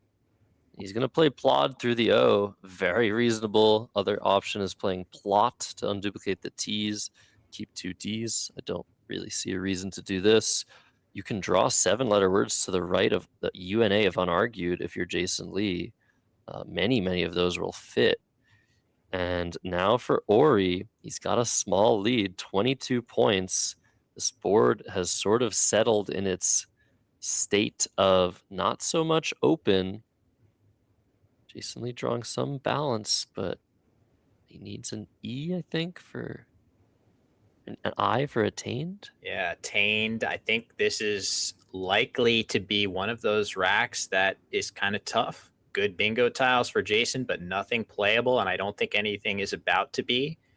This is an interesting decision, though, for Ori, who is not up by enough points to really feel comfortable here. If he elects to try to protect his lead with a very defensive play, it's definitely possible the X, the Z, other good tiles lurking could represent a way for Jason to battle his way back in this one without needing a bingo. So you can't just take your foot off the gas if you're Ori. Josh, there's one play that seems to score significantly better than anything else here. Yeah, Ori's got a lot of time. Both players have a ton of time. 2/3 of the game already done. There's a play to the T, I bolt, EYEBOLT, that you probably don't want to make after the play of plod, which represents Jason's keeping some consonants. This is a big spot to leave open with 2 H's and a Y unseen. Lots of really an F, 2 F's. So many high-scoring responses. Is Ori Swift going to be going up enough? He'll be going up by 60 points with Eyebolt. Is he going up enough to withstand such plays? Or does he want to keep things a little bit tighter, more controlled? There's still a blank out. Bolete, B-O-L-E-T-E. is a play through that T as well. I feel like the T is what you're staring at in this position. If you're Ori Swift, Bolide is 24 points, keeping a C and a Y, kind of awkward. Yeah. What else is there? You really want to go under the ER of Ringster as well with your E's, but there's nothing great there. Is this a situation where you just hold your breath and play Eyebolt? It's tough. The chat's noting that a play like Eyebolt that puts an E here, and you said it too, Josh, after the previous 2 plays of Jason's, you have to worry about consonants. So Ori, whether he saw Eyebolt or not, we're not sure, but this does have a lot of defensive merit over that play, opening up very little in the way of scoring back to Jason, whereas Eyebolt giving you an extra 12 points, but also potentially offering Jason easily that many points or more with high scoring consonant plays with the H. I think I would have played Eyebolt here just because those 12 points could end up being very valuable. And sometimes you're not really giving Jason anything that much better. It also doesn't really open too much in the way of bingos back, even though, yeah, there are some overlapping possibilities. I think that's what I would have gone with, but look at this draw for Ori Swift. Huge second blank. Look it indeed. Is look it still a valid word? That is an incredibly pivotal draw for Ori Swift, playing 5 tiles, getting rewarded with a nice blank draw. Jason Lee down 46, noticing the possibility of antedate, saying, why didn't I get the letter I needed? Both players kept getting the letter they needed in this game, just to play through. Radio Men, Apolog, Source is still a phony word, by the way. Ringster, how many bingos is that? 1, 2, 3, 4, 5, 6 bingos. 6. In Incredible. only 12 minutes or so, 17 minutes or so. What do you do if you're Jason Lee now? It feels like you're forced to go for another one. So the nice thing about Jason's tiles is that if he were to draw into a 7-letter word ending in TED, it would actually fit on this column of the board going down. So his leave, if he were to try to take a lower scoring play, such as something like just AT, that doesn't look very good in a vacuum, but you have a little bit better chances than usual of actually hitting your bingo here. That being said, Ori is very, very clever and a great defensive player too. And he's going to see a play like that, and he's going to play much more defensively than many players would. Instead, data the play alongside Bolide. This looks a little bit more realistic, Josh, in terms of opening a bingo lane you can actually hit. Yeah, this is a good in-between move, not going straight for the bingo, scoring a little bit and opening the board. Just a little bit worried that there's a lot of high-scoring consonants left in the bag. Playing a little bit shorter, going for that bingo might have been a better call here, but data looks like a great play. And it's going to get hit pretty hard, though, with this very not often seen 5-letter word, yucca, another spelling of that all-important South American root vegetable. So there we go. 30 points for Ori Swift, retaining a nice lead. Neotenic? Are you kidding me? Wow. The C of Yucca, which is not normally that big of a threat. Ori is just, he can't believe it. But let's just see what Ori draws, because he can still draw an S. He can still draw something good. Ooh. Inia. Robinia. Oh my God. Insane. Neotenic. The bingo for Jason, his 4th of the game. Ori beside himself here, and his draw might not be good enough to give him a bingo in response. So all of a sudden, Ori Swift on the back foot once again.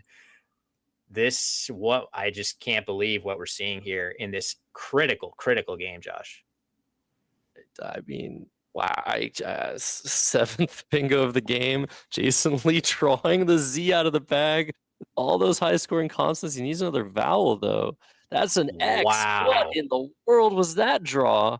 Actually, I don't know if that's great for Jason Lee. This is so complicated. Ori Swift has 15 minutes to work things out.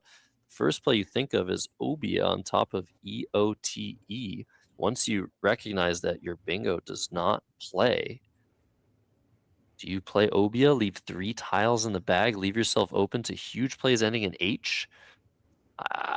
It looks awful. Maybe you have to go a little bit more for a bingo here. This is the most important move of the game for Ori Swift. Which direction will he go in? He's only down 11 and he has the blank, but look at what he's looking at from the unseen pool. How many points does that score, Will? That's an interview question for you. 51 points and 14 tiles left in the bag, 3 vowels only. So Ori's got to feel pretty good about his chances, but anything can still happen here. What does he cover? What direction does he go in? How do you untangle from such a deep and dark forest that is the game of Scrabble? Bio and OY is a possibility to set up a consonant that's really hard to use and retain the space on top of Neotenic. What is this? So yeah, in a vacuum, you would look at a play like Obaya and say, this is great. I'm leaving IR blank. What could be better to potentially hit something? Maybe I draw the last E. And if I do, I am a huge favorite, even with all this clunk, to potentially get a bingo ending in R, hooking row. As you say, though, the problem is that this immediately becomes the scariest spot on the board if you're Jason and you're going to try to play in that spot at all costs to try to block the easy lane there with your H. On the other hand, doing so would create some 8-letter bingo lines, and maybe Ori would draw just well enough from this clunky pool to be able to play an 8-letter bingo through some of those letters.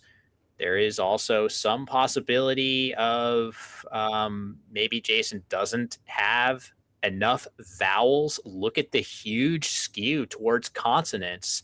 Is it possible that without enough vowels, you could get this lane remaining open and Jason would be hard pressed to block both that and the possibility of playing something in ups? Again, that last S is still lurking in the bag. And with the blank, Ori doesn't even necessarily need it to bingo there. Man, this is crazy. Ori's identified Obaya here. It would be maybe a worthwhile adjustment, Josh, to keep 2 vowels here as opposed to 1. I might be willing to pivot towards something to achieve that goal. That's right. With 7 tiles in the bag, there is a lot of incentive to play 4, ideally 5 tiles in this position, as if you do that, you have much better tempo going into the end game, not allowing Jason to make more than a 2-tile play without emptying the bag. But because there's such a skew towards consonants here, don't know if you can afford to gain that tempo advantage while removing the possibility of having enough vowels next turn. So bio, playing with OY was my first thought, but this also plays in the same spot as Obia on top of Neotenic. And it's important to play this rather than OB for the same reason you're mentioning OB to try and draw something ending in R, but it might be important to play bio instead to remove the possibility of just easy Z bombs on top of the IT. If you play OB instead of bio, that can happen and potentially score too much to come back from without a bingo. And given how bad the pool is, even a 3-tile play keeping AR blank is not a guarantee, not even close to it, that Ori can draw into a bingo next turn. So there's so many factors to think about. Is it scoring defense? Is it bingo offense? Is it scoring as much as possible? Endgame tempo, setting up consonants where it's really hard to use them without more vowels than is left in the pool. We'll see. Ori seems to have already made a decision, but he could take a bit longer here if he wants it. I think bio is just the right in between all of those options. doing as many things right as possible. He can still draw a bingo, making ups, for example. He can draw a bingo to the right of unargued. He doesn't need a bingo to win. He's up by 8 points now with a blank. And Jason, extremely fast, playing Huff, leaving one tile in the bag. This is a huge play for him. But look at that draw for Ori Swift. Is this the dagger? That's the S that he's desperate to see. He is going to at least have caviars or something like that. But again, there are some serious issues here. Ori has to at least take a look and see what happens if I play this. There is another V in the bag. Is it possible I could draw that and lose the game? Probably not. There is a nice spot for it right here. I'm trying to see if you Up play. top. You're not stuck. Yeah, okay. So you're not stuck with a V. Don't have to worry about that. So that's something he at least has to look at, the Z as well. There are some heavy tiles in the bag that you have to at least say, what if I draw this? Am I going to be stuck? And then there's the fact that he's now down by a decent amount. He's going to go ahead, but you also have to look and see what are the biggest plays that Jason can have with these super heavy tiles. That being said, if Jason has ZX together, he's going to be hard pressed to use both. Ori now looking at Airvax. I think he is in great shape to get this bingo down and come away with a critical win in an absolutely crazy slugfest of a game, Josh. Unbelievable game, but it looks like everything is settled in Ori Swift's favor. He just needs to calculate everything. Is it enough to play Airvax? Is it enough to play Caviars? Down by almost 40 now, and there's so much to be threatened by those unseen tiles. But you have to look at the board. You have to see, is there really something to worry about? Is it not better that Jason is saddled with so many points on his rack? I'll take a lead. He might retake his lead. Then I go out and I catch him with a lot of points on his rack. So I think Airvax is good enough. I think Caviars is good enough. You don't get stuck with a V. Don't get stuck with anything else as far as I'm aware either. The Z, actually? Yeah, Airvax is probably the key there, right? Better than Caviars for that reason, giving you a second spot for the Z if you were to draw it. That seems like the reason that Ori may be considering this option. So you don't get stuck with that either after that choice. Caviars, though, you may run the risk of potentially having only one spot. So there you go. That is why this play has a slight edge. And at Ori Swift's level, he is going to be aware of details like that. Outscore Vexed to the right of Airvax or Vex or something like that. That is what Ori needs to calculate. Just the math here is all that matters. Look at what Jason Lee's best score could possibly be after Airvax, after Caviars. Will it be enough to outrun me? He has to look at all 8 possibilities here. See what happens. Is Airvax 100% to win this game? I believe it might be. Yeah, you can budget the fact that either you're going to get the Z and have a 22-point outplay after Vexed, if you imagine Airvax being on the board and your opponent playing Vexed down here with Axe and It.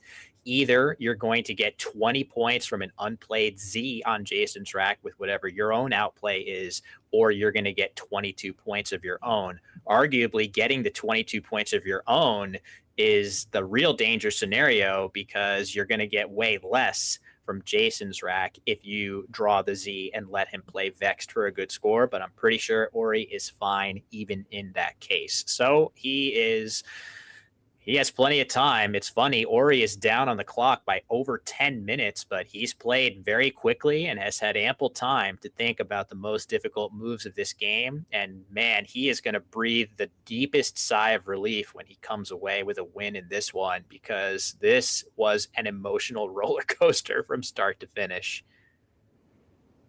Can't believe it. Jason Lee only used 8 minutes up to this point, and I think that will just not cut it for him. This might be Jason Lee's last chance to make the finals. If he loses this game, which seems to be what is about to happen, that might be it for him. But what a run he's had. Airvacs coming down, and Ori's going to get the great news. The E is the last tile in the bag. He's calculated everything as thoroughly as he feels necessary. Jason Lee with X, Y, H, V, I, T, Z just has way too many points on his rack. Jason is holding. He's going to recognize that if this is a valid word, I lose the game. Actually, no, this hasn't been committed yet. There's no hold. Yeah, Ori. Doubt Jason's going to challenge. Yeah, watch that clock. Is Ori still ticking down past the 4-minute mark? He's going through, thinking everything over, double checking, and there we go. Play is committed, and that should do it for Jason. As you say, if he has any doubt in Airvacs, we are likely to see a challenge here, as Jason is in a situation where he likely needed to win all 3 of his games this afternoon to have a shot at the finals. Can't afford to take on any more water, and maybe he's going to challenge this just in sort of cognizance of that fact, or maybe he knows the word well enough that he's just going to let it go. Looks like he says okay, and on we move to the end game. Wow, Josh, whew, I got to take some deep breaths myself. This was an unbelievable game. Jason Lee saying, all right, you got it. Zach's for 38. 461 will be his total score. Ori Swift needs to make one more move, and it needs to be valid. And then he'll win. I like his chances. Let's see, is he going to make the best play here? It's not too tricky. I'm guessing that he's going to plop that E right where he just did. That's it. Best play for him. Feels a little bit unreal at this point. Like, am I crazy? Is there anything going on here? Are these words? These are words. Game is over. Let's listen to the overhead mic. All right. Jesus Christ. Oh my gosh. That was crazy. Is it Saucer's good? No, just sources. Saucer's is good. It's good. Okay, so I knew there were 2, and I was like, Yeah. I know. Roost is like a French word. Yeah, I figured it was French. So Saucer's is good. Okay, well, it's my fault. Oh my god. This thing. Did you have anything else? Was Where? there just give it to you, Radio Man? Didn't really look. Mediator, that was gone. Yeah, drone. No, Yeah, I had to play that. No vowels. yeah. You gotta do it. And then this kept Z, H, X, I, and then draw V. Whatever. So what Yeah, happened. the E was in the bag. I was thinking hex, it's something. It's not enough. Yeah. We draw the blanks. It's not enough. Yeah, and I actually, every tile was an out, even the V, like Eve and then Vo. Z had spots. This source says good. Apparently it's not. It's not? I thought that was good. It's just Saucers. Just Saucers, okay. Okay. Well, I mean, it gave me Apolog, so it's not, can't be that bad, right? Yeah. Yeah.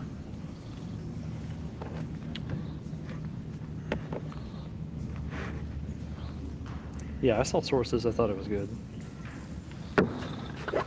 It's But- Tauruses. Yeah. Tauruses, yeah. Yeah, it's too many S's. Yeah, I think I've made that mistake before on Saucers, and it just kind of stuck with me. Saucers sounds like the least likely word out of there. What did Bio keep? Yeah, that was tough. That was Ciboria, Rabinia, AIR blank. Oh, yeah, the blank. Okay, so you're in good shape. Yeah. Yeah, I need a bingo, but the pool's so bad I might not. That's Yeah, the if you- concern. if I didn't you want to dr- draw too many tiles. Yeah, I understand. F's and V's. You have to bug the ISO and bullshit, right? Yeah. Yeah, this was H, H, F, F, Z, I, X. I was like, oh my god. Yeah, the H, the E would have been nice, so I could put hex. But you bingoed anyways, yeah. 499, 461. Yeah. Oh man.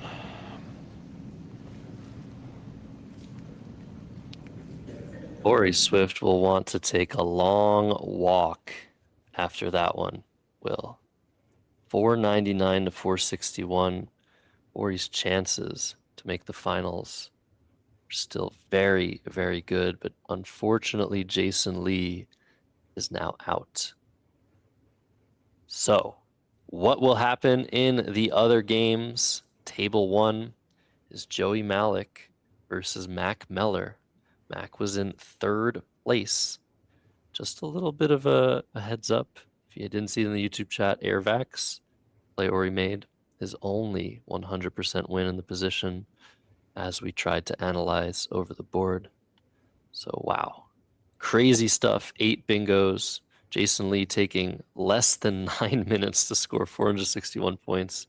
A phony stayed on the board. I mean, this game is one for the ages. Hopefully we'll see it in a Will Anderson YouTube video sometime soon. Yeah, a lot of, just look at how many long words are on this board. It's quite striking how many bingos were played here.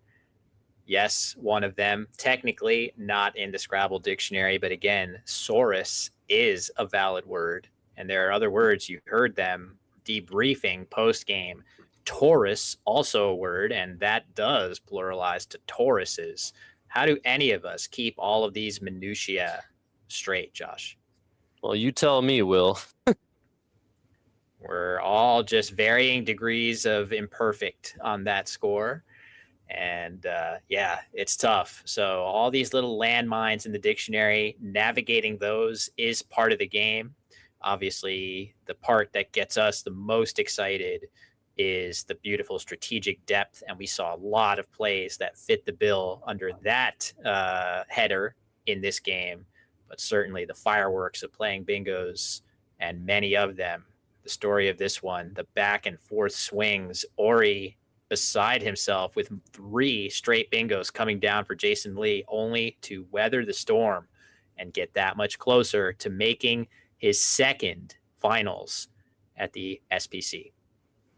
And of course, because of the time, the lack of time that Jason Lee took to finish this game, this is actually the first result coming in the top division. So we don't know what's happening in the other games.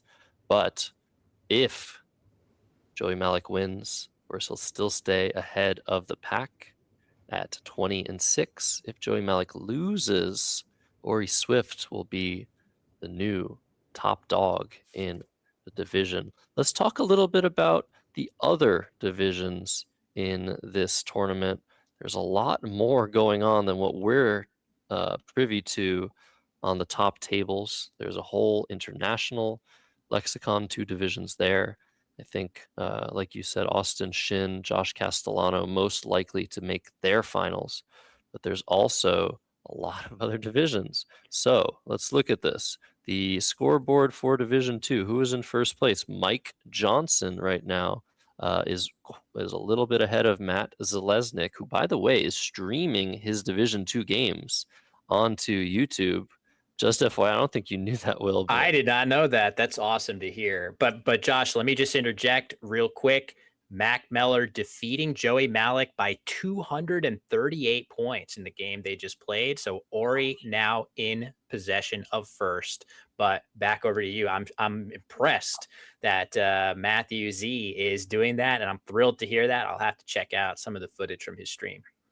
Wow, so we have a 3-way tie at the top now at 19-7, but Ori Swift with the huge advantage in tie breaks. This just in. Thank you for that information. I had just hovered away from that.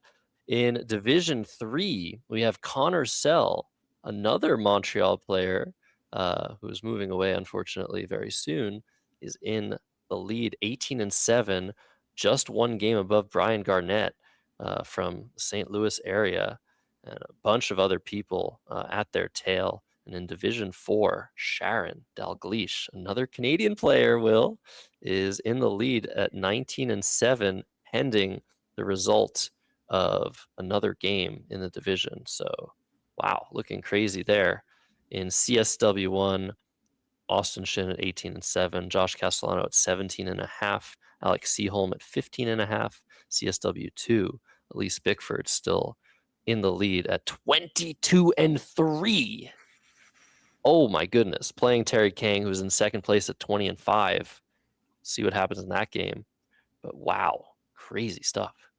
Yeah, incredible work by Elise. 22-3 is an amazing record, regardless of division, and that is really cool to see. Kudos to the top performers there in Collins, including the multi-time champion Austin Shin, looking to add to his trophy case. Yeah, still so much going on in all of our divisions.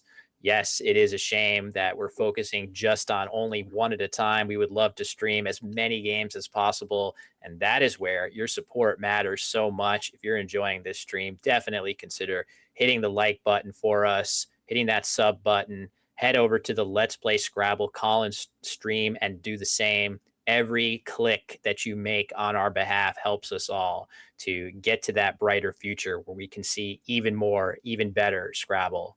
I can't wait for that future to arrive.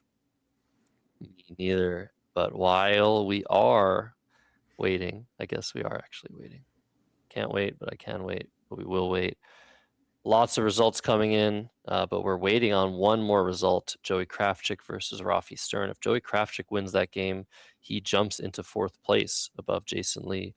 If not, I guess maybe there is a tiny chance Jason Lee can make it to the finals. He can get 2nd place if two of the 3 people in the top 3 lose both of their next games, which, I mean, just feels incredibly unlikely. But we'll have to see. Every single game becomes more and more pivotal at this stage of the tournament. 2 more games to go before the end of day 4, before the crowning of the 2 finalists at the 2026 Scrabble Players Championship. Will probably going to take a small break now. That last result is in. Joey Krafchick defeating Rafi Stern by 123 points to keep his chances maybe on life support just a little bit. He's going to need a ton of help. I think any of those players toward the bottom of the sort of players in contention, they were hoping for somebody to run away with one of the finalist spots and sneak into the second one with several wins in a row at the end of the day. As you can see, if you're looking at that standings page, there is no runaway. We've got 3 players at the top at 19-7. That is not good news for the players who needed help to get in. We're definitely looking at somewhat of a 3-horse race at this point between Ori Swift, Mac Meller, and Joey Malik. I might add, Josh, Mac Meller, who lost 6 of 7 games at one point in days 2 and 3, has reeled off 10 straight to get back into contention. That should surprise absolutely nobody that has ever watched Mac Meller play Scrabble. That's just insane. But he is back. He is fighting. He has a lot of people's favorites to win for the 2nd time in 3 years. So that result just coming in as we were about to break. So important for Joey Krafchick to have won that one. Apparently, we have some results in from simulations of the possible results. Thank you to PostleFit in the chat on YouTube. If you're looking for the standings, we're just talking them to you. Please click the pinned link in the YouTube chat. Don't forget to like the video. Don't forget to subscribe. Don't forget to check out the other stream on letsplayscrabble.com. Don't forget to enjoy yourself and hydrate and breathe, because after a game like that one might forget. So Will, we're going to take a break. We're going to come to you with one of the most important pairings for next round. And we'll see you guys then for 2 more rounds of Scrabble.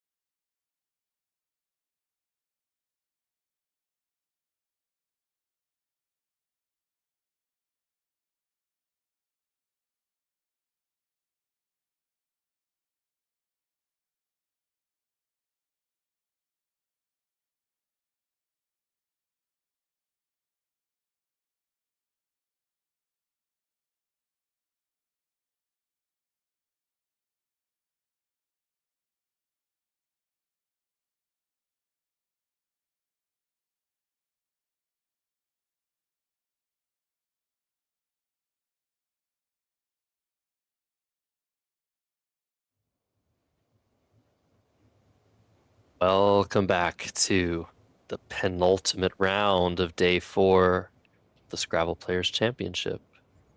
This matchup, an all-important one, Joey Malik versus Ori Swift. 2 games were extremely important to show. I wish we could show both of them, Will. Yeah, it's a real toss-up between which one to show. Both have enormous impact on the last 2 rounds of the day here. This one, Joey Malik versus Ori Swift. The other, Mac Meller versus Joey Krafchick. Got to pick one, and we're going with this one. 2 players with 19-7 records. Ori, with the much bigger tiebreaker, has won his games by a combined 1,717 points. Pretty impressive, Josh, in a field of this caliber to outscore your opponents by that much. Ooh, we were about to go to a blitz game there. Yeah, Ori Swift's clock was started. Can't have that happening. Thank you to our producer, Andrew, for fixing that for them. Joey Malik going first. He'll have a small advantage in the form of that. But there's a cue. There goes the advantage. This is a smooth rack. Yeah, it was looking good. He had some nicely balanced low point tiles, but along comes the cue. And this is just that classic, why do tournament players dislike the Q? As we see Joey exchanging QR. Interesting to keep the F and O along with this leave, Josh. That could have some merit, but I admit that's not necessarily what I would have done there. Very interesting. And unfortunately, Ori did not get the tiles he needed for Calabia. Calabia. But yeah, I like it. This is a classic Joey Malik of I don't want to keep just bingo tiles. I want to keep a balanced rack. The F goes with the ORTE pretty well. Might not be the absolute best leave to keep. The F usually not something you want to think of keeping here, but I like the decision for him. Yeah, it's not the leave that potentially yields the most bingos, but it might yield the most stable outcomes. So with that F, bringing up the baseline of what you can expect to score on the next turn if you don't hit a bingo. And yeah, in any case, Ori definitely was hoping for a word to get played there, but it's not to be, and he plays ABBA instead. This definitely... There's just, with that blank in hand, it limits your ability a little bit to play 5-letter words to connect your B or H to the double letter score, because you don't want to use your blank if you can't get a bingo. So made sense that we would see a short play there to start for Ori. Yeah, the B definitely worse than the H, but Ahi or Aha were also worth considering for 2 more points. Joey has drawn into ACEFORT, did not get the letters he needed. Factored, no refactor yet. Again, don't play that word in Scrabble. Still not valid. No S for forecast. So he's going to have to take another turn to try and bingo. Ideally, you play off the O and the F. Cater is a fantastic combination of 5 tiles. FA, though, on top of the AB of ABBA, scores 16, and OF in that same spot only 10. Is it worth 6 points to keep Cater over CEORT? Or do you play something longer? Factor plays on the bottom for 25, but that opens a huge triple spot. I don't like that, Will. Yeah, definitely favoring maybe a bit of a shorter play here. It does seem kind of impossible that the B of ABBA wouldn't get obstructed by whatever Joey plays. If it somehow doesn't, I'm not even sure exactly how that would come to pass. I guess a play like just OF, right? Like this, it would be the play that doesn't obstruct the B, which would allow Ori to play Bomite, B-mite, however you would spell that. It does get blocked, though, with FA for 16, 6 points above, playing of in a similar spot. Ori's going to have to work a little harder, but Josh, paging... refactors to the FA, but he has rectors. Sorry, go ahead. Oh, yeah, rectors on the rack for Joey, but Nigel Richards, if you're watching, can you tell us in the chat what is Ori Swift's best play in this position? My God. Nigel? Hello? Where are you? Does Ori Swift know this 9-letter word that he has available to him through the A and the B? Even if he does, it's not that much better. Yeah, it's an okay one to miss. I agree with you, Josh, that it opens up a ton, but making the blank a C, cohabitee, playing through AB, this would be a world-class find by Ori Swift. I'm pretty sure if you told Ori you have a playable bingo here, he would come up with it. But we don't get that luxury over the board, Josh, and that is what makes the players who can find that. By the way, paging Mac Meller as well. I remember debenture. He lined that up. I think you were commentating on day 1 or 2. I was just watching in the chat and I saw him immediately line up debenture as a 9-letter word with a blank. I give Mac good chances of finding that here as we see A instead, a much more human play. Interesting decision by Ori. He could also have played this for one more point, the E and the H, with Ba and HAE, setting up his T. But maybe he thinks this is a bit more defensive, a bit more restrictive. With his blank, that's okay. He's drawn an O and an L, so he will be bingoing next turn. Joey Malik with Rectors. And there are only 2 spots for this, one making AR, the other one hooking onto ABBA, which scores more, opens less. So that's the play for Joey Malik. But wait a second. You're right. So Rectors, yeah, this is a great adjustment by Joey after the play of EH, which implies a very good bingo leave that contains an E. It's almost a lock after this play by, maybe I would say it is a lock. After a play like EH, Ori has another E. There's no way he's playing that without an E. So playing Rectors and Abbas is a needless risk, knowing your opponent will be able to hook Rectors on the triple after this play. Really nice adjustment. Only a 4-point gap. Yes, you don't love opening this big scoring spot, but again, Ori only played 2 tiles. The odds of him having low pointers, as he does, are very high after a play like that. I love this adjustment from Joey Malik. This is a fantastic decision. Kudos to him for this. It is a decision solely based on inference. In a vacuum, if you play Rectors here, you're getting hit by 50-point plays on top of the ORS. But based on Ori's cagey first 2 opening plays, you're far more concerned about bingos. And so instead of 80-plus points that Rectors and Abbas would have been giving up for Ori with that E hook, now Ori cannot even score 70. Yeah, it's a big swing. Joey saving himself a lot of pain. And if Ori attempts to take his highest scoring options here, which basically require him to play into the S of Rectors, those plays are going to give back nice counterplay along the triple, depending on where he plays that S. If it goes through the S going down, there will be a triple there, likely available. So this is definitely going to benefit Joey. Nice job by him. Let's see what Ori elects to do. He does have a lot of options with this blank, either 68 pointers to the S, or again, if he wants to sacrifice some points, he can do that to not give back quite as good of a triple.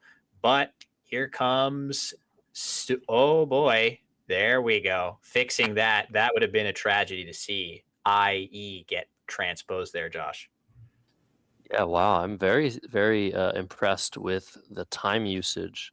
Ori Swift very confident that he doesn't have a double-double through the T of Rectors. Some other way of better inhibiting the spot that Rectors created on top of the ORS.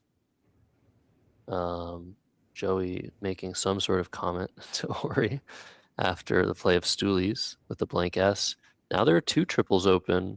You might be able to hit both of them at the same time with a key play overlapping the OOLIE, play that Joey Malik does not have. Actually, he's a little bit stuck here with no good way to hit either of those two triples, the top right one, the middle right one. So he's just going to go ahead and play mug. This is a great way to score points, hooking the EH with meh, keeping SOL. He has great chances of a bingo next turn. And look at that draw for Ori Swift, QU, but nowhere fantastic for it. So close. If there was an open E, of course, we'd be looking at a bingo here. But yeah, it's so interesting, Josh, with those two triples wide open, so many different types of plays that can hit really hard there. Joey just did not have the right vowels to really take advantage of that. And nor does Ori have the ability to really hit either of the triple word scores that hard. He's looking at playing something like quid parallel to Stoolies, or potentially just quad through this O. Maybe he wants to play quad to obstruct the damage that can be done to him on this triple and keep a vowel with, it must be said, a fair number of good bingo tiles open for 8-letter words, the CTO of rectors, and I guess you can throw in this G. Ori does want to prioritize keeping a good bingo leave here. He's going to go ahead and play quid. This also does a lot to obstruct that upper right triple as well.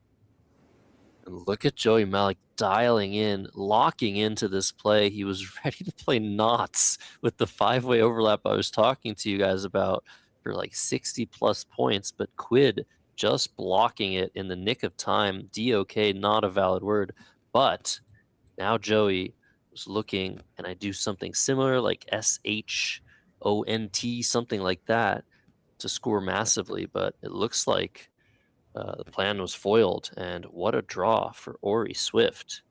EPRSTU blank. That is huge for him in this position. Tremendous draw for Ori. It seems extremely unlikely, again, just with the lack of vowels on Joey's rack. If he just had one more vowel, it might be justifiable to place, and maybe a different consonant might be justifiable to play a 4-letter word there.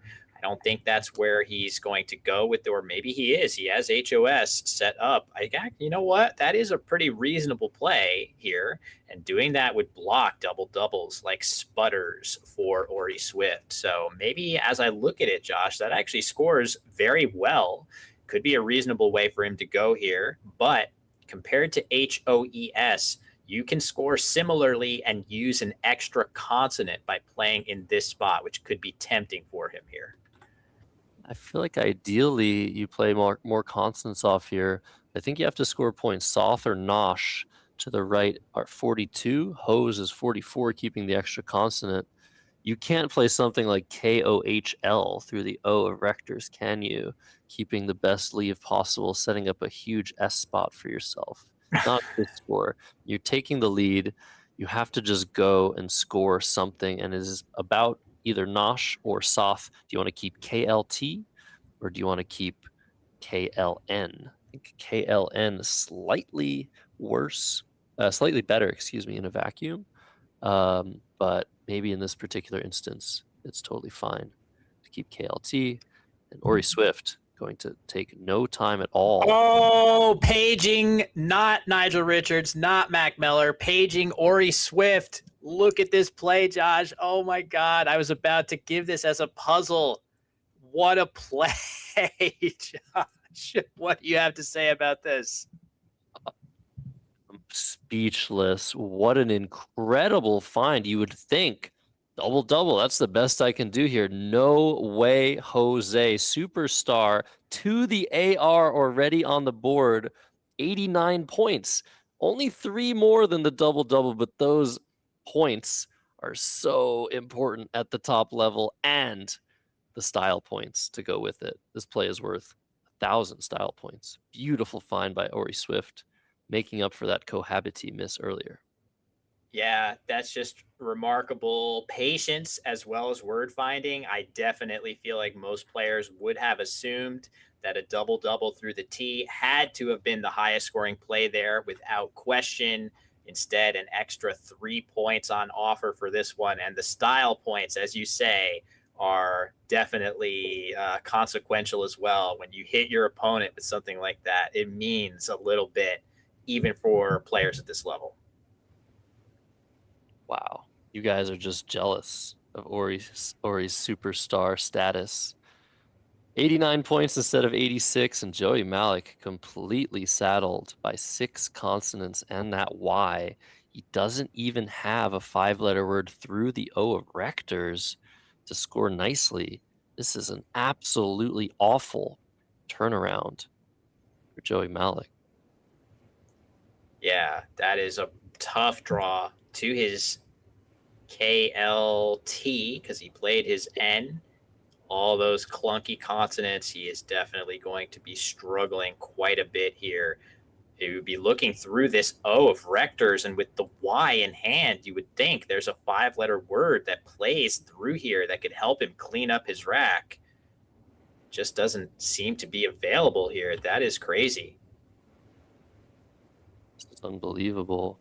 Joey actually considering just exchanging. He's down 72. This is awful, awful, awful. Nosh was the idea to play more consonants, to not be saddled with consonants, and still no vowels on the redraw for Joey Malik. Will he exchange out of this? Will he play something crazy like Volk, VOLK, through the O and rectors just to take some points and stay within range? I hate everything here. Only one S, no blanks. So you could do this and assume that, yeah, the odds of you getting an S to use in the spot aren't that good, but the odds of Ori having one immediately are extremely low. So you could potentially get away with plays like that and continue to keep pressure on Ori for a while with that final S hook of Volks, I should say. But Joey opting to exchange, can't really fault him for that one. Trying to get back on the right track with a bingo in a hurry. And that I, the third I, Josh, we love that in transcendental meditation, but not in Scrabble. Transcendental meditation. Wow, what a call out. Ori Swift, I'm a bit concerned. He's lined up raw bone, maybe raw bones a couple of times. That's not a word. Sawbones is a word. Raw boned is a word. Jaw bones is a word. Jaw boner is a word. But how do you keep those straight? I think Ori has come to the conclusion that he does have them straight, and it's not a good idea to try raw bones. Bon to the left of the IT and DO looks pretty good. WAB in the same spot, a similar idea, but maybe you get rid of that N. Score a little bit more. Yeah, I think maybe that's the call here. Yeah, that definitely looks like the spot to use, just to dump some combination of your B and W and then whatever other tiles you're wanting to get rid of. For the haters in the chat that are saying Superstar was not the best play, computer engine, I agree, cannot account for aura, in my opinion. So keep that in mind. But also keep in mind that with this S out in space, I will admit that is going to be somewhat of a problem for Ori to protect his lead. And you've got a whole bunch of other really nice tiles to play through. But all that being said, where I'm going with this is that every tile you can keep on your rack that brings you closer to a bingo could be worth it here with that big S out in space. So maybe Wob over Bon has some merit just because the N is another good bingo tile that meshes well with your OER combination. Something to think about for Ori Swift. So he looks like he's ready to play Bon. It's maybe a little bit more of a secure play. Because although you do draw into more bingos after Bon, that will pretty much seal the deal. You also draw into a lot of racks, similar to the one Joey Malik is holding, where you can't really score very well in most situations. In this case, Joey could have scored through the R and Superstar with tiering, but there goes that opportunity for him, and he's suddenly left with awful options. Is it time to go a little bit cuckoo and just exchange again or play off one of the I's to try and get a bingo sooner or later for Joey Malik because he's starting to fall way too far behind. Yeah, bingoing soon is definitely critical. As we see Ori with kind of a weird draw. It's not going to be a bingo for him, so that gives Joey a little more time. The problem is exchanging gets you, of course, 0 points, but if you want to get rid of 2 of the 3 eyes on your rack, you're going to have to play something uninspiring like Teepee or TT. These plays are not good to play. They don't feel good to put those on the board. And you also give up the T, which is a very, very nice tile to pair with the ING and E that you have on the rack. So maybe exchange II with some of those open spots. No, it looks like Joey going to play icing instead. I wonder, was that too many bingo tiles to spend there? It's a reasonable play. Like you said, you gotta score something and stay within some sort of range here. TIE is a good leave, but there's another I and a J for Joey Malik. Things are getting worse and worse for him as the draws go by him. He doesn't get what he needs. Ori Swift now with the K and 2 R's, considering KNURR through the U at Superstar. You could also just play Drunk or KNUR. All of these plays do similar things. Block the S that you're worried about, the S in Superstar, and they balance the rack pretty nicely. I think the 2R version of that is not valid though, right? I feel like I struggle No, it's with good. KNURR is good. Yeah, it's KNARR.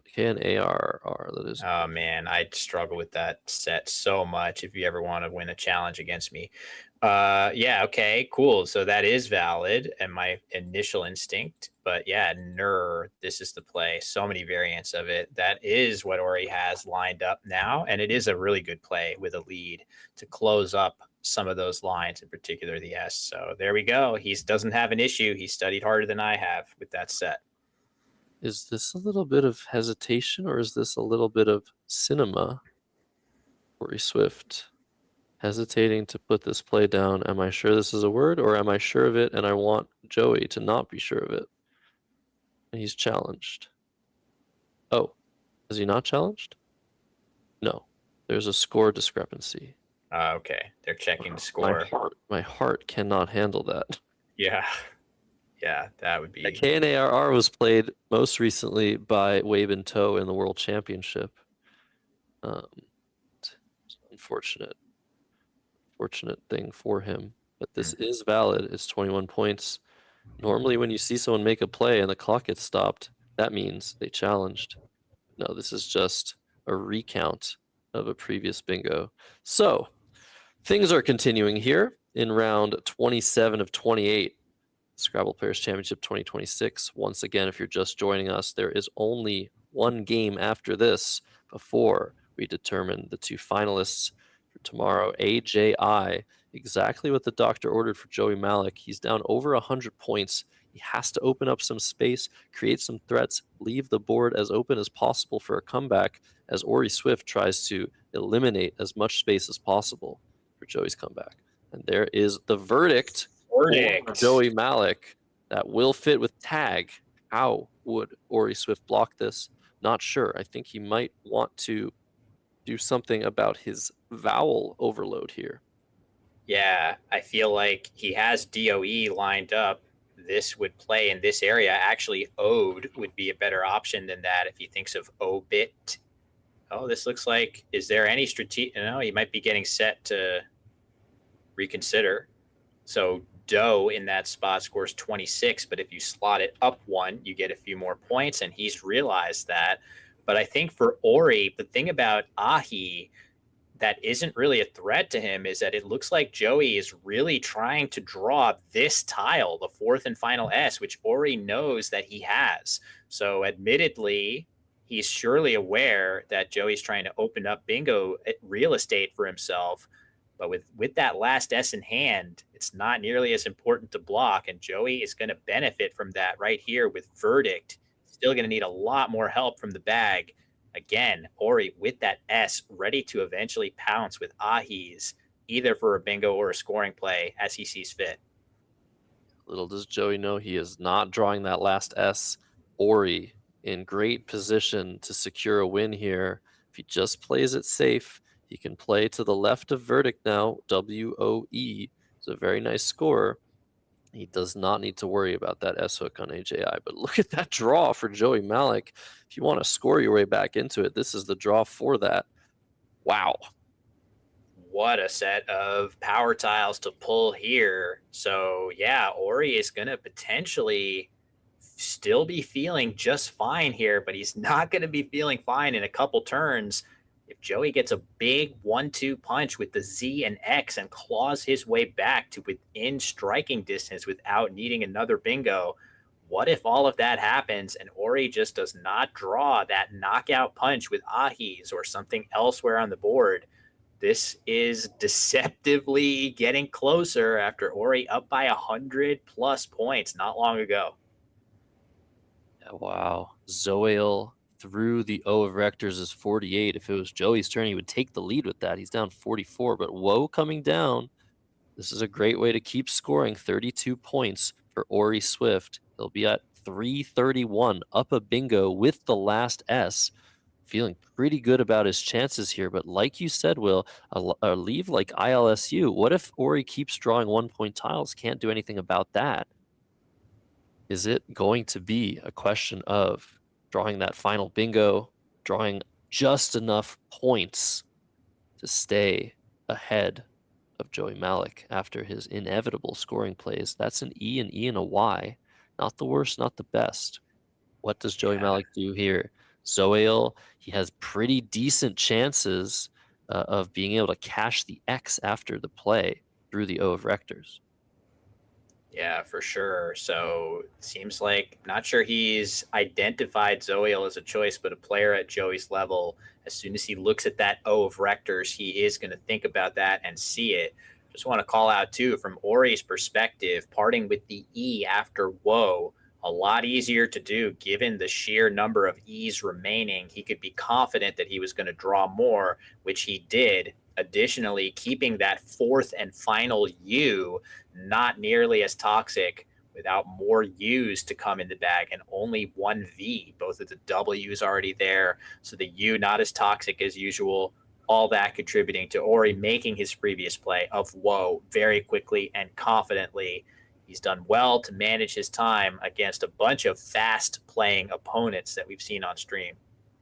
Absolutely. Of course, if you're Joey Malik, you're not feeling great about eliminating all that space with Zoil. It's kind of committing yourself to drawing specific scoring plays and maybe that last S to win this game, but it's so many more points than anything else, and it doesn't open anything big for Ori, so he's got to go with it, and there it is. If he draws an E, he gets mixed for 38. And Ori Swift now with this rack, it's not so great. Can you just cash your S in now with LYSE? Or do you play something a little bit more patient like Gluey from the G in Mug? Either way, it's not so fantastic looking at this position that E and Superstar still open for bingos. The I and Ahi potentially a way to reopen the board, keep threats alive. Maybe we'll see something more defensive here for Ori Swift. Yeah, there's a lot going on here from Ori's perspective. The tiles in the bag are not terrifying, especially again holding that last S, but there's enough good stuff that this E of Superstar is a little bit scary to leave open. So I see that he had Gluey potentially lined up to block the lower part of the board. After Zoil, the one saving grace, you don't love to get hit by nearly 50 points, but it does block the lower part of the board quite a bit. Could Ori feel comfortable that he's up by enough to play something up high? No, he's going to go ahead and play Gluey. He's going for the knockout punch with Ahi, keeping that S, hoping he can draw something bigger there, either a bingo or a really high scoring play. Leaving the E open, he's taking a chance here, and it's not going to bite him yet. It's a reasonable choice. There were a lot of ways he could have gone there, Josh. Key draw for Ori Swift, A, V, N, F. right. That's maybe not exactly what he wanted. Joey Malik with a good draw, just a T instead of an N. Examined would have been fantastic through that E of Superstar. I think Ori really hoping his trump card is that S. Even if Joey Malik gets something through the E, he might have enough with the hook of AJIS to still win the game. He also has Stag, the hook to tag if he has a 4-letter word starting an S that scores well enough. What do you do if you're Joey Malik? He's looking at playing Mix to the right of Zoil. This is a fantastic play to set up his T for MIXT. He's going to have great chances of drawing a bingo, hooking that. And suddenly Ori Swift no longer has control over this board. Yeah, there's too much. That was a great idea by Joey to open some action in this previously closed down quadrant.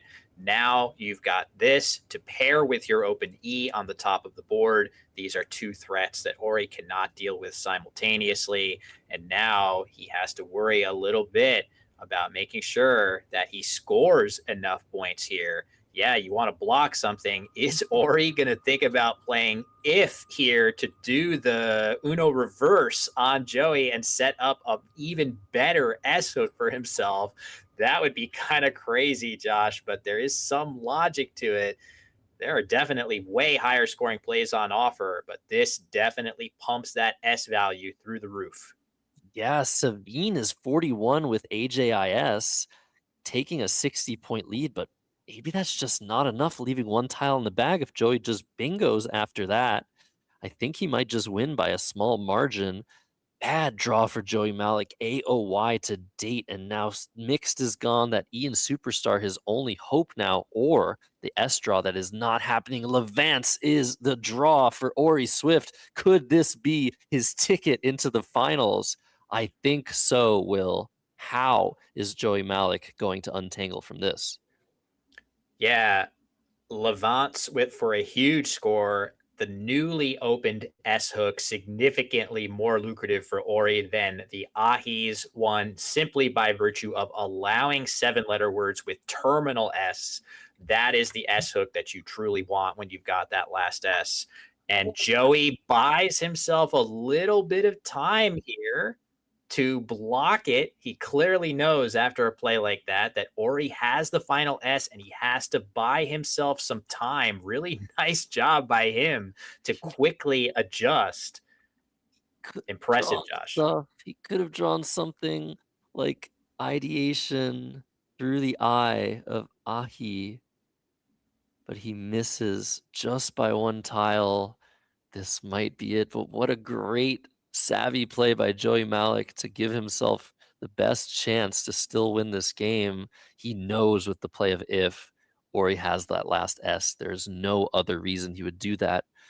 But I think this was just one tile off of the potential comeback from Joey Malik. But Ori Swift is not out of the water here.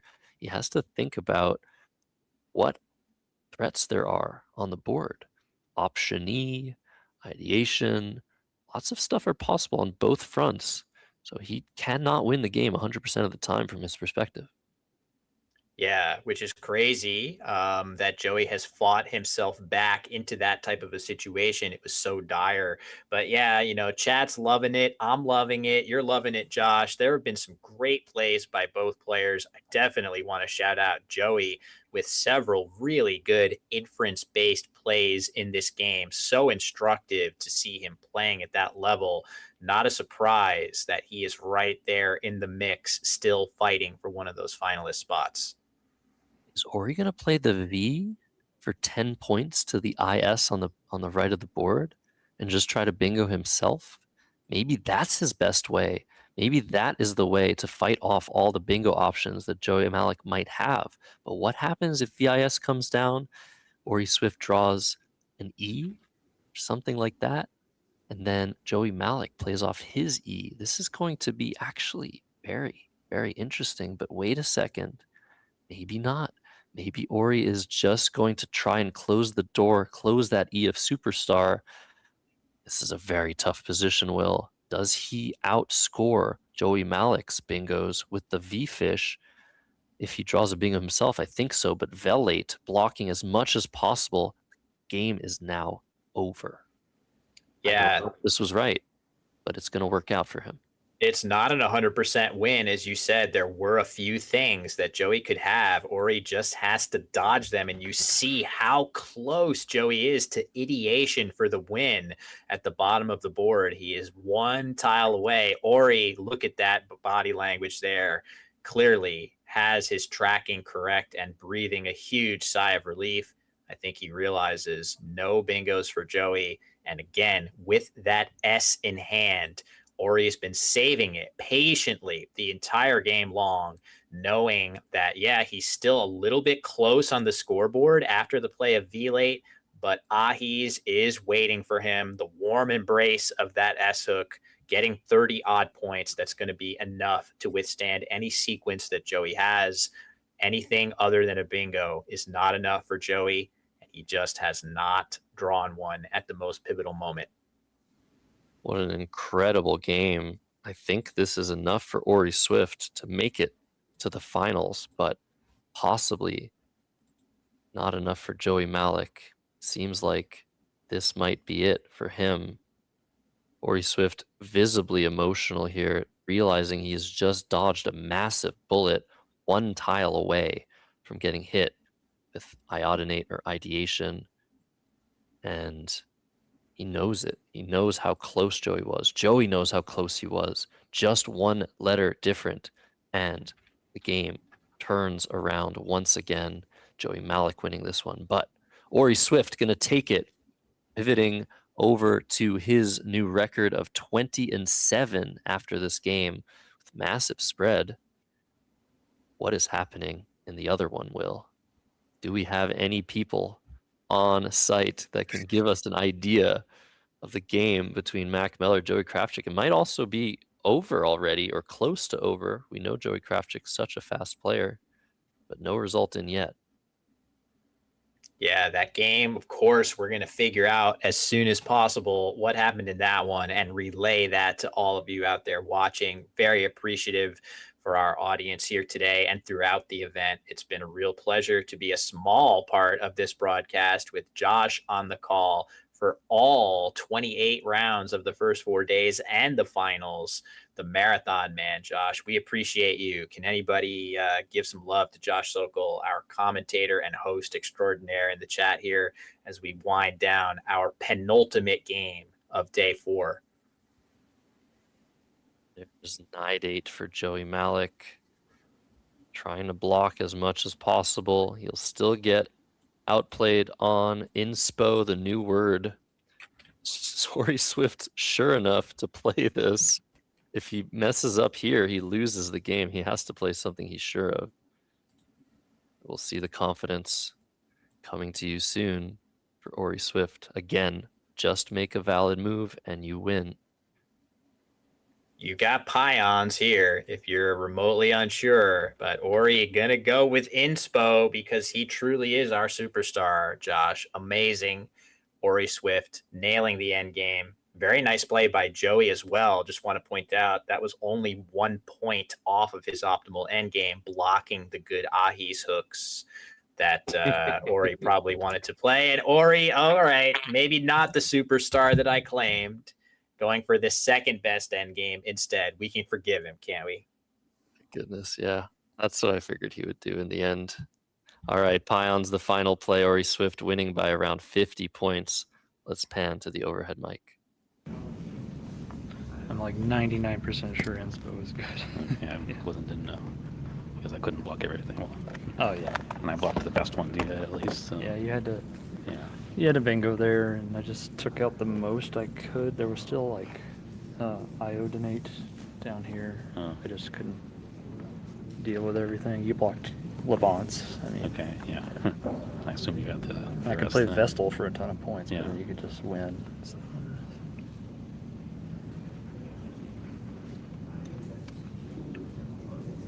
yeah, that was a cool game. So was it IO in the bag or something or? Yeah, IOP. IOP. Okay. Yeah, I kept 2 consonants here, but there were so many vowels. It's like, yeah, I'm gonna draw vowels.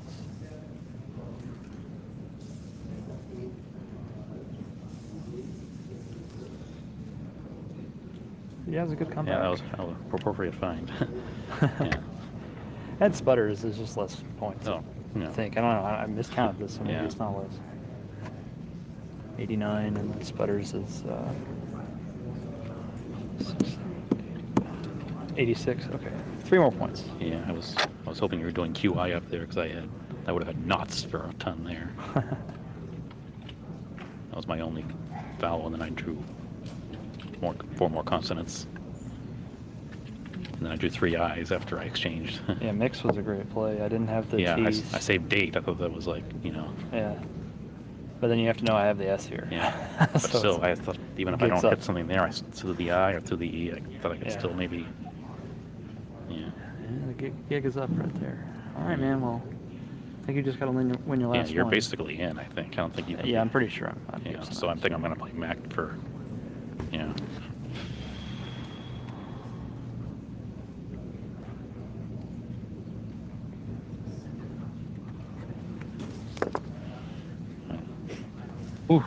Ooh wee. That was a heart stopper. Joey Malik almost on the brink of elimination. I think he still has a chance to make it. We're not sure how big of a chance he has, depending on what Mac has done in his game versus Joey Kravchik. A reminder, Mac, Ori, and Joey were all 19-7 going into this game. Now Joey's at 19-8 plus 893. If Mac Meller wins by any margin, he'll be up almost 300 points of spread on Joey Malik.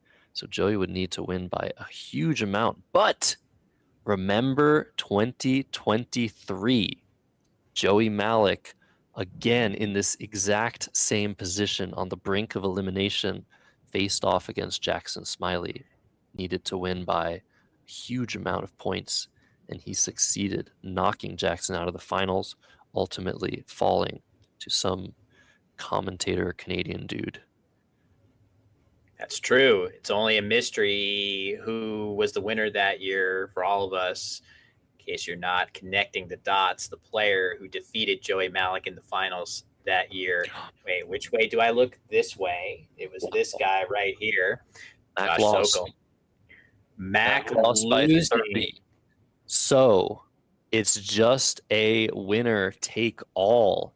I believe Ori Swift is all but locked in to his position in the finals, but Mac Meller and Joey Malik will have to play a 1-game match. And whoever wins that one makes it to the final. I don't see any other pairing making sense here, but I'm not the boss. Joey Kravchik a half game behind Joey Malik after his victory over Mac Meller. So I guess there's an argument to give him a chance.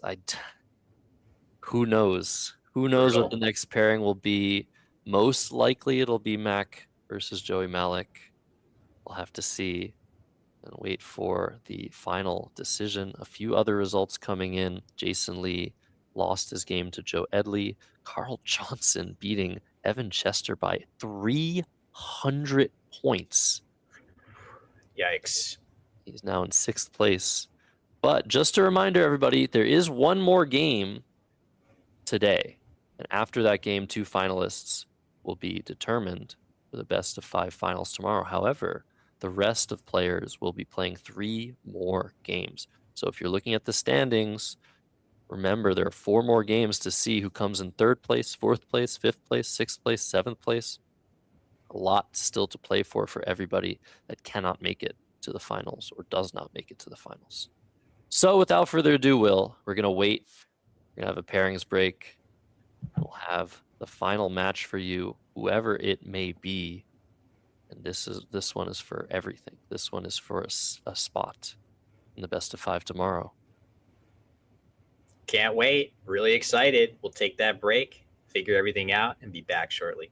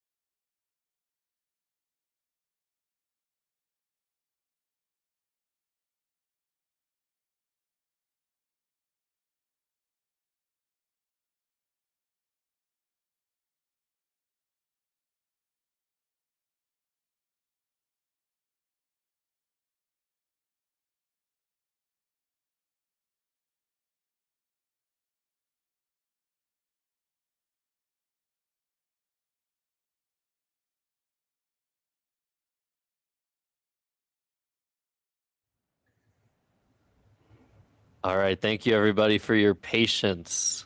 Our final game, maybe not what everybody expected, but this is what we're getting. Joey Kravchik versus Joey Malik. Whoever wins this game has about a 50% chance of making the finals, pending the result of Ori Swift versus Mac Meller on the second board. So this is it, Will. Will a Joey make it to the finals, or will it be Mac versus Ori? You know, it's something. If Mac wins his game against Ori, we're going to see them tomorrow in a best of 5. Yeah, If no Mac loses question. his game to Ori, one of these Joeys will be making it to the finals.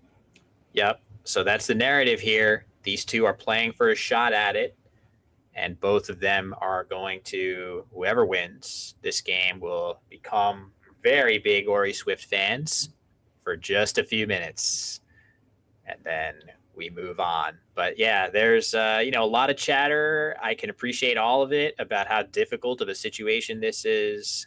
Oh my God. Huge draw for Joey K to open, opiated. Wow. That is an amazing way to start this one. But Joey with pretty good tiles there. Ooh. Wow. So good racks for both players. Better for Joey K opening with a bingo here against Joey M. All right, so is opiated the best? That is what Joey Kravchik is trying to determine. Does a lot of good things. It places the T and the D of opiated next to double letter scores. Only the O of opiated would be exposed to overlaps. Joey doing his classic designate the blank before putting his tiles on the board. Oedipal instead is his decision, which feels like it leaves the board more open long term. Yeah, interesting choice. No major difference between making the blank an L or a T. But yeah, in any case, the best thing you can say about this one, Joey didn't waste too much time on it. We've seen Joey, we need to be clear for this game, Josh, with the multiple Joeys. Maybe we try to set the standard of Kravchik and Malik for this one. That feels a little weird. But anyway, refix coming down in response for Joey Malik. Great. That's going to cut that deficit almost completely immediately. Yeah, refix is a huge 56 points for Joey Malik staying in this game. Joey Kravchik with a not so great draw himself. He's considering just dropping the V either with Vax for 17 or Dev for 15. I feel like Vax probably a little bit more sensible to try and draw a 7-letter word next time. Voter as well an option, but pivot much stronger than I think either of the options with the V. So is Joey Kravchik going to play that and give Joey Malik another big spot for his 8-point tile? Looks great to me. Yeah, pivot seems like a really nice idea. Very difficult to address both of the S hooks after that. You've got one here, and then obviously a third one there. That's going to be really lucrative for Joey to draw any 7-letter word ending in S. Very unlikely that those will get blocked. Joey K, I keep making that mistake. But Malik with the J, though, wonder, is he going to get a good spot for it? Pivot would do just that unwittingly for Joey Malik. Kind of a godsend in that regard, if that is the play. Joey's still thinking about that V drop. What tiles draw into a 7-letter word? NOSTTU, definitely an E. He's just thinking about all the possible draws. Muttons. And this is very defensive. It blocks a decent amount of overlaps and underlaps of AX. See what Joey Kravchik draws. The nice thing when you're evaluating any 6-tile leave is you're trying to figure out what vowels can I draw? That's the first thing you check. The vowels are the most numerous tiles in the set, and there we go. The E is one of those tiles, Stoughton and Tenutos. In addition, there were some other things he could have drawn, like Teutons, I believe, is valid. Or I'm not sure, maybe I'm conflating lexicons here, but either way, the E is an important one, and that's what he's drawn. So that was definitely on Joey's mind with his play of Vax. Yeah, now suddenly Joey Malik's option's not so fantastic, but Join is a nice 30, keeping HUE, and suddenly scores within 5 points. However, it will only be very, very briefly, as Tenutos plays with JO and OS, but also with ITERNE. Is Joey Krafchick going to take the more defensive position? Is that even a question? Yeah, very defensive player, and definitely expecting to see a point sacrifice here rather than opening up the board, taking that bingo size lead for Joey Krafchick. Has to be feeling good, getting the second bingo of the game down. And there we see that point sacrifice, Josh, just as we expect. 70 points for Tenutos, and the board very cramped right now, except for that O in Oedipal in the center of the board. Going to be kind of hard for Joey Krafchick to eliminate threats to the left of that O. But until one of those threats actually comes to fruition for Joey Malik, he's got some decisions to make. EHBIOTU are Joey's tiles, Joey Malik's, and wow, votable is the draw for Joey Krafchick. Doesn't go down right now, but what if Joey Malik opens the board?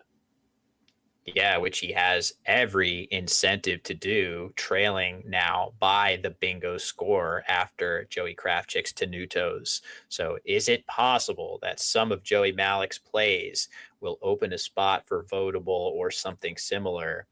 Not sure. I'm not really seeing a great option, Josh, that is clearly going to make a new spot for that 7. Buteo on the rack looks like a great option for Joey Malik. That's going to go down right here, making Joe nice way to clean off some of the clunk from the rack, keep a nice balanced HI combination going into next turn. Opening the board.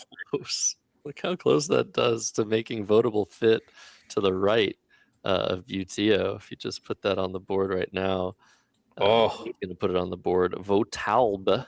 If you reverse the B and the L, that would go down. So I think Joey's just going to overlap here with a vote or something of that nature and keep the board in its somewhat closed state.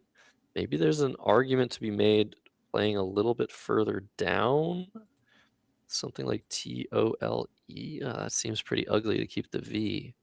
But wow, Joey Malik has drawn the second blank. What an incredible way to stay in this game for him. That's what happens when you play 5 tiles. Sometimes you hit the jackpot, sometimes you don't. In this particular instance, I think he is a lock to bingo next turn.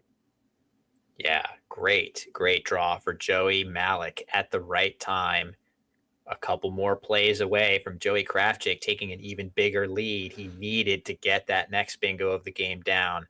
And that is what Joey Malik is poised to do. His tiles are so good. The only question is, will he have a really good place to play a bingo for a good score, I should say? And I'm wondering, after a play of something like Vote, which we had considered right here, I'm wondering what's better between Vote and Veto. I'm sure a computer engine could tell us, but a human being, it's tougher to know which of those two yields more overlaps than the other. Are we going to see a huge overlapping play here? Maybe, yeah. AEHILR blank for Joey Malik. First thing you think about with a rack like this is what happens if I make the blank an S. Shalier is a word. I believe Hailers is a word as well. But those don't overlap. Unfortunately, yeah, for Joey Malik, there are no overlapping plays for Vote that hit that double word score next to the UT. So Airhole, Lathier. Those are the 67-point options that miss the double word score. And he's already found the latter of those. Yep. So no big overlaps going all the way down. That would be the best possible scenario for Joey Malik. Instead, as Josh just said, Lathier is likely to be the play right here with the blank T.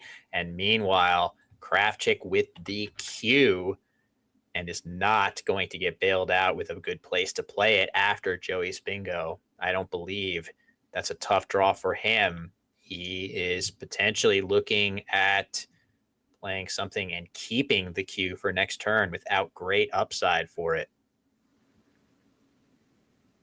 Joey Kravchik reacting a little bit to this, realizing it isn't so easy. I was up 84 just a second ago. Now I'm up under 20 and no spot for my Q that I can find. This might be an even game now. Both blanks gone. Things are clarified. Board extremely closed. Who is closest to getting a bingo next in the next few turns? Probably Joey Malik, if you're saddled with this Q. Is Joey going to decide to exchange it? What are the upsides to keeping a Q here? What can you draw with it?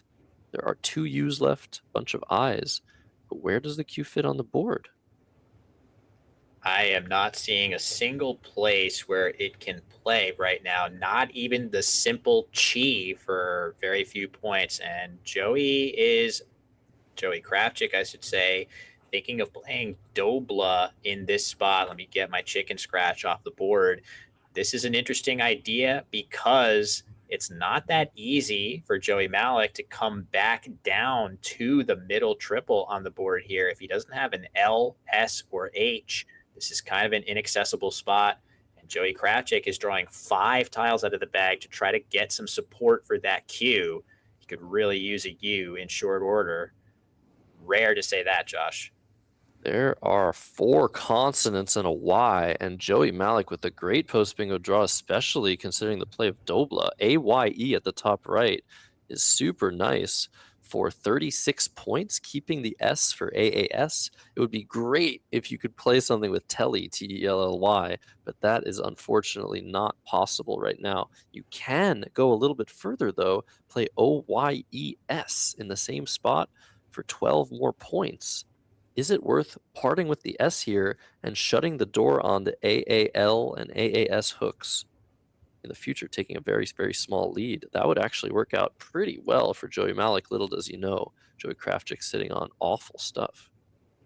Very interesting debate between playing AYE or OYES. It looks like Joey is going to just play AYE, allow this lane to remain untouched, because the S is still very valuable for this spot. But Joey about to address it right now with Jim wasting no time. Oh, and there's the Z for Joey Malik. So Joey Kravchik clinging on to a 20-point lead, keeping Q and DR. He's going to need a lot of help to stay in this one. Joey Malik has the best scoring tile in the game. What can he do with it? There is an S and an I for Joey Kravchik. So at the very least, he has QI and GI for 14. But he's still probably feeling pretty poorly about his position right now. Yeah, didn't get quite as much help for that Q as he would have wanted, did Joey K. That being said, as when sleeve cam resolves itself in a moment, you're going to see there is a good place for Joey to score very well with that Z. Admittedly, if he plays Topaz right here, scoring 52, it does give back a lot of scary possibilities through the Z. But for 52 points, I haven't busted this one out, Josh. For 52 points, I would do a lot of things. If instead Joey Malik opts for defense, he can play Spaz for 48, making AAS. And if he plays Topaz, though, Joey Kravchik, all he's going to have to respond to this, and that's what's going down, maybe some uncertainty about Spaz being a valid word again. Zins is all Joey Kravchik has for 39 points in this spot. He's probably just going to drop the Q with QADI or QAID now, and it's going to be a very, very close game with Joey Malik up a tempo. Yeah, so this is a very justifiable play here from Joey K. He's getting rid of his Q, keeping his S. If he draws 2 vowels or even something like IH, he's setting up an ability to play Cades and something there.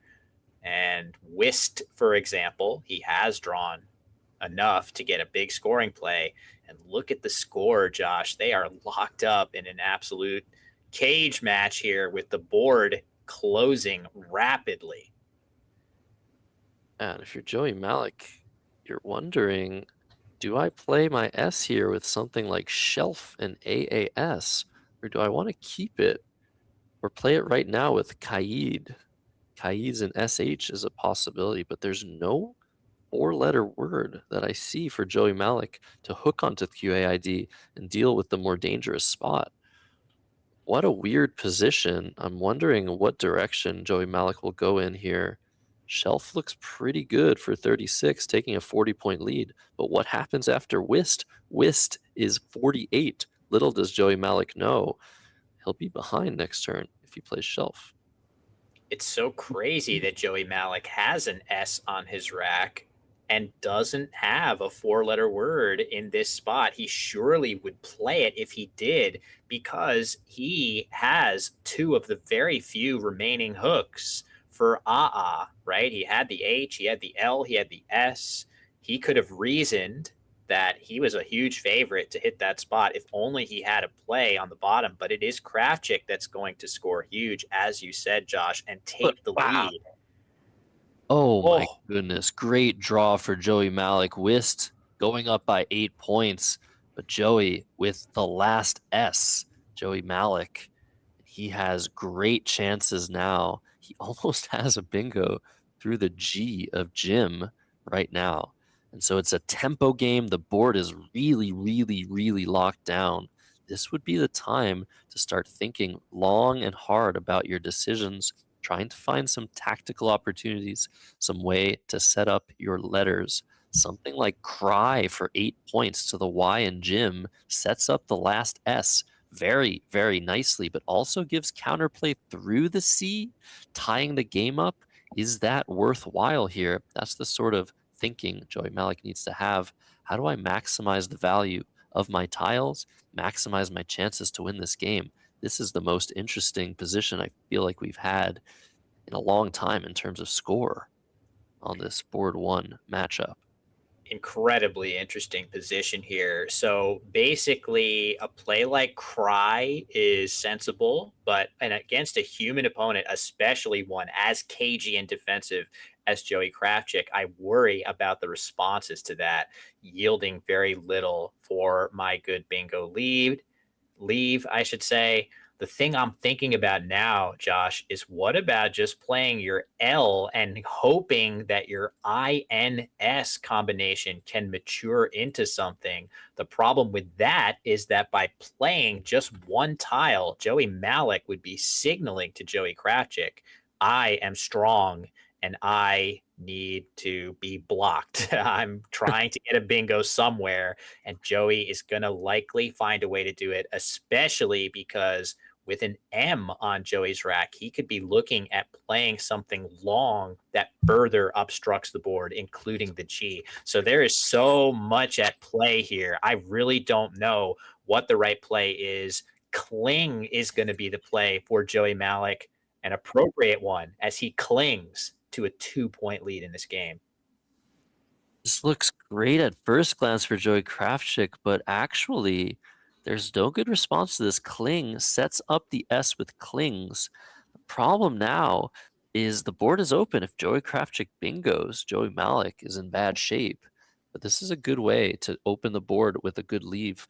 I think knowing Joey Malik's rack, you kind of realize your letters are probably better than Joey Kravchik's. So why not open the board, be aggressive with a close game? The nice thing, too, about Cling is that either Joey Malik gets bingos that Kravchik cannot block through these letters, or if he bricks his draw and draws something heavy, maybe the 6-tile play hooking Cling is going to be the play that gets him out in front on the scoreboard. Maybe you can win some games where neither of the two of you bingo with a play like this, setting up that S. So setting up some possibilities. I do worry about that immediate risk of Joey K bingoing back, but despite Joey K's very, very good bingo tiles, he does not have one playable here. I wonder now, what is Joey K going to do with kind of a similar situation? Good bingo tiles, nothing playable, has to balance the need to play defense because he's going to be up by however many points he scores on this turn, -2. But that's so tenuous, right? You might feel like that lead is just not enough and you need to go for broke to get the next bingo down. Very, very tricky position with many ways that you can go. What's going on the bottom of the board? Nothing at all. I think that's totally locked down. Everything, all of the action is on the top right now.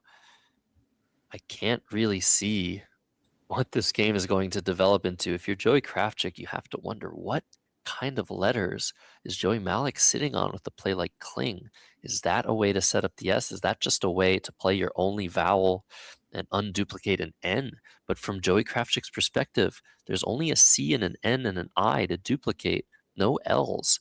So the more you look at it, the more you wonder if this is actually just an aggressive opening play potentially. So Joey contemplating what this play means and what it represents for the board. This is a sort of situation he doesn't like when the board is closed and it gets reopened and he can't do everything about all of the openings. He might have to pivot himself to something aggressive, try to go for a bingo himself. What if you play MI and IN, set up your A on top, try to bingo from the C? Lots of options to consider here. Something like Mincer through the C is also interesting, but gives a ton back on that triple. Tons of plays to look at here. Very curious what direction Joey Kravchuk goes in. He's probably not feeling super comfortable. Nor is Joey Malik with all of that open and no playable 8-letter word. Yeah, it is a very uncomfortable position for the both of them, neither of whom are even sitting hoping for playable bingos here. It looks like Joey Kravchuk has the play that you suggested here set up. He's not going to feel great about that one either, but again, he's close. He's very close to getting bingos through the C or potential overlaps on top of the play that he just made. And he took a long time on that too, Josh, a player who is no stranger to playing quickly. He devoted many minutes on this very complicated turn. So over to Malik now. What will he do to try to win this race to the next bingo as we see the K on Kravchuk's rack now? Joey the K drawing his last name's tile. Joey Malik now probably just wanting to play OAR on the top of MI. Leave the C of Kling open, leave the possibilities of a high-scoring Kling's play down the line. But again, it is not comfortable to leave such a spot open. The CL and Kling, if Joey Kravchuk just bingos from one of those tiles, then it's almost game over for Joey Malik. He probably won't be able to recover. So very difficult position. Maybe we'll see some defense instead. Some play through the C or through the L. But that would open threats of other natures. Very, very tough position. Yeah, so tough. There's OR lined up. Both players surely looking at that C of Kling. The C is a tile that likes to be the first letter in the word where it appears. So if you see OR, if that's the play that Joey Malik settles on, both players are still going to have hopes of hitting a bingo from the C. Joey K does not have a play of that nature right now. We'll see what Joey Malik were to draw. I would point out that the unseen tiles are largely good bingo-prone tiles with some key exceptions, Josh. You've got G, G, K, U, U, W. Could some of those tiles be lurking, ready to poison Joey Malik's rack here? Possibly. Joey Kravchuk up 2 points now with his rack, and oh my goodness. Retinas, baby. This is a very important move for Joey Kravchuk. Little does he know, Joey Malik sitting on the goated 7-tile rack of AEINRST, threatening loads of bingos on this board. Latrines, canister. I'm not gonna scan to your cisterna. I'm sorry, I'll stop. But Joey Kravchuk might have to do something aggressive here to stay in the game, or something very, very defensive. What is he gonna come up with? The defensive superstar. I can't see him blocking the C and the L. Joey K, such a canny, clever defensive player. Unfortunately for him, he is up against an absolute buzzsaw in the form of a rack that basically cannot be defended on almost any board position. Joey Malik with one of the best sets of 7-letter bingo tiles in the game, if not the best. Of course, Joey wants to defend, but frankly, Joey Kravchuk could be looking into this unseen pool and thinking, my opponent could have drawn UU. My opponent could have drawn WU. Look at this. Rank. Setting wow. up a D hook, a T hook. This is a lifeline for Joey Kravchuk. Little does he know, he's about to get bingoed on with Trank. But if he draws something from the C or the L, it is GG. Joey Malik will lose the game. And there's Encaged with Crank. Wow. He has to be extremely careful here. Make the most defensive bingo possible.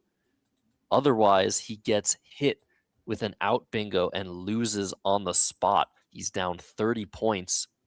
What can he do here?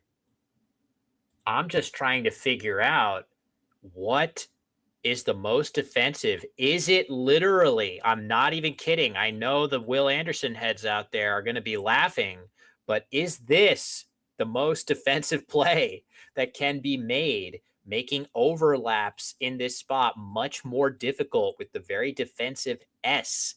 Very hard to overlap this with a 2-letter word. It is literally possible, Josh, that I am getting my dream scenario where the best play is clearly retinas.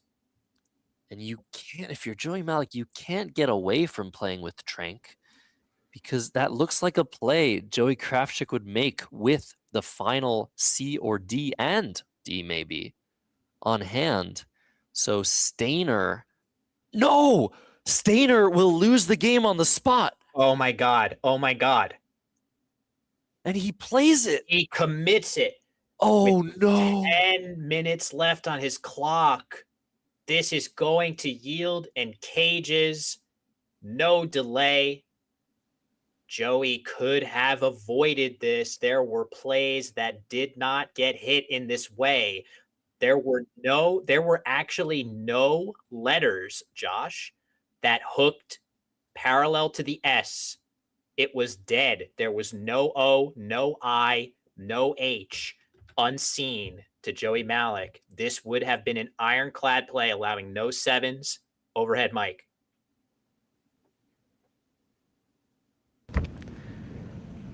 Dumb luck. I didn't even have the C. I just had nothing else. I had EEN. There was so much shit. So you had Crank anyway, so. No, I mean, I had EEN. And when I played rank, there's nowhere to score, and you can outrun me if I don't do anything. Oh, I guess red teams, I guess, would win. Yeah. Yeah, I mean, I don't know what the right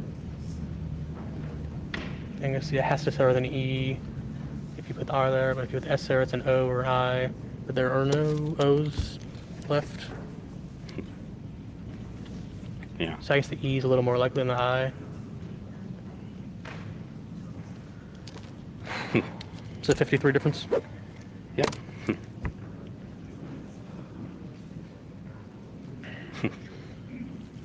Well, last one to start. What? We were last to start, first to finish. Yeah.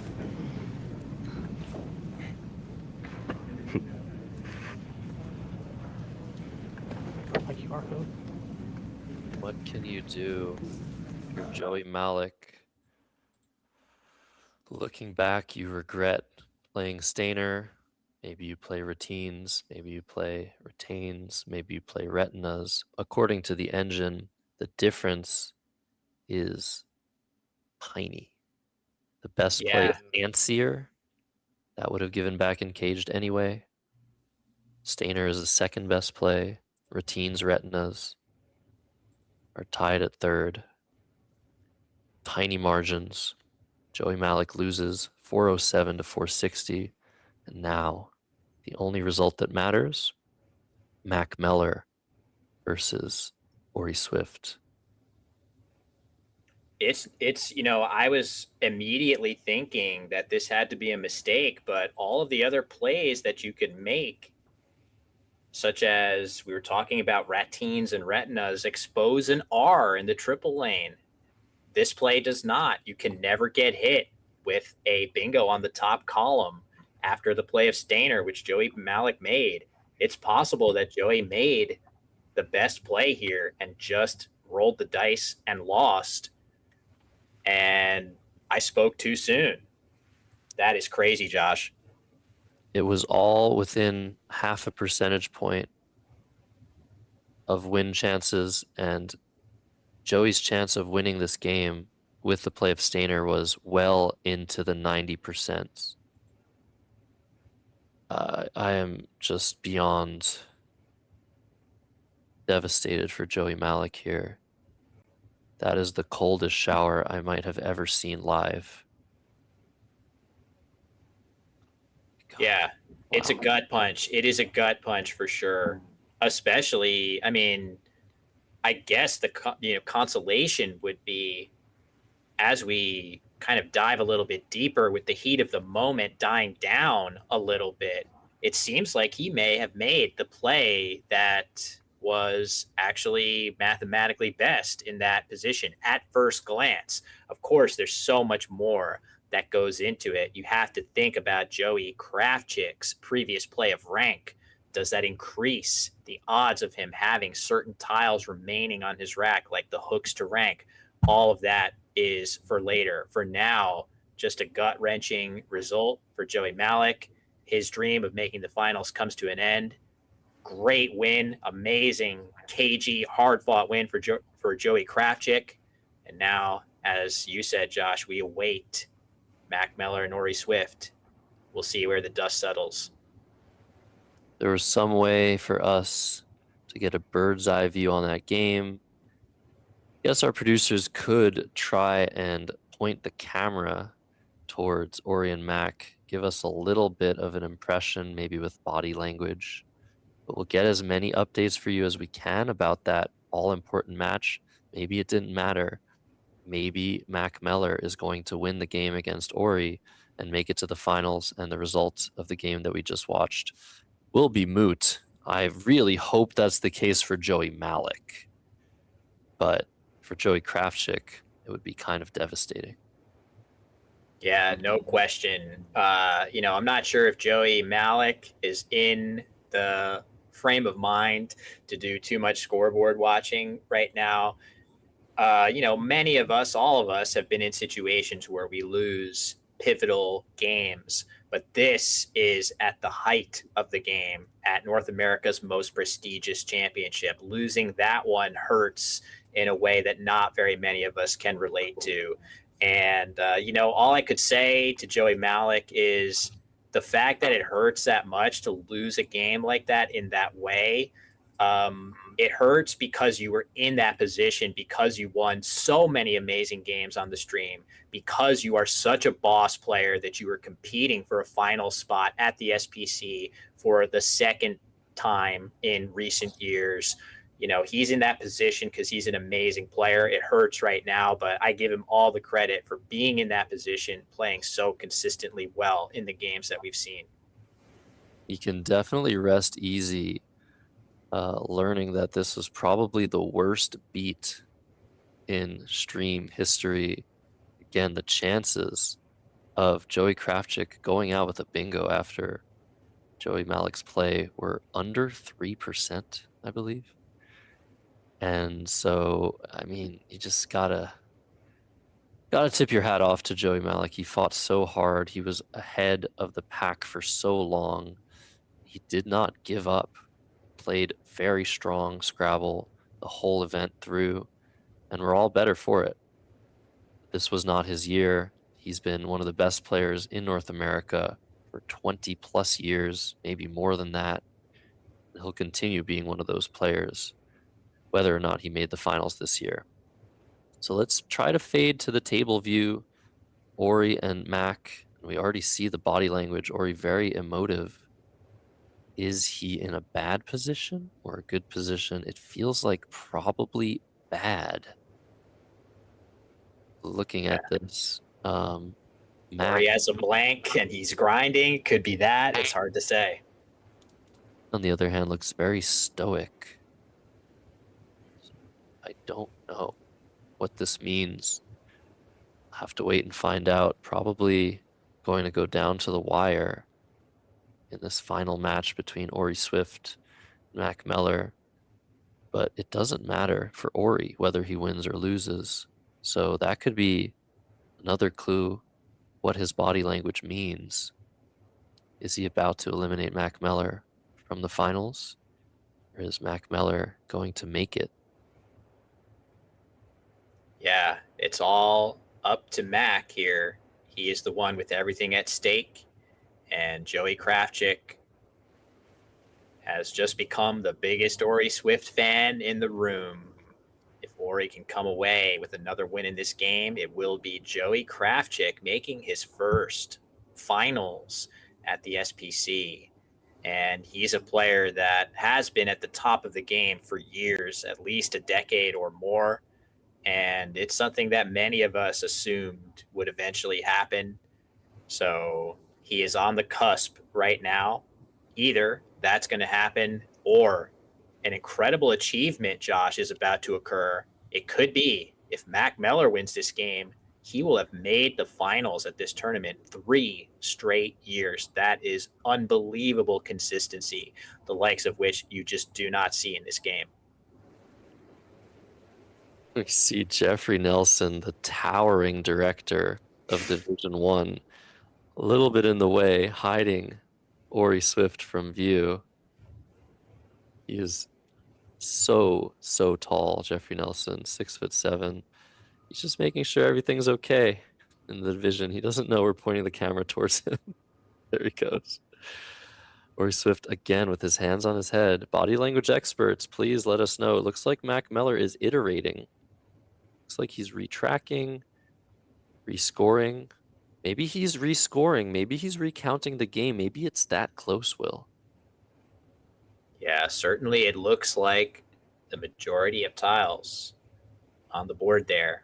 We're likely to be getting our result not too long from now. Mac bringing out another sheet. Is he retracking the game?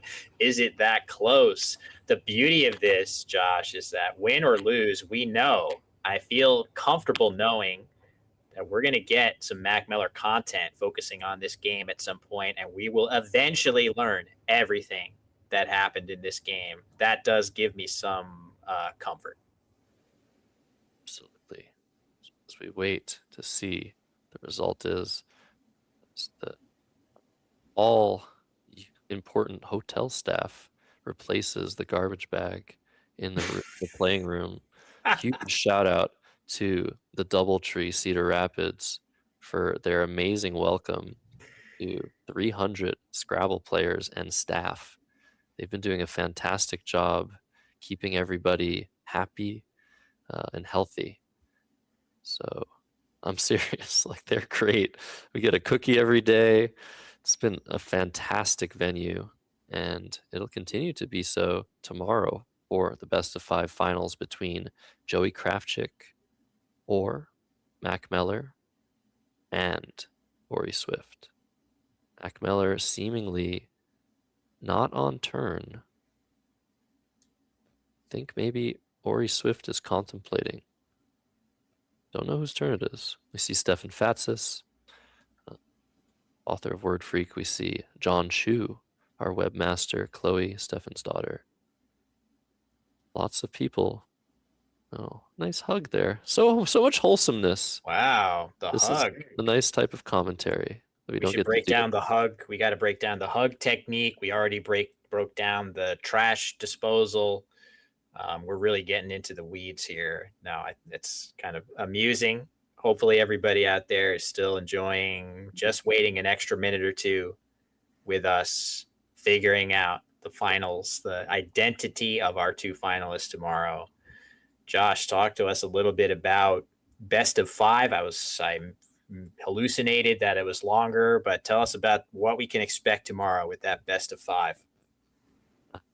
Expect the unexpected, but mostly try to win game 1. Whoever goes first will have a slight advantage. I think the person in first place will be going first. So this is somewhat important for Ori, actually, to win by, I guess, enough. Maybe he just doesn't need to lose by 315 or whatever it is, so that Mac doesn't leapfrog him in the standings. So I guess there was something riding on this game for Ori Swift, but judging by the body language, it does not feel like it is a blowout. It's tough, though. I feel like body language can be misleading. I definitely do a lot of sighing and grimacing when I have good tiles because I feel guilty. Something about my makeup. I'm just that empathetic and caring for my opponents. Just kidding. I'm not sure why I do that, but body language can give off different tells than it looks at first glance. And it looks like Ori grinding here. Do we have anybody in the chat that, I don't know, we don't want to bother them, right? Like we would love to know the score, but we can't have people peeking over such a pivotal game. Yeah, and that's Chris Cree. They might be a bit too close to. Max seems a bit distracted, but all that being said, a little bit more on the best of 5 format. Of course, it's not ideal. We'd want a best of 100, best of 1,000. There's some variance in Scrabble. There's also a lot of momentum, a lot of psychology, and you have to let your good plays do the talking. And Mac's been there. He knows what it's like. Ori's been there. He knows what it's like. Joey Krafchick has not. Looks like Ori's finally making a play there and hitting his clock. He hasn't hit his clock yet. Yes, he has. He's drawing tiles.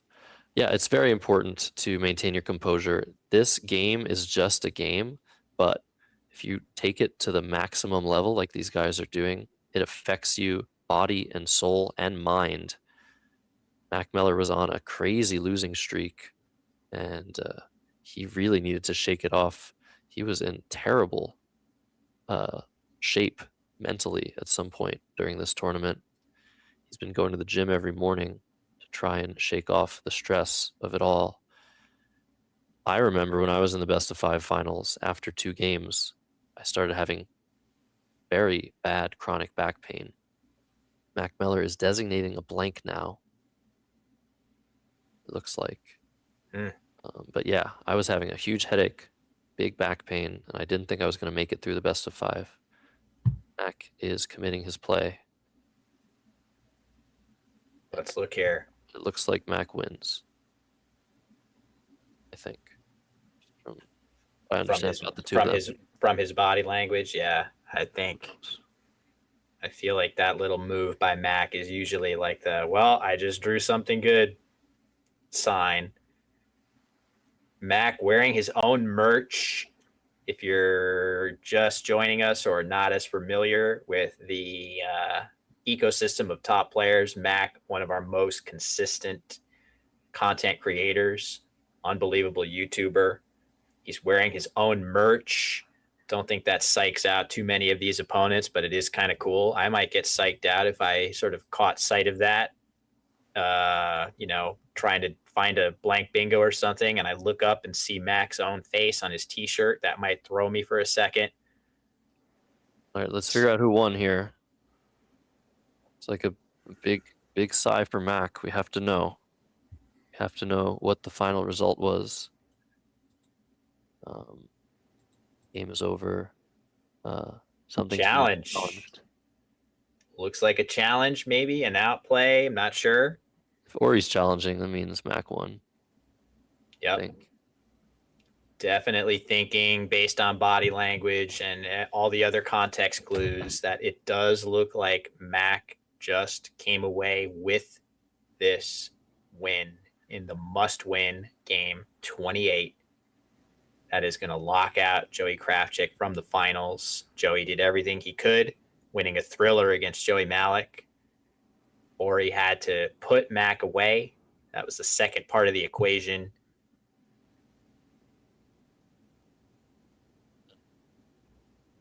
What is that final score going to be? Yes. Game is still in progress. We need to know. Mac won. Okay. Thank you to Scrabble Crush. Who's probably off to the left, paying attention. I think it looks like Mac has made it to the finals for the third year in a row. Let's just get confirmation of that from as many people as possible.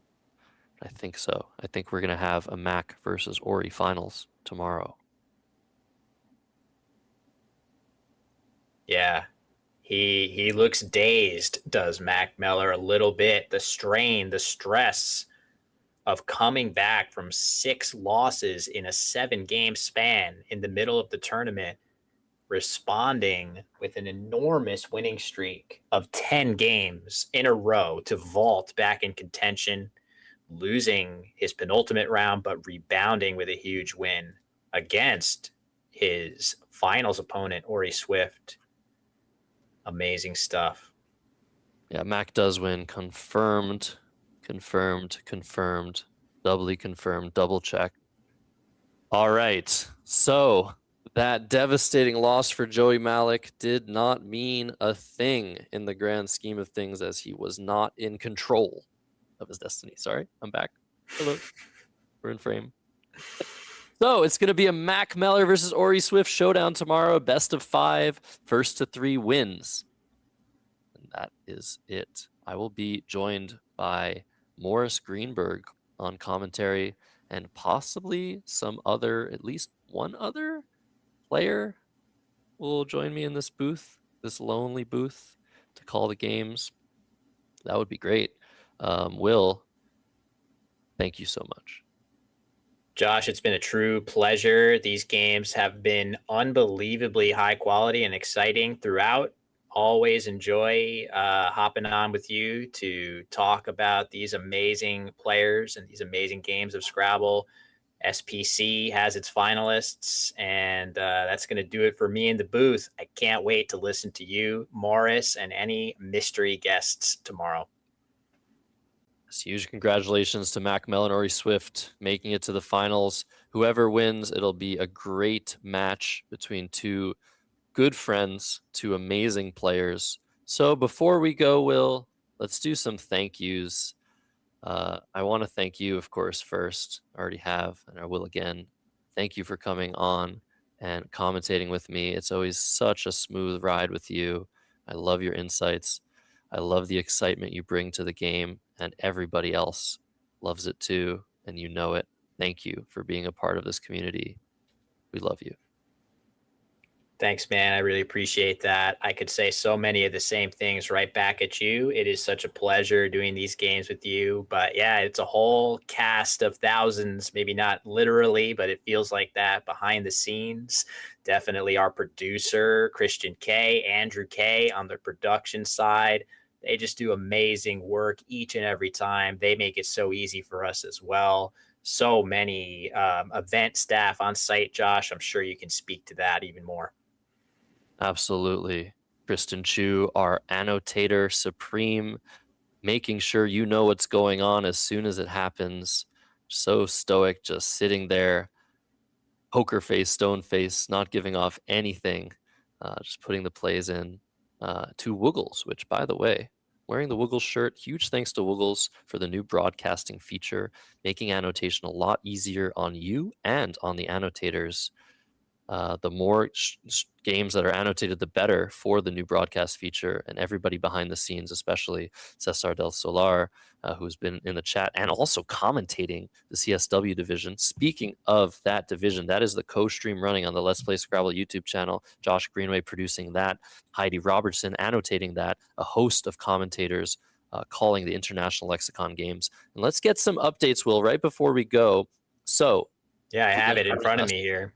Mac Meller and Ori Swift, the finalists, tomorrow in a best of 5 match. Everybody else in the division will be playing 3 more games, so we do not know who's going to finish third. Will it be Joey Kravchik? Will it be Joey Malik? Will it be somebody else? We'll have to see, wait and find out. But tell us, what are the results in the CSW division? Yeah, Austin Shin, who has been leading the tournament most of the way, was able to sort of hold on with some late wins and maintain that first place spot. The second spot was up for grabs in the final game. Alex Seaholm, who started 1-6 in this event and came back and reeled off an 11-game winning streak before dropping his next game. Incredible resilience by Alec. He was in a situation in the final game needing to win by not that big of a margin against Josh Castellano, but Josh Castellano, a previous champion of this event, just coming off an incredible second place finish at the Causeway Challenge in Thailand. He was able to fend off Alex Seaholm to capture that second final spot. So it will be Austin Shin versus Josh Castellano in the Collins finals tomorrow. One of those two is going to win their second North American Championship. It might be that Austin's already won a couple. So repeat champions in either case in Collins. Amazing stuff. So that will be on the Let's Play Scrabble YouTube channel. I recommend tuning into both. So very, very quickly, tomorrow, best of 5 starting at 10 a.m. Central, 11 a.m. Eastern, 8 a.m. Pacific, North American time. Hopefully we'll see you there for the best of 5 finals for $10,000 between 2024 champion Mac Meller and 2022 runner-up Ori Swift. So we'll see you back there. Will, thanks again. Morris Greenberg on the mic tomorrow, and maybe some other people. But until then, we salute you. Thank you for watching. See you tomorrow.